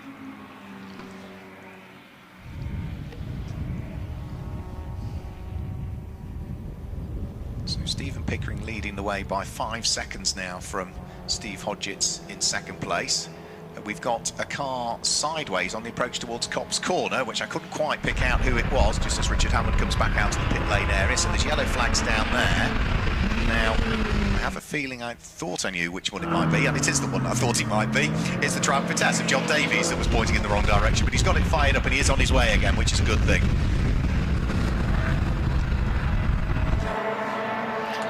Whatever the issue he pitted with has manifested itself again. So, good fight going on for 8th and 9th place as well. Graham Wilson at the wheel of the Triumph TR6 is having a great little squabble, isn't he? So, got Tom Peed behind him, then the number 29 car is just behind that, which is going to be Jack Smith, who started it.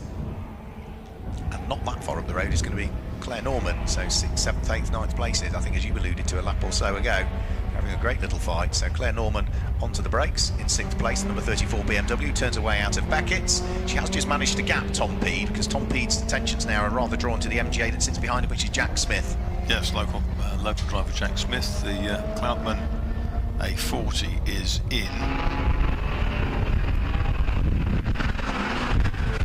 There's the orange Nicky Lauda tribute BMW 1602 on the entry bills. It's taken out to the full 2 litres, as you were entitled to do through homologation back in the 1960s.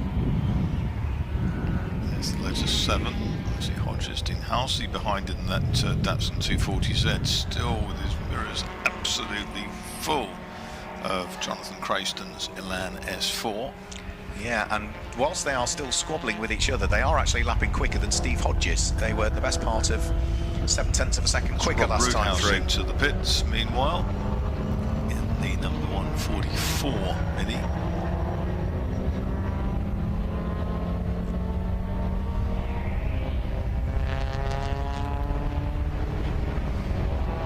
Dennekamp having a good tussle. That's the Ford V6 versus Ford Straight 6 tussle.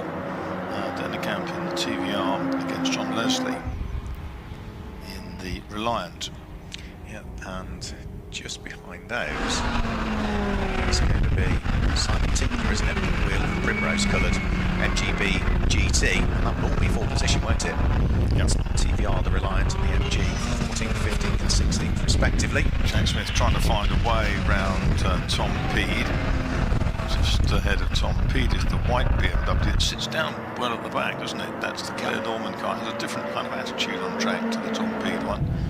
Set up by run by Laranka Engineering, Richard Shaw's enterprise. And there are the BMWs, absolutely superb to watch. Claire will relay her father, Charles Tippett, Clubman's racer back in the 1970s. Jack Smith is right on the boot lid, isn't he, of Tom Peed's orange BMW as they came out of Copse. He's still there as they go down in towards Maggots and the braking area for Beckett's corner.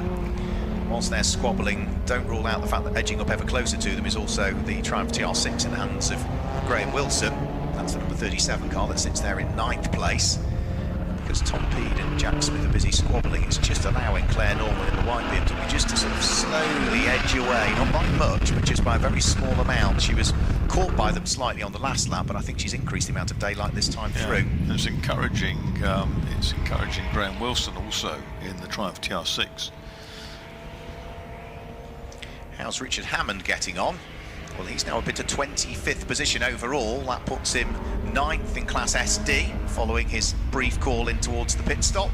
And Richard Hammond is actually lapping quicker than the next few cars ahead of him. So the problem is that he's a long way adrift of the next car that he wants to catch. He's about 40 seconds adrift, but there's still 29 minutes of the race to go. You never know.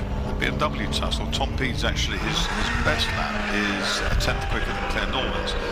Claire's still just ahead of him, but last time round, Tom Peed took 4 tenths of advantage.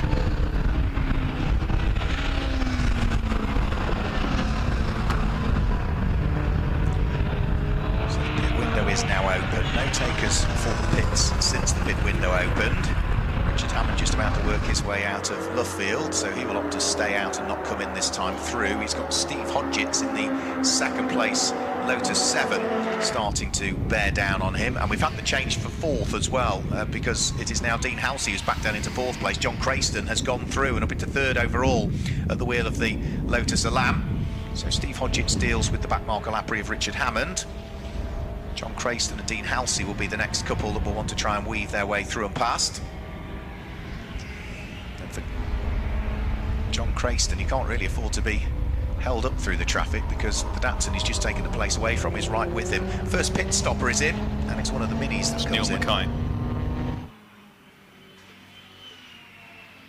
And the Crudgingtons are in as well, so Pete Crudgington comes in. Yep, a little mini gem. And I'm assuming that's relationship to Tony Crudgington somewhere along the way. I believe so, yeah. Yeah. Next stopper is one of the Alphas.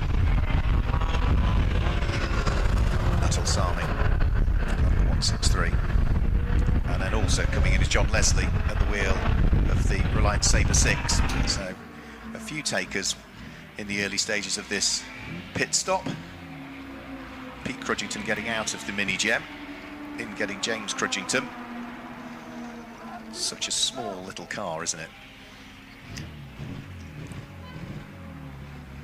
And Richard Hammond now coming back into the pit lane, and this should be for the mandatory pit stop now for car number 351 for Richard Hammond.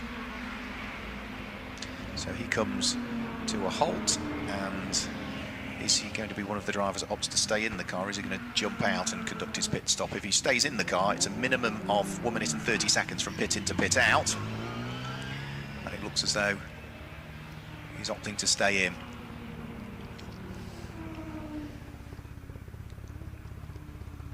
In fact, the bonnet's coming up, so all may not be well with the MGB GT. Bonnet comes up, mechanics peering inside, conversations going on with Richard Hammond, and whatever brought him into the pits in the first place is probably what has brought him in now, or they want to check it over this time through, so he's trying to relay to the mechanics what the problem is. But the good news is the bonnet's going back on, which tends to suggest that they are fairly satisfied it shouldn't be a problem. Steve Hodgetts is in from second place. Oh, Vitesse has spun again. curious suspension on it. That's probably done the trick. Interesting, the BMW battle, that changed round last time round. Tom Peed in 5 has got ahead of Claire Norman in 34. And there's the orange BMW. Yeah, and he's still got Graham Wilson's Triumph TR6 right with him as they head up towards Copse Corner. The Vargas logo on the windscreen. Tom Peed in the left hooker BMW. In fact, all 4 of them are still together. So it's Tom Peed, from Graham Wilson, from Claire Norman, from Jack Smith, all together. It's like a sort of catch-weight wrestling competition, isn't it?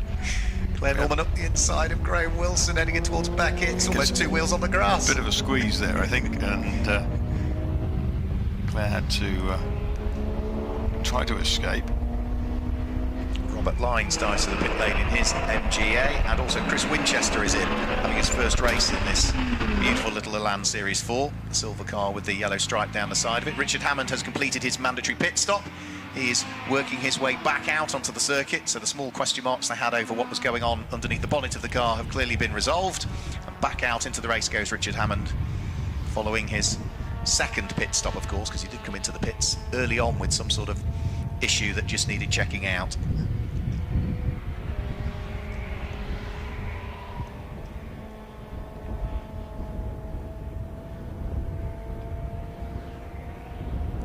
So another car that came into the pit lane we hadn't picked up on was Lewis Salmon, so the grey Mini is in the pit lane. He's going to head back out onto track. Just spotted we've got another Alpha in as well, and that'll be car number 106, Peter Forfar, who has brought his car into the pit lane.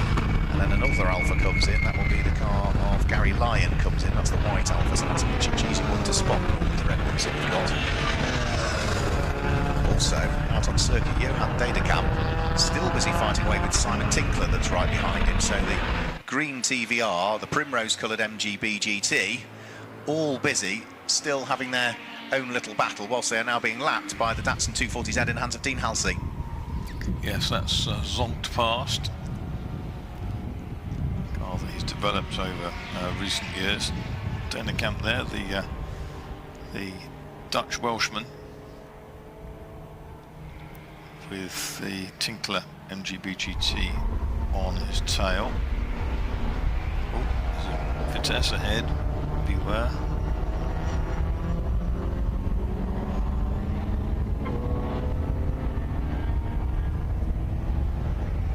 Simon Tinkler trying to outbrake the TVR, not quite making it. You mentioned that Tom Peed had gained places. Well, he's now lost one again that time through, because finally Graham Wilson, with the Triumph TR6, got through and ahead of the orange BMW of Tom Peed, the 1600 Ti. So that's a shuffle in the order there.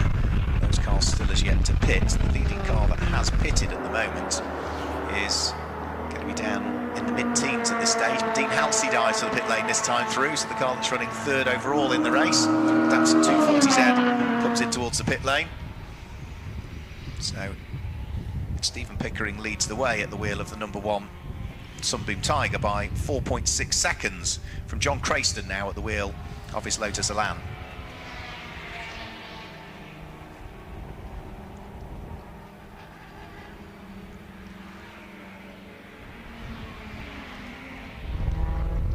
That was fantastic. One of the Lotus Cortinas, I think it was the Dyson car, was way out over the curbs, and Claire Norman kept her foot hard in, shot past the Cortina and continued to chase after Tom Peed, who was a winner at Brands Hatch about 3 years ago, wasn't he, in that orange BMW. It's bringing in from Brooklands comes the Johan Dedekamp and Simon Tinkler battle. TVR still being shadowed by the number 118 MGB GT. Despite his very best efforts, Simon Tinkler cannot unlock the door to get through and ahead of Johan Dedekamp. The two of them working tirelessly hard, and has Simon Tinkler this time got the overlap as they head up towards Woodcut Corner? No, the TVR chops back across the nose. No, still can't manage to squeeze his way through. I think the Roadhouse Mini has disappeared completely, hasn't it? After Rob's early stop. Yes, it's not reappeared, has it? No, neither did Mark Cloutman's Austin A40 after its black and orange flag reappear, I'm afraid. And also, big question mark over Steve Hodges at the moment, because he's been in the pit lane for quite some time. I think he has come back out, but again, I probably just need to get an eye on what his pit stop time was for Steve Hodges.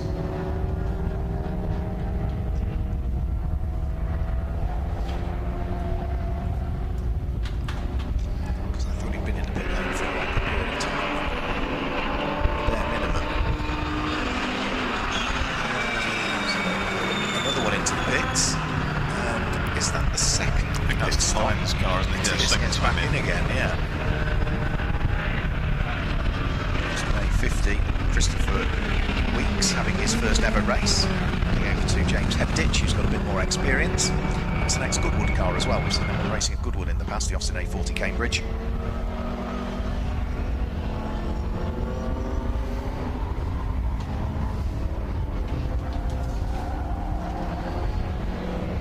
Dennekamp in.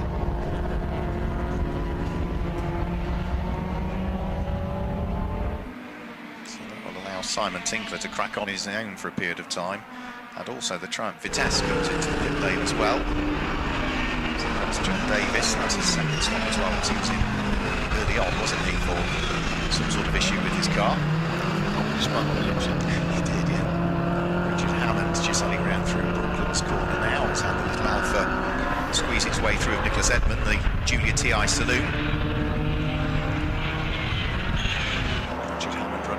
28th position, 10th in class currently. But of course he's had 2 pit stops, so he's running a bit out of order. John Crayston dives to the pit lane. So into the pits comes the car that was running in 2nd position, that qualified 3rd. We've also got into the pit lane the Triumph Spitfire, which is going to be Ben Kane handing over to Brandon O'Horan. We've also heard a big squeal of tyres there somewhere. Watkinson in.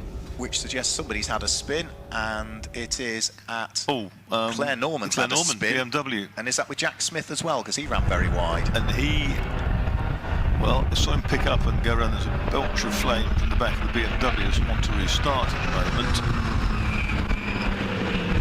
Jack Smith continues.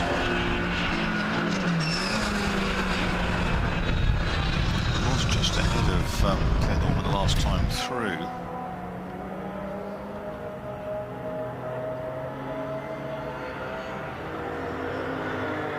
Tom Riggett coming to the pits with his MG B number 215. Dave Thomas and Leader Pickering in at 19 laps. So still got a few to come in. Tom Peed hasn't come into the pit lane as yet, has he? There's Claire Norman come in. Jack Smith hasn't come in either. So Claire Norman comes in to hand over to her father, Charles Tippett. Into the pit lane comes Nicholas Edmond at the wheel of the Julia TI. Graham Wilson's in the pit lane as well, I think, somewhere, at the wheel of the number 37 Triumph TR6. Claire Norman's run away for the moment, and mechanic on the left-hand side threw the cushion across the top of the car, and don't think Claire's desperately happy after that drama. Jack Smith is in, so into the pit lane comes the number 29 car that was running in 3rd place. Back out of the pit lane goes Charles Tippett, so that's a fairly quick swap over, isn't it, from Claire Norman giving way to Charles Tippett. Jack Smith's dad now going to be leaping into the MGA. Sometime Formula Junior and historic Formula Junior and historic 1 litre Formula 3 racer. Just spotted David Thomas's Ford Capri in the pit lane as well. How many years has he been running that? A long period of time. Since I was a lad, I think. Yeah. Yes. We've also seen him out in things like MR2s, haven't we, David Thomas, over the years? But yeah, Ford Capris, and exactly, always been the same colour for me as well. It's always been that white and blue. Well, maybe it's the same one, or maybe it's just so he has a fleet of them in his garden. Sort of NASCAR team has sort of half a dozen different cars. So there's at least one car that hasn't pitted yet, and it's the number 48 Lotus Cortina that we've not seen in as yet. So Alistair Dyson's still behind the wheel of that one. I think other than that, everybody else has now completed their mandatory pit stop. So once we've cycled through the final stop, we can then run down through the order. The pit window will close in 60 seconds. Pickering still leads and hasn't lost the lead through his pit stop. But we've got Halsey and Crayston nose to tail for second and third. In comes that Cortini you were talking about. Yep, so that's Alistair Dyson ready to hand over to Nick Dyson out of Copse Corner, and Dean Halsey is feeling the pinch from John Crayston, who is going to see whether he can draw the little Lotus alongside. He's not quite going to get there by the time they get towards Maggots. He can break that a little bit later. He'll be slightly quicker through the corner as well in the more nimble Series 4 Lotus Elan. But of course it comes to the straight, and the Nissan just has the advantage. The 3-litre engine compared to the 1600cc twin cam just edges away again, but that's a good fight between those two as they head along the Wellington Straight, a bit towards breaking out of Brooklyn. So on lap number 21, here comes John Crayston up the inside of Dean Halsey. Is he going to get there? No, Dean Halsey gives him enough room on the apex, squeezes him a little bit towards the exit of the corner, but just hangs on to the place. Now Crayston comes back as they go round through Luffield and gets himself up towards the rear wheel of the Datsun, but again the extra grunt tells as they come towards Woodcut Corner. Dean Halsey has hung on to the position. Yeah, that's a really good fight. And the nimbler Elan, the more powerful Datsun. Just like an out, Datsun washes a little bit wide at Copse. The Elan goes up the right-hand side.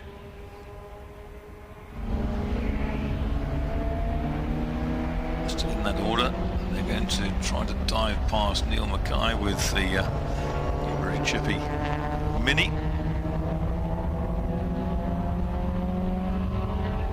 Both dealt with the back markers. Rather lost time.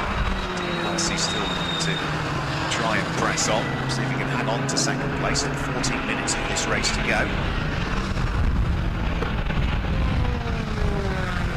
After the Dean Halsey-John Crayston battle, it's going to be the number 36 Mini that's fourth, which is Chris Watkinson. Tom Peed in his orange BMW's fifth at this stage, and it's now going to be the number 29 car in the hands of Steve Smith, who's taken over the little MGA that completes the top six. It's interesting, isn't it, that the Halsey best lap, Datsun 108.391, Crayston 108 flat in the Elan, but 108.492 for Watkinson in the Mini is doing a fantastic job. So here comes John Crayston right onto the boot lid of Dean Halsey. The next car that they're going to want to deal with is going to be Richard Hammond's MGB GT. Richard will move out of harm's way and allow the Datsun and the Lotus Elan to go through a pass as they continue to squabble for second and third position.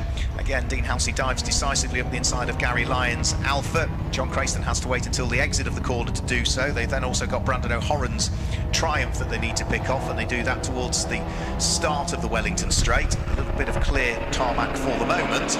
As soon as you get past one bit of traffic, there's only a couple of corners later where you meet the next little bit, and Dean Halsey will now be keeping his fingers crossed that the next bit of traffic he meets will be once they have exited Luffield, and I think it's going to be the Lotus Cortina, is it, of Nick Dyson, which is the next car they'll catch. Yeah, Power and Hammond head-to-head in this tussle between the Datsun and the Elan, but Austin Cambridge holding its own against the Hammond MGB. Here comes John Crayston, another attack up towards Copse Corner on Dean Halsey, and another one that didn't quite work for the Austin Cambridge. James Hebditch doing a good job, isn't he, at the wheel of that Austin Cambridge? Don't see huge amounts of them race. It is a car that we've seen race at Goodwood in the past. Fourth place car of Chris Watkinson, car number 36, also trying to thread his way through traffic. It's going to be the number 34 BMW of Charles Tippett that he's looking to try and place a lap on. And Chris Watkinson has got enough of a gap between himself and Tom Peed so as not to have to press the point particularly. Of course, you know, we've got the Mini trying to lap the BMW at the same time as the BMW is trying to lap Richard Hammond. So they all managed to squeeze their way through. They sort it all out. And the Mini tucks into the slipstream with the BMW under the bridge on the Wellington Straight, coming up behind Mackay, and then the Cambridge ahead of them, which is Hebditch down the inside. What a outbreaking manoeuvre that was by Chris Watkinson. Dive past the BMW and job done. Spitfire Coupe is smoking a bit. It's the 114 car of Kane and O'Horan, the Irishman on their first last weekend. Tippett's got his mirrors full of, that's Lewis Salmon, isn't it, in the grey Cooper S. John Crayston, that time through, was 25 thousandths of a second ahead of Dean Halsey as they came over the start-finish line, but whether he managed to hang on to it by the time they got towards Copse Corner, I'm not quite sure. We'll have to wait and see if we pick up on what's going on between the Lotus Elan and the Datsun 240Z again. Because, say, 25 thousandths of a second, he just had his nose ahead. But with 10.5 minutes to go, I think that battle for second and third place is going to continue to rage. In the meantime, Stephen Pickering just continues to lead. It's over 17 seconds now that the race leader has as an advantage between himself and the Sleeping Tiger, and the squabbling Halsey and Crayston battle that sits behind.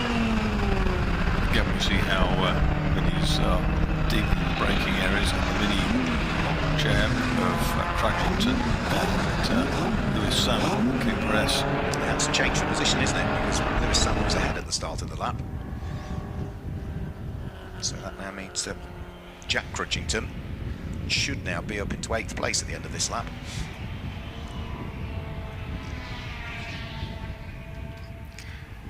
Normally got that very quick Mini Marcos, haven't we, of Sam Polly. Sam Polly, yeah. That's not here this weekend, is it? No, I'm not sure whether Sam might be in the middle of France this weekend. There's a certain 24-hour race going on, isn't there? I think he's down at that, possibly. Well, Mini Marcos did go to Le Mans. They did, yeah, absolutely. Yeah, it was a very unusual guy. I've seen the Mini Marcos at Classic Le Mans when I've been there in the past working. And Crutchington closing relentlessly on Charles Tippett in BMW. That's for positions in the 7th and 8th place, and now doing battle at the moment. So Charles Tippett and James Crutchington fighting away. James do about the BMW. Of course, one thing is he's got to attack and defend at the same time, because he's still got Lewis Salmon at the wheel of the grey Mini sitting right behind him. So 7th, 8th, 9th places all together, and he's going to make it through. James Crutchington is going to squeeze his way through, but is he going to run out of puff by the time they get towards the end of the straight? Up towards the braking area for Copse Corner they'll go. James Crutchington has the inside line. He'll be later on the brakes, Charles Tippett, yeah, can't quite hang on to the place. Well engineered, that one, and Lewis Salmon now moves into line for attacking Charles Tippett. I remember seeing him in the Cala Transport Griffin at Thruxton about 1974, I should think, or 75, Charles Tippett. It was a long time ago. Yes. Glad to see he's still racing. 50 years ago, yeah. Absolutely. So Richard hammered round through Copse Corner, and he's still sitting 9th in Class SD at the moment, 25th place overall. Back to the squabble that's going on for 7th and 8th places and 9th place, because Lewis Salmon has not ruled him out in the wheel of the grey Mini, Carnival 132. So it's the Mini Gem from the BMW, from the Austin Mini. Lewis Salmon here might have an overlap on Charles Tippett to be able to wiggle his way through. We saw Jack Crutchington do it on the previous lap. Lewis Salmon is trying to do it on this lap. He's getting to the rear bumper of the BMW, but he can't get through on pure pace because the Mini, again, just hasn't quite got the power. He's got the brakes, though, and he sneaks up the inside, or at least has a go as they head in towards Copse Corner. I'm not sure whether he was successful or not. Not even sure he was going to use the brakes. He was just going to go through and keep his foot absolutely against the bulkhead. And get it sideways, let it scrub the speed. And I think he's made it. He has made it at Maggots. Finally, that move that Lewis Salmon started going into Copse was completed by Maggots. But then on the Wellington straight, Charles Tippett is coming back at him. He comes out from behind the Mini, he draws himself alongside, and the extra power of the BMW is going to tell, and he's going to go back through and retake the place as they head up towards breaking over Brooklands. Lewis Salmon sneaks his way back up the inside as he brakes later, so they overtake, they swap back, and they swap again for a third time on this lap. If you were on the start-finish line, you'd hardly ever know all that had gone on, but yes, brilliant stuff. David Thomas, also at the wheel of the Ford Capri, is having a good fight to try and get himself inside the final place, inside the top 10, because he's got the Chris Winchester Lotus Elan just ahead of him. So Ford Capri, hot on the heels of Chris Winchester. those two go over the start-finish line, and what is there separating them? Yeah, just 0.4 of a second.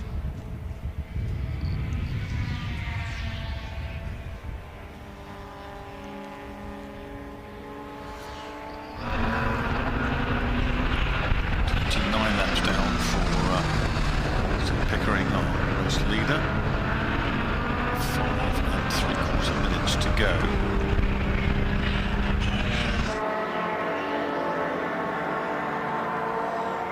Question clear of Housing in the chase. Yeah, and as for that squabble between Charles Tippett and Lewis Salmon, they are still going around through Brooklands this time through.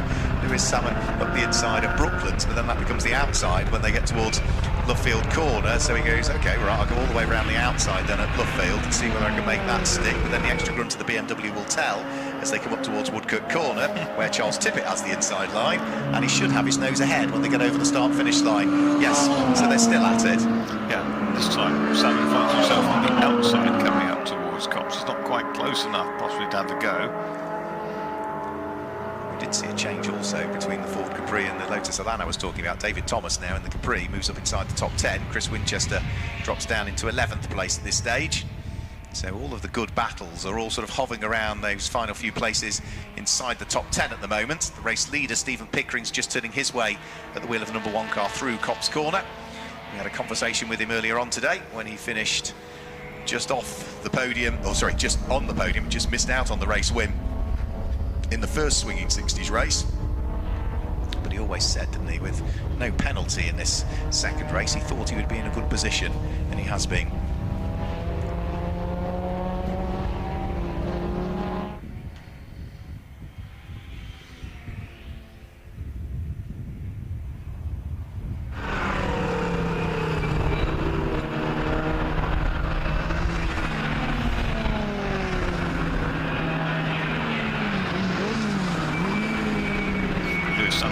Back ahead of Tippett now.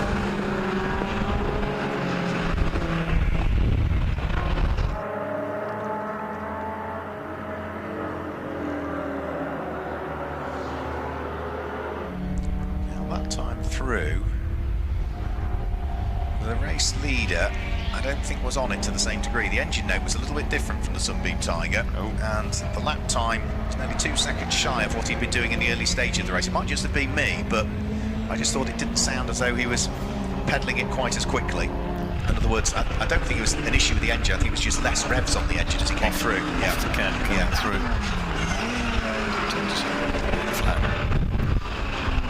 Side by side again. Look at this, the battle between Lewis Salmon and the Maxims and the Dove Grey and Black Mini and the BMW for Charles Tippett. Goes down for the top 4.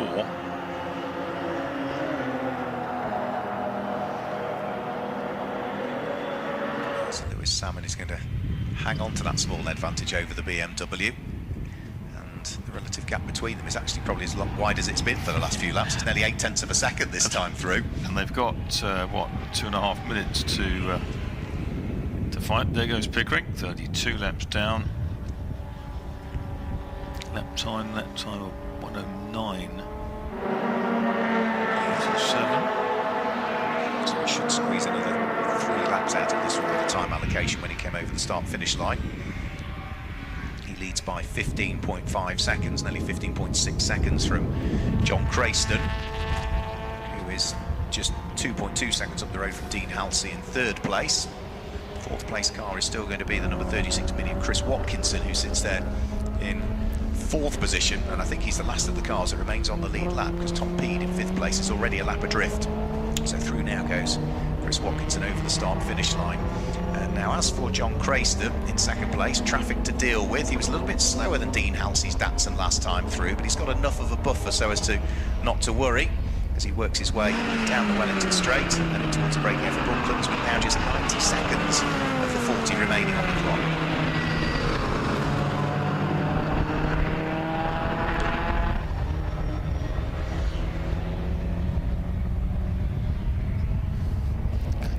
For the Spitfire, which is pulling off. That's the Kane O'Horan car. It's Brandon O'Horan, wasn't it, that took over that car. Himself and Ben Kane having their first ever weekend of racing. John Crayston places a lap on Richard Hammond on the run up towards Copse Corner. So that's a second place car through now, and we're into what are the final 45 minutes of this Adams and Page Swinging 60s Group 2 race, our penultimate race of the day.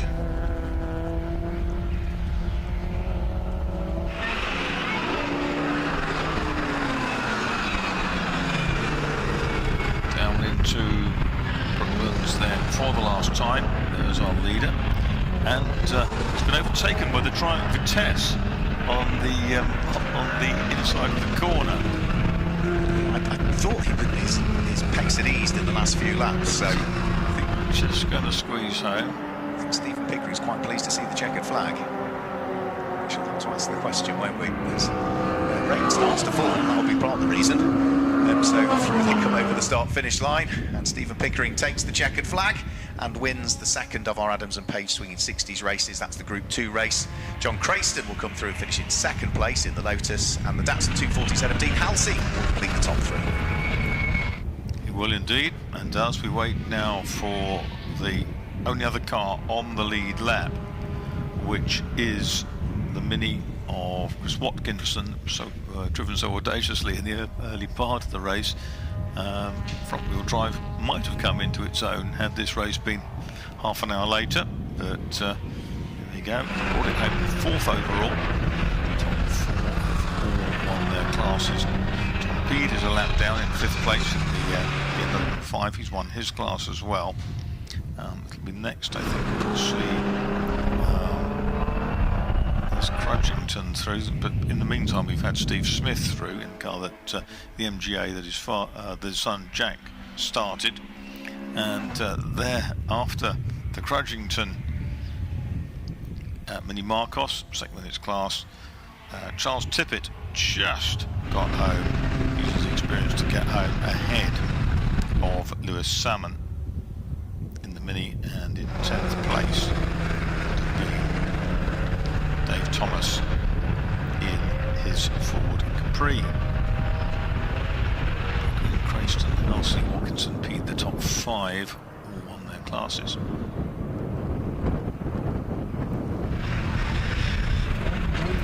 There's the Hammond's 351 MGB. Just taken the checker flag in 25th place, 27 laps of the leaders, but spent a fair amount of time in the pits at a couple of stops.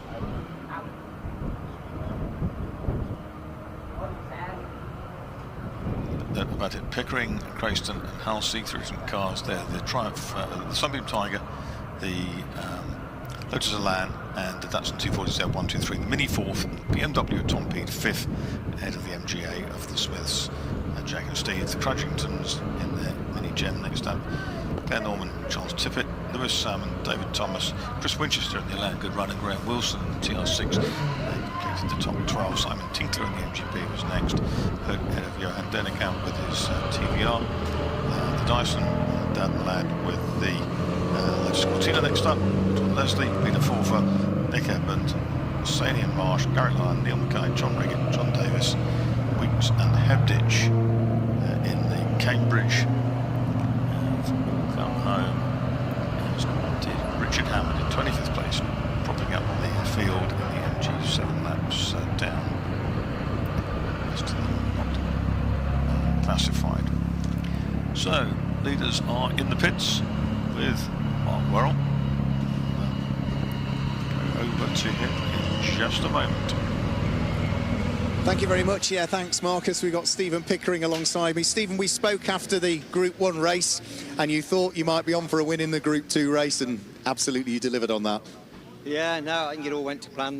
No nasty surprises. I don't know what happened to Steve Hodges, but I was expecting him to keep me fairly close company, but yeah, well, that didn't materialise, so we'll no doubt find out about that later. Yeah, he came into the pits for his mandatory pit stop and never came back out. Oh, OK, all right. OK, anyway, well, get the details later. Grey clouds above and a few spits of rain for the final few laps. I could see them. I was getting very nervous. It doesn't like the wet, this car, so no, I prefer to finish the race in the dry, so that was good. A first and a second for the 2 races today, and not a bad day's work. I'm very pleased with that. Yeah, no, very pleased. Yeah, 2 wins would have been better, but that's been a bit greedy, isn't it? So, yeah. Problem if you win, you pick up the penalties. Well, you do, yes. So, no, that was good. I enjoyed that. It was really good. And checkered flag just in time, looking at the weather. Absolutely, yeah, yeah. Well done, well done. Let's see if we can grab a quick word with John Crayston. John, come this way, if you would, please, sir. Hello. Hello there. That looked like yourself and Dean were having an absolutely brilliant tussle. Yeah, throughout, I think. Certainly the first half got me on start, and then managed to get past him, but then I come out of the pit stop, and there he is, just in front of me, so I had to do it all again. But yes, it was good racing. Hopefully we just about kept it clean. I think there's a little nudge, but but no, it's really good fun. And 2 cars, 2 drivers, which deliver the same lap time, but the way they get delivered is subtly different. Indeed, yes. He's slightly quicker than me down the straights, just a touch, but I was able to just sort of catch him up in the twisty bit over there, which I guess is the beauty of the line. So you're smiling, you enjoyed it. Oh yes, very much so. Had some good races this year, and that was another one. So it's an absolute belter. We enjoyed watching it. And Dean Halsey's over here, so we'll wander over this way. We'll go back to your car, Dean, because we want to have a look at the beautiful Datsun 240Z that you've finished just off the podium in the race earlier on today, but you're on the podium in this one, and what a fight you were having. Yeah, it's a good hard racing.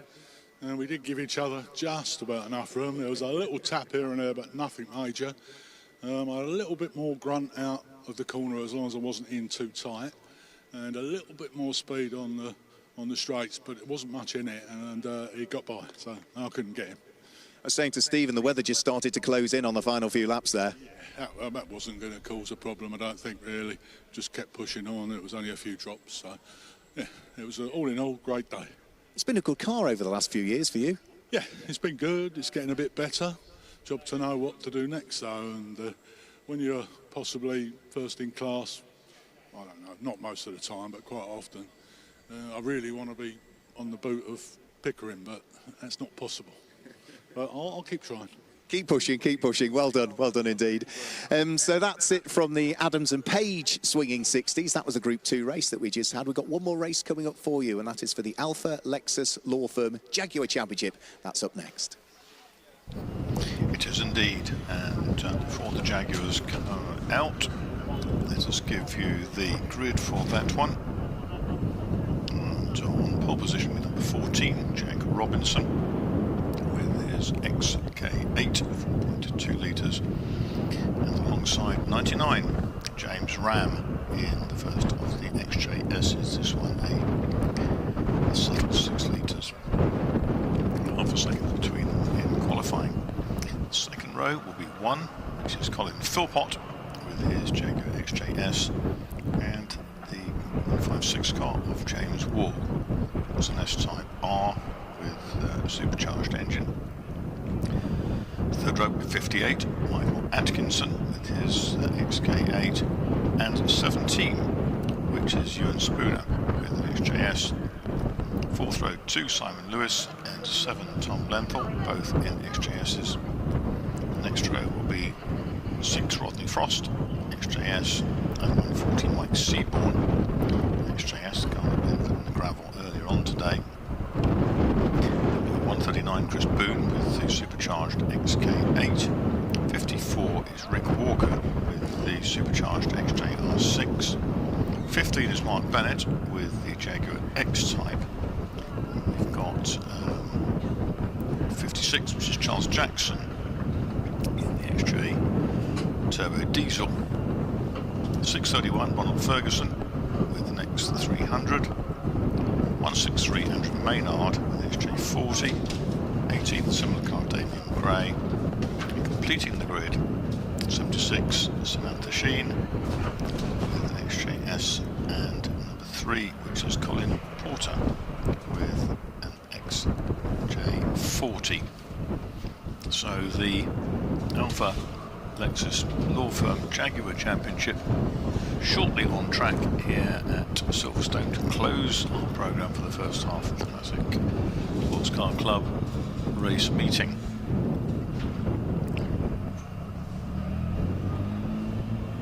Not sure how many cars there are to pick up out around on the circuit, but hopefully we'll be on the way pretty soon. We're just about at 5 o'clock.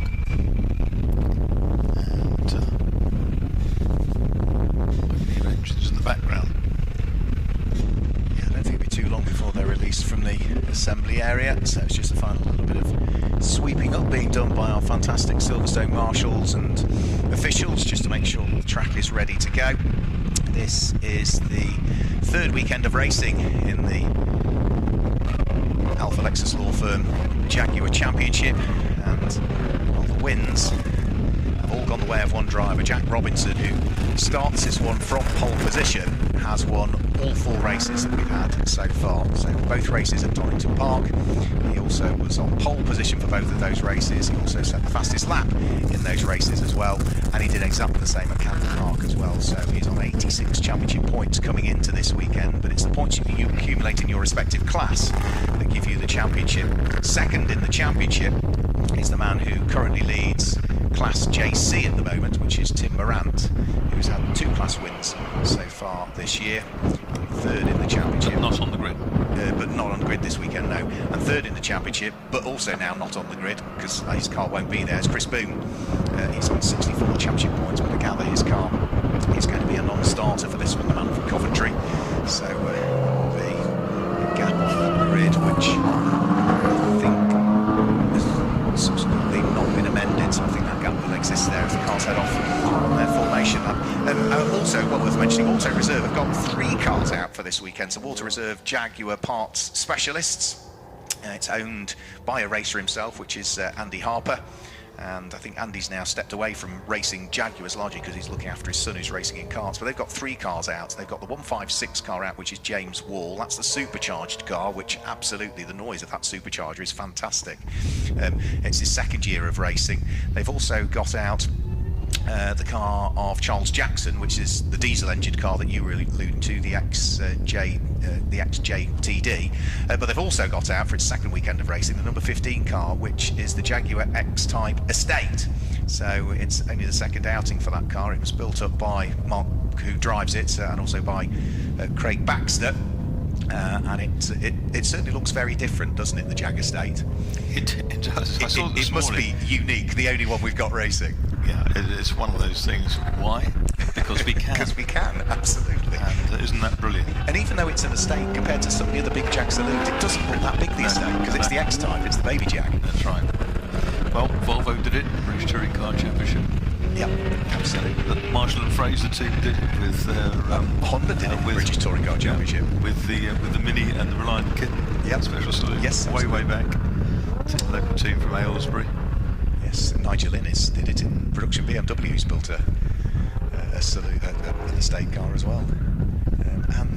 Would you classify the Subaru? They had the estate for a year as well, didn't they? BTCC. So a few have done it. I like it. I like people that do things that are different. They do it for the length of the boot of the roof, which makes the aero better. Yeah. That's the theory behind it all.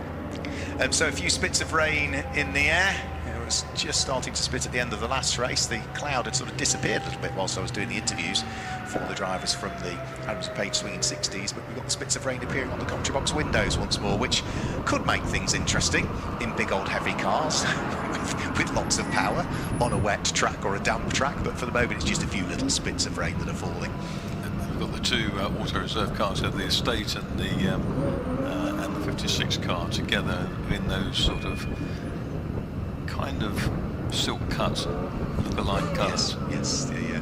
We've got a Castrol Jag, we've got a Beggs Jaguar. Yes, absolutely. Yes, yeah. Someone's reversing on the grid, are they? Trying to get themselves positioned appropriately. So, can't quite tell whom that is. I think it's Lewin Spooner, isn't it? Yeah, number 17 car. So no Chris Boone then, as you say? No Chris Boone. He retired in the earlier race, didn't he? Has not made it out for this one. So, I think there will be a gap on the 6th row of the grid where Chris should have been. trying to usher everybody else up. And yeah, I can see Rick Walker's car there on its own on the 6th row, the blue car. There's a gap to the right as you look at it onto the screen, to the left of Rick Walker's car. If he looks out of the passenger side window, we'll see there's a gap alongside. So we're about ready to go. The marshals have vacated where they need to vacate, which is back behind the pit wall. The green flag is waved at the tail end of the field. We're about to get our final race of the day underway, the Alpha Lexus Law Firm Jaguar Championship. It's round 5 of the championship, and we've got 20 minutes of Jaguar racing to enjoy, with Jack Robinson there on pole position. The lights go out, and it's not a bad start from the XK86 there on pole position in the hands of Jack Robinson. Is yet to be beaten so far this year, but James Ram is going to look to try and pick up the lead of the race, and in fact does, as they head up towards Cops Corner for the first time. James Ram leads the way and is looking to see if he can scoop up his first win of the season. The Silverstone National Circuit was his first ever race win overall, was James Ram. It's also his birthday tomorrow as well. That'd be a good birthday present, but he's got 20 minutes to try and soak up the pressure. The grey 58, I think that's gone round. That is Atkinson, isn't it? And we've got 1, 2, 3, 4 others off. We have. Down at Beckett's. They've found it rather slippery than they anticipated. Ronald Ferguson was one of them. I think Andrew Maynard was also involved as well. Everybody. I think the estate was down there as well. Which would be Mark Bennett, wouldn't it? In the estate, but James Ram for the lead of the race, leading the way, and if he looks in his mirrors, he's got James Wall right behind him. So race continues. Over the start and finish line they will go. Jack Robinson's down to 3rd. 4th place at the moment is going to be over the start and finish line. Who's there in 4th? It is going to be Tom Lentil that's there in 4th place, but it's James Ram that leads the field from then James Wall in 2nd place. Colin Philpott's down in 7th at the moment. The reigning champion. They head up towards the area of Maggots and Beckett's, where all of the cars were parked on the previous lap. We could see the skid marks and the tyre marks from the telltale signs of what went on, but they've all, by the look of things, other than a bumper, escaped the scene. Exactly that. So yes, so the reigning champion is in 7th, but who's going to be the reigning champion today? If down the inside comes James Wall, down the inside, so it's 156, yes, Wall inside. Jack Robinson. Yeah, it's Jack Robinson trying to attack to get himself back into 2nd. Back on the inside for Luffield. And right with them is 17, which is Ewan Spooner. So over the start and finish line, James Ram leads the way. Jack Robinson in 2nd place is yet to be beaten so far this year. James Ram from Ewan Spooner, then it's Tom Lentil, and after that it is going to be Colin Philpott that is next up, so up into 6th place now for the reigning champion at the wheel of the Powerbell prepared car. Big problems at Capel Park, where he went to go from 3rd to 4th gear, and he thinks somehow the 2 gears got locked together and it punched a great big hole in the bell housing. Ooh. So that was a big old repair for that one. There was some good marshalling down there, by the way. I saw a marshal run out and grab the bumper, which was lurking on the edge of the circuit. Gets it out of harm's way. The fight for 2nd and 3rd and 4th is just heading up towards the braking area for Brooklands. Jack Robinson leading the way. James Ram trying to squeeze through, but at the wheel of the supercharged S-Type can't quite manage to wiggle his way through. And Ewan Spooner having a really good race, actually. He sits there in 4th place, doesn't he, at this stage? The best result we've seen from Ewan Spooner so far this year, Donington Park, where he finished 6th overall.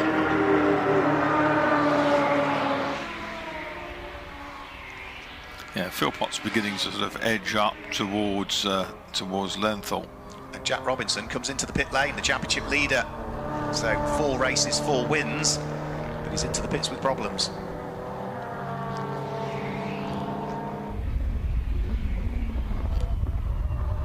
Now James Ram just starting to wedge away all of the time from those behind. 1 minute 6.650. James has had some rotten luck so far this year. For 2nd position, Ewan Spooner is looking to try and attack James Wall. He's drawn his Jaguar XJS alongside him along the Wellington Straight. He's just about, I think, got his nose ahead, or has he? Windscreen wipers are going crazy on James Wall's car. So it must be raining for that one. It's very wide through Brooklands corner, and that's all to do with the rain that's at that part of the circuit. Can't defeat the laws of physics, can you? And now Wall's car's all a bit slurry. It's getting slippier, isn't it? And moving up into contention is Tom Lenthal in 7. On the outside, and not far behind them is Colin Philpott in the Powerbell car. I mean, these are big, heavy old cars, aren't they, to be throwing round in what are worsening conditions. Up towards Copse Corner they'll go. Lewin Spooner, you can see as soon as he's on the brakes, the tail end of the car is just sort of moving around on him. So he's having to work overtime just to try and keep the car under his spell. They're all doing a grand job of not throwing it off onto the grass or into the barriers at the moment, but it must be getting tricky. I think it's drier down at Maggots and Beckett's. Yes. You haven't got the same amount of rain up there, but you get to the end of the Wellington Straight and get to Brooklands, it's very wet. Yeah, I think that's absolutely right.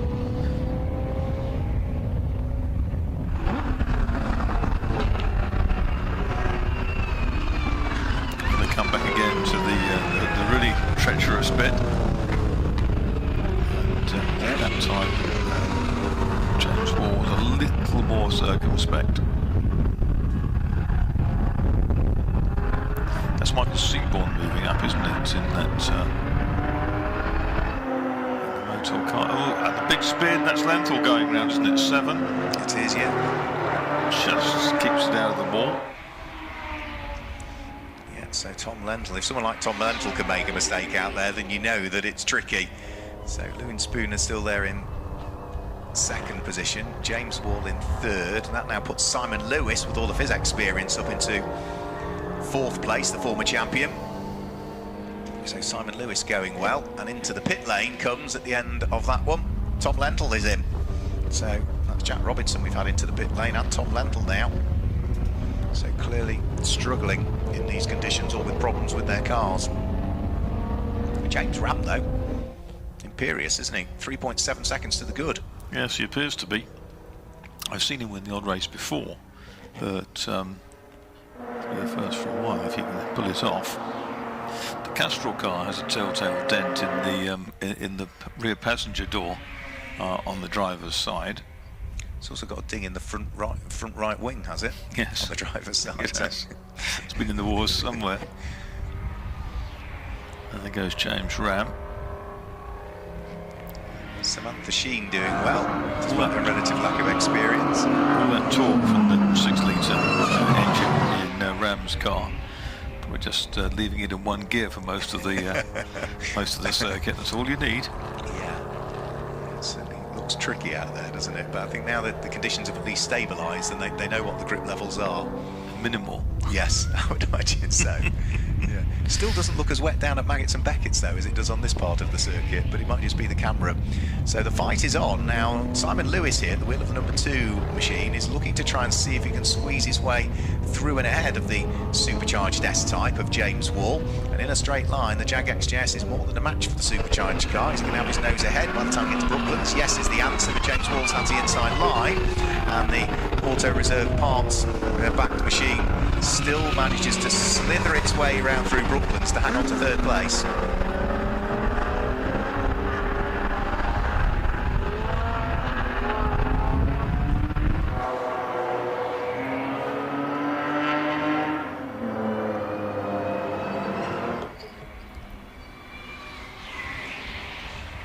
So Ram's into Lappery now, isn't he? He's clawing his way through the lower order on lap 8.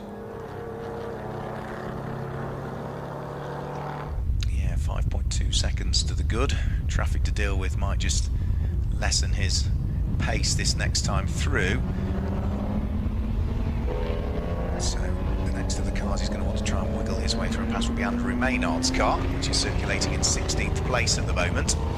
Once he's got past Andrew Maynard, then he's got quite a gap to get to the next car, so just need to worry after the next little bit of traffic.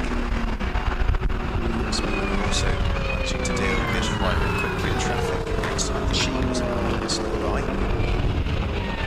James Wall seems to have in 3rd place, palmed away to a slightly larger degree Simon Lewis. There's still not much of a gap between them, but he's just managing to hang on to that final podium spot at the moment as we fast approaching the halfway point of this race. 10 3/4 minutes to go.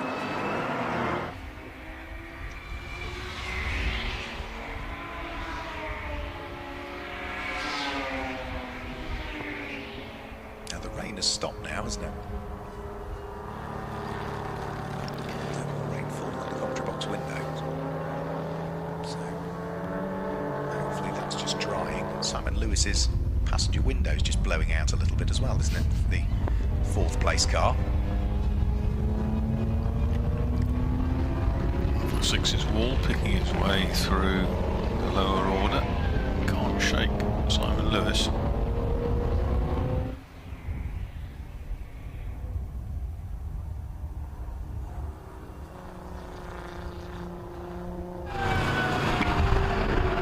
Jackson just threading its way through in one of the alternative parts. Jaguars Cops corner. The 3 that they got out this weekend. Over the start-finish line comes our race leader, James Ram, still leading the way. It's not lacking commitment to see. No, he's not. Pushing on really strongly. Another good fight just coming through now as well. That's Rick Walker at the wheel of the blue Jaguar, just about to head over the start-finish line. He has got right behind him Rodney Frost. Now Rodney Frost has got Michael Seaborn not that far back as well. So that's 6th, 7th and 8th places heading up towards Cops Corner now. The light blue Jag up there in 6th place. I say Rodney Frost and Michael Seaborn not that far away.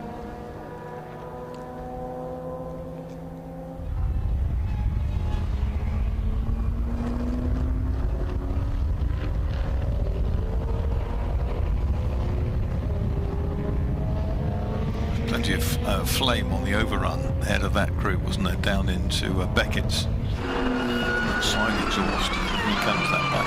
Wall and Lewis. Smoke coming off the tailpipe of Simon Lewis's car. Change for there. No, we haven't. It's still Rick Walker from Rodney Frost from Michael Seaborn, but those 3 are getting ever closer to each other now. It's still the blue number 54 car that leads the black and red Jaguar XJS, but Rodney Frost is looking to try and carve his way on the inside as they come towards Woodcote Corner. Rick Walker just has enough to make sure that that doesn't happen, and they're also now starting to close in on Colin Philpott as well. So Colin Philpott runs in 5th place, so it's 5th, 6th, 7th and 8th altogether heading round through Cops Corner. And now it looks a lot wetter down at Cops than it did a few moments ago. Certainly the camera's getting more difficult to distinguish the cars. But here we go with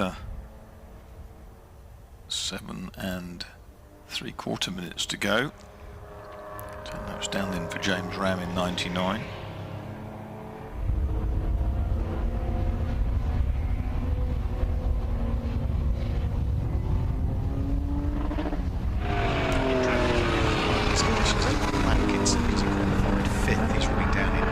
At the moment in his lap times, nowhere near the others. Everyone else is sort of in the 1 minute 7s around him. He stands out a bit like a sort of thumb. He's in the 1 minute 9, so he's clearly not feeling comfortable in these conditions. And we have had a shuffle in the order because inside the top 6 now is car number 6. Rodney Frost has made it through and ahead of the blue Jag Saloon in the hands of Rick Walker. So Rodney Frost, now the South African driver, up into 6th place and trying to set about his Power Bell teammate just up the road from him, which is Colin Philpott, who drives the number 1 car.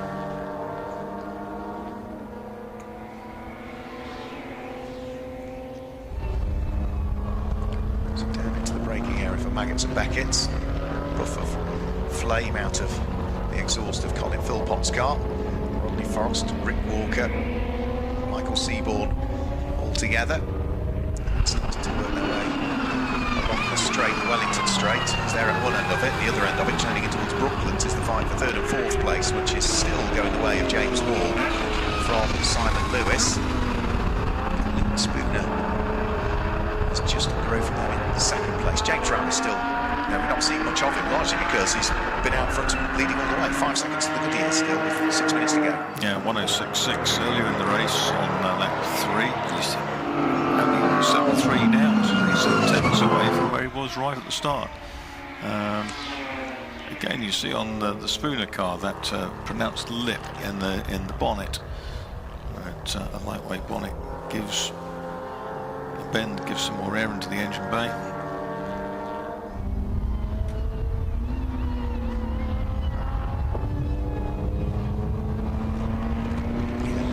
last time through, though, was 0.7 of a second slower than the supercharged S type that sits behind in third place of James Wall. So Spooner might just be starting to feel the pressure with 5.5 minutes to go. James Ram turning his way through Brooklands and up towards Luffield. Number 99 still leading the way. He's going to have a couple of clear laps before he meets the next little bit of traffic, and I think that will be Damien Gray's XJ40 will be the next car that James Ram will meet, but that's probably going to be at least another lap or two away before he fully gets to that one. What of the battle for second and third? It was 1.4 seconds between the two of them, Lewin Spooner and James Wall. This time through, as they go over the start-finish line, the relative gap is down to 1.3 seconds, with James Wall in third place setting his best individual lap of the race that time through. That was interesting, it didn't look that quick down at the hairpin, but it must have gotten a very good exit to the tight right, and then fired him down the Wellington Straight.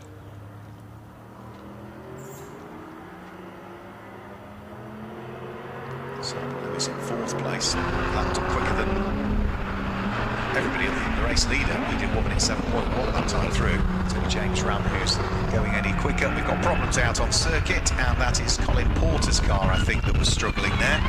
He's making his way round through Brooklands. I think might be destined for the pit lane at the end of this lap as James Ram squeezes his way through and past in the lead of the race. Do we see Colin Porter dive for the pit lane? No, he might have had a problem on the run in towards Brooklands, and that was why he was slow when he appeared in camera shots.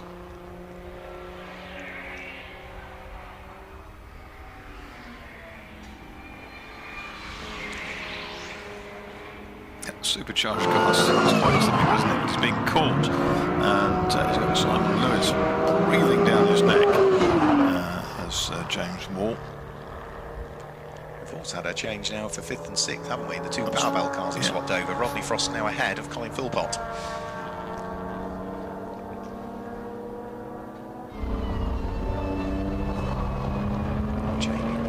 James Wall still managing to hold on to third position. Simon Lewis right behind him. So a former champion in the Jaguar Championship, Simon Lewis. Raced at XJ Saloon for a good number of years, and now he's got this XJS available to him. Just cannot pick James Wall from that third place that he occupies at this stage, despite trying everything so far. He's running out of time and opportunities. There's only 3 minutes to go. 15 laps down now for James Ram. New fastest lap, a 1:06.338. That's tending to suggest then that conditions are now far more favourable than they were at the beginning of the race.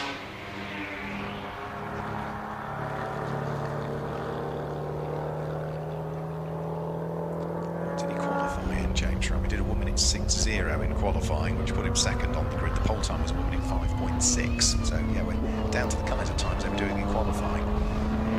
So James Ram leads number 17, Lewin Spooner, by 8 seconds. Lewin Spooner's got a couple of seconds in hand between himself and the squabble that's still going on for third and fourth place, which is James Wall fighting away with Simon Lewis. Those two cars for third and fourth just getting towards the end of the Wellington Straight.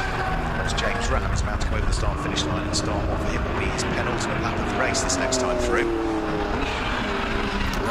Incidentally, Philpott got back past Frost in the battle of 5th and 6th, the teammates.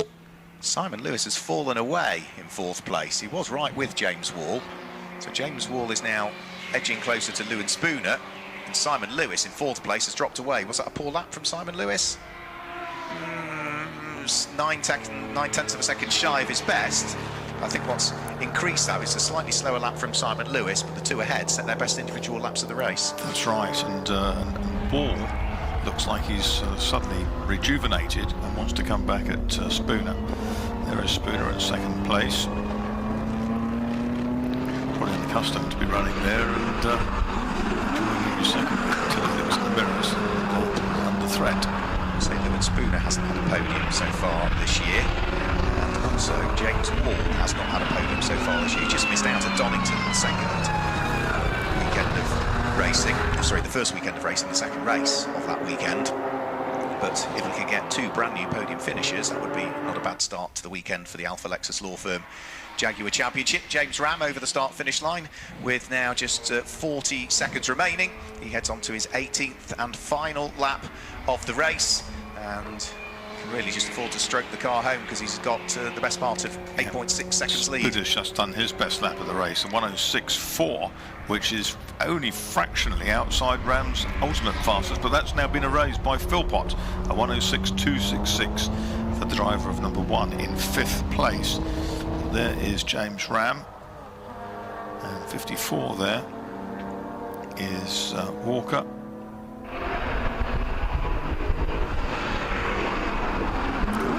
James Ram down into Brooklands for the final time, right out against the curbs to give himself the widest arc through the left-hander. So to dive past the Castrol car with a dink in the door. That's the coming back now towards Woodcote for the final time, and there it is. James Ram comes through, he takes the checkered flag in car number 99. He's broken his seasonal duck, and he gets a great win today from Ewan Spooner in 17. 156. James Wall is 3rd. 4th is Simon Lewis at his best lap on the final lap of the race. 5th is Colin Philpott, and 6th is Rodney Frost. Seaborn was next up, and then 54, which was Rick Walker. He finished in 8th. 58 is Michael Atkinson. He has finished 9th, and in 10th place, down 56, which is Charles Jackson. So there's our winner. 99, James Ram. Great job by him. And he'll be down to meet Mark Worrell very shortly. James Ram then wins from Ewan Spooner. 3rd place James Wall, 4th Simon Lewis, 5th Colin Philpott, 6th Rodney Frost, 7th Mike Seaborn, 8th Rick Walker, 9th Michael Atkinson, 10th Charles Jackson, 11th Damien Gray, and in 12th place Samantha Sheen.